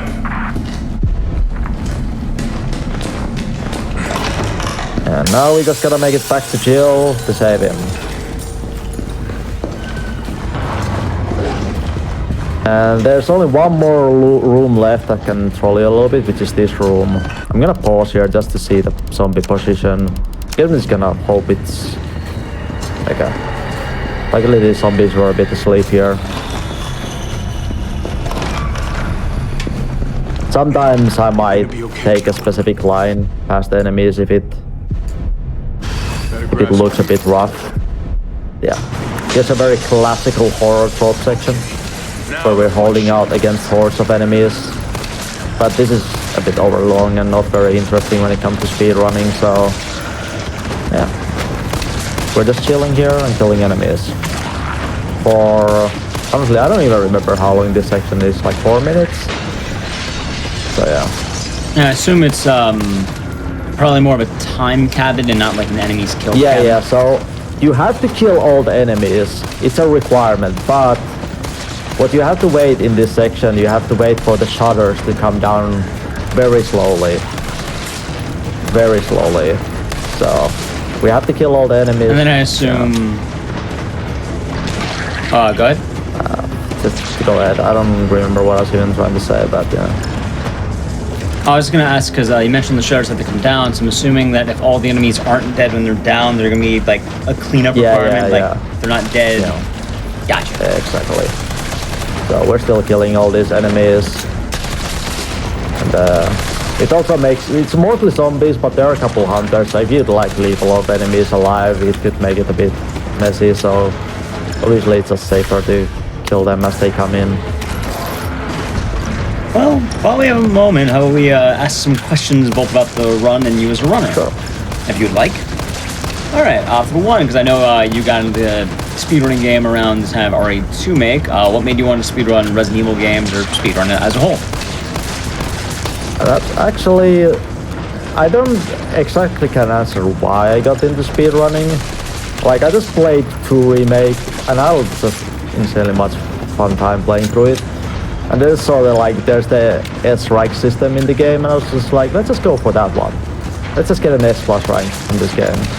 And I did, and I was like, I can do better. And then, like, started like thinking, I'm kind of like doing speedrunning, and I've been watching speedruns a lot, always, but never really tried running it, even gave a thought about doing it. So kind of just started randomly because of the ranking system of RE2 Remake. And yeah, ever since I've been just pretty much sticking to a lot of RE games. I've been finding... So, 2 Remake I've played way too much. I have like 4,000 hours in that game, which is... 4,000? Yes, 4,000. Not very proud of that number, but yeah. I kind of got addicted in speedrunning with that game, and ever since I've been running pretty much every single RE engine game. And yeah. Currently waiting a lot for the RE8 Village DLC. It should be coming up soon. Yeah, we got like a month, one month more to wait. And I also know that with RE Village, they're also adding the third-person Ethan mode? Yeah. So there is like... that should be neat to see if... yeah. Go ahead. Like, they're adding the third-person, the main game, but also the DLC is only on third-person, so you cannot play it even first-person at all, so that's interesting. Yeah. Considering that, it's going to make you think if they're going to have any leftover tech from, you know, RE2 Make, RE3 Remake, especially considering that it seems every time that a chick is in caution, she runs faster. Yeah, that is possible, but at least from like seeing a little bit of the like gameplay, I'm assuming they're not like grabbing a lot of the, because a lot of the changes would be animation changes. It looks like they have specific animations that are taken from like more RE8, so they didn't like take the animation from 2 or 3 Remake. At least it looks like that. So I would imagine, for example, stair skating was something where I were thinking that could become a thing when the third person got added. Because on first person we don't have a specific stair walking animation, but on third person maybe you would, and then we would have to be doing stair skating. But yeah. Doesn't look like it's gonna be a thing, but it's hard to know exactly what's gonna change with that. I'm gonna just grenade these enemies. I'm gonna go into this corner here, and then I'm gonna do some juggling, because why not? We got some time to kill. Exactly 10 seconds left.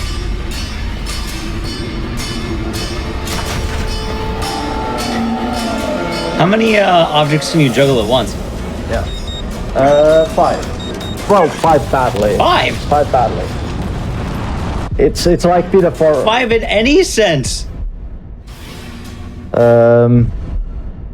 So juggling 5 things has been like the forever project. I never like committed enough time to properly learn it, so I can toss 5 balls a little bit, but I drop them very often. It's actually my favorite thing is dropping the balls, because it's very easy to do. Everybody can learn it. As well, I guess just for a little bit of information, because I know Twitch chat might be confused at this point. If I remember correctly, Trady was a professional clown in a circus, correct? I wouldn't say clown per se, but it's kind of like a persona that I took when I started. I worked in a circus, mainly as teaching, but I did do some performing as well. Gotcha. My main things were pair acrobatics and handstanding, though I started having some shoulder issues and just kind of luckily found also speed running around those time and just been kind of taken to this direction now. Well, it's a very cool combination of things. Yeah. Quite the unique. But anyway, we're back to Jill. And we're trying, so the government at this point is trying to nuke Raccoon City, and basically we bought time saying that there's a vaccine, so we're gonna try to find the vaccine so they don't nuke the city down. But I must admit, I respect your tenacity. Let's see how successful we are at that. Here we're gonna do another caution setup. Actually, I'm not gonna do this caution setup because this zombie decided to do this crawling animation instead. It's kind of unfortunate. Normally we would want him to stand up and do a bite animation. But on his crawling form, he does too little damage to actually set up us on caution. So we're gonna do it later here. We're gonna have another zombie here. So I'm gonna use the damage myself to get into caution and run a bit faster. Because if you weren't here at the beginning of the run, Jill runs faster on caution. This comes from Resident Evil 2 Remake. Because Jill uses the animations of glare. Did actually not do even enough damage? Didn't. Oh my goodness. Come on, game. Well, I guess I'm not going caution then. Not a big time loss, but kind of an unfortunately annoying one. I guess I can try one more time. So normally when you're being grabbed by an enemy, there's this like bar, you have to smash your way out to get out of the grab quicker. So normally I would want that grab animation to last a bit longer so I take more damage, but for some reason sometimes the game likes to just smash for you, even though I'm not pressing a single input. And yeah. That's what happened twice. So it's kind of unfortunate. In this area we are trying to access Nest 2.0. We need some fuses to get up there though, because the elevator or the fuses broke. So that's what we're running here around at the moment.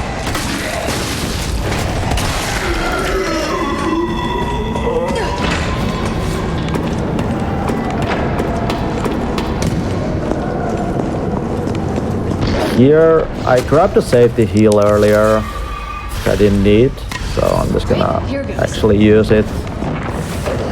Oh.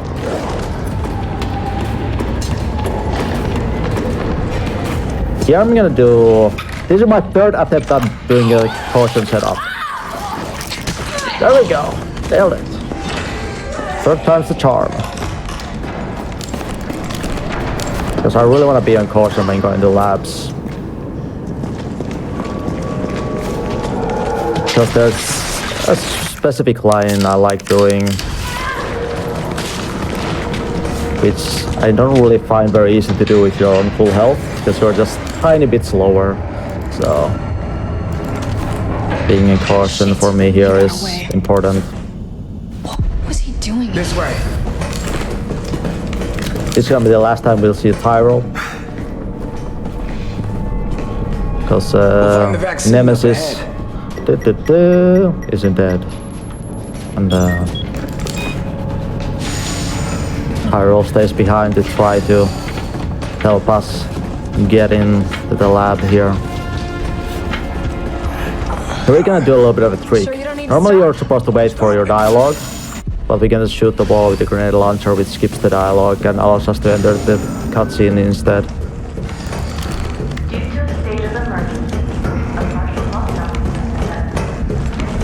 With that, we've made it to the Nest 2.0.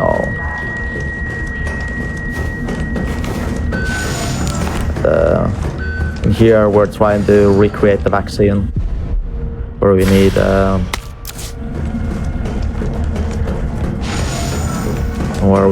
to find 2 samples.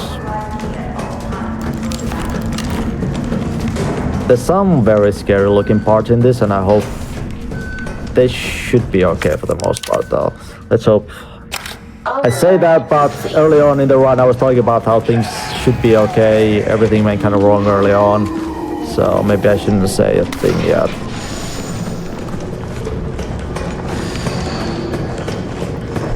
I see some questions about the caution speed. This usually applies to only female characters for some reason. This specific animation they use for females just has a little bit of a speed boost for some reason. So in 2 Remake... Do you know... Yeah. Do you know exactly how much time being in caution saves over like an entire run? I don't know about this game. I know on 2 Remake it's like 3 minutes or so. Jesus. Yeah. I think it's like 5% speed increase or something. So when you add it to the whole run, then yeah, it does end up saving time. And obviously allows us to do a lot of like skips and run-bys which you normally wouldn't be able to do. For example, this specific lineup here, I don't know how well it goes on fine. So I'm gonna dodge this first jump. Well, I guess it didn't go fine either way. Unfortunate. I'm gonna hope I just panic, don't die here.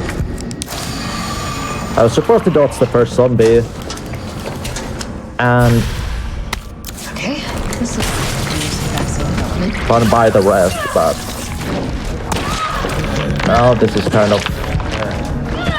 of scary territory because I have no more heals. And I'm just gonna have to danger limb my way through, which should be still possibly fine. Possibly fine. We do have eventually a safety heal, but yeah.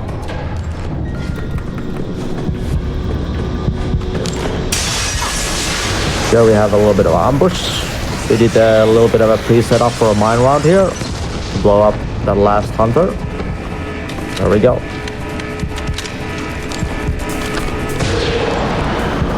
We got 2 more explosive rounds I can use here. The rest I need for the boss fight.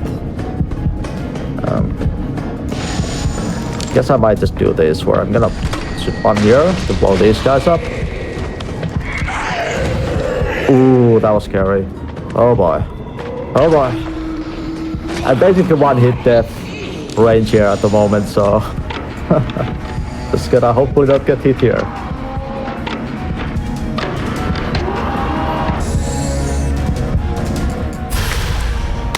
I might be able to use this to synthesize the One more vaccine. shot on this dude to run by him. Get another explosive round ready here. Just for this punch. We made it. We can actually go get a heal now, which is a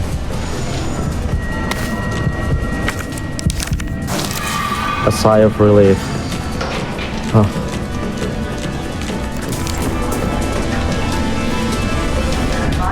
Yeah, we got the 2 samples. We can recreate the vaccine now. To begin vaccine synthesis, place I like the original game. This game doesn't have many puzzles. This is one of the only ones. Oh, whoops. Actually use this one. unauthorized materials detected. I need to first combine these Got this samples. wrong, or I'm missing a step. But yeah, this is a very hard puzzle where you just do meat pie. And we're done.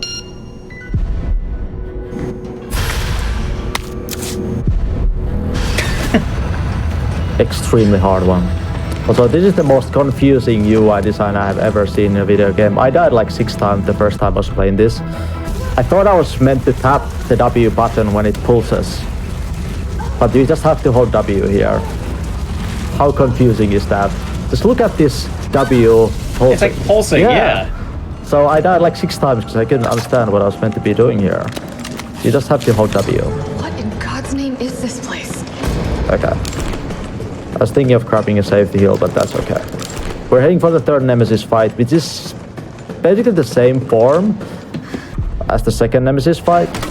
There are some optional, they're like these acid vats and all that, we'll not be using them. So first we have to deal enough damage to trigger this fight to go to this stagger state, where it triggers the cutscene. We do a flame launch, 4 shotgun shots. We're gonna try to avoid letting Nemesis running around this arena at all. We're gonna do a specific mine round setup there. Gonna do flame round here. The explosive is the weak spot again. 6 shots. This will cause him to stomp. Another flame round, which gives us time to do 6 more shots. Do both forwards, which should cause Nemesis to jump backwards, but I guess not this time. That's okay. Okay. Okay. I kind of missed a couple of my shots that I was meant to hit there. So now it's just the rest is a bit improvisation here. Yeah, the fight is done. Nikolai, We made it. where did you go? Good fight. I have to get that And with vaccine that, we back. have made it to the very last Nemesis boss fight. Though I have a question. Standard fight in this difficulty is pretty easy. Should I do it on Inferno? Which is the If hard. you would like, and if chat would like, I am more than welcome to allow that. I gotta warn, I probably will die a couple of times though, because it's a bit rough.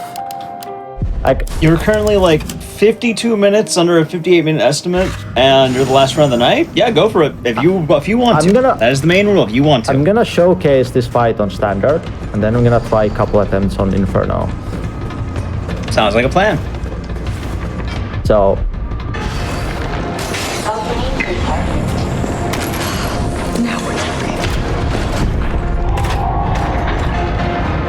just to give you an idea of the difference, so here we're hoping for specific attack, which he did, and this is how just to basically freely shoot these bolts. And with that, we knocked him down, and on standard difficulty, this gives us enough time to power up the railgun again, which actually will kill Nemesis completely. And that is the whole fight on standard difficulty. Alright. Seems pretty straightforward. I'm just gonna go all the way here and just showcase it's doable. Yeah. With that, we would be dodging here using this gun, and it would be the end of the fight. As you can see, it's kind of a slow with his attacks. But let's showcase a little bit of the Inferno fight. And hopefully I'll be able to do this. I tried it a couple times before while Carson was doing his runs, and I managed to do it. But yeah, it's been a while since I properly ran Inferno, so... I'll go with the classic. Chat can lend you their energy. Lend your energy, chat. Various cheers, types of emotes. See. And I know this is hard, so whenever you're ready. So basically on this difficulty, if I get hit once, I'll die. One hit and I'm dead.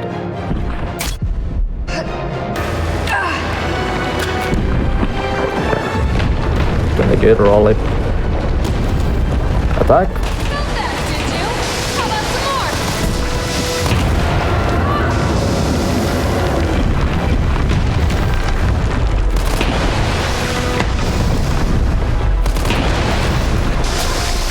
So these acid things are actually random. So if you get hit by acid at a random time, you can just have your...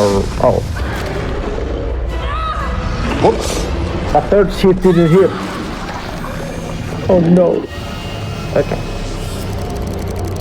So close. But yeah, if you get hit by acid at a random time, you'll just insta-die because you have nothing you can do about it, basically. That was kind of unfortunate. I just missed one shot and interact, because I have to instantly interact with that battery once I break the last bullet. Otherwise... Oh, he's starting with this bad RNG.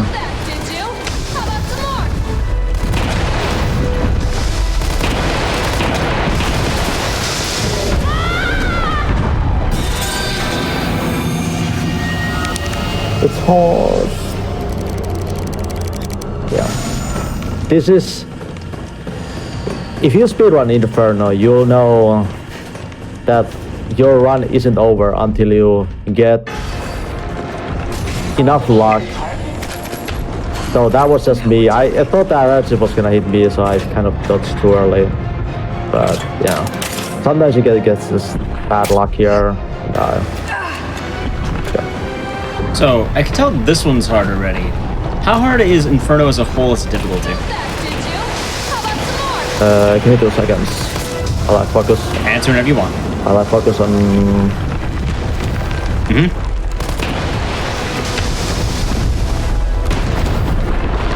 I'm gonna do this for safety. And hopefully...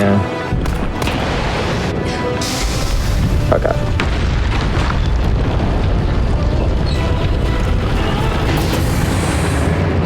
Power sources. Hopefully I was fast enough, because I thought it was gonna take 3 hits that bolt, but it took 2. Okay, fairly enough.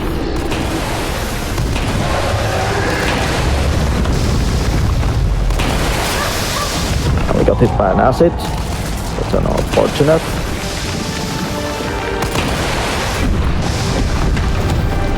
But with that, the fight should be done.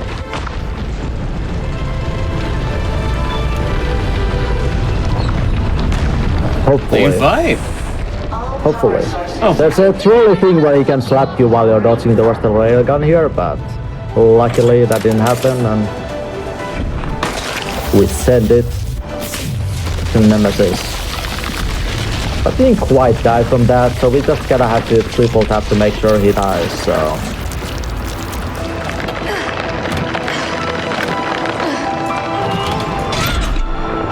I think this will finish him off.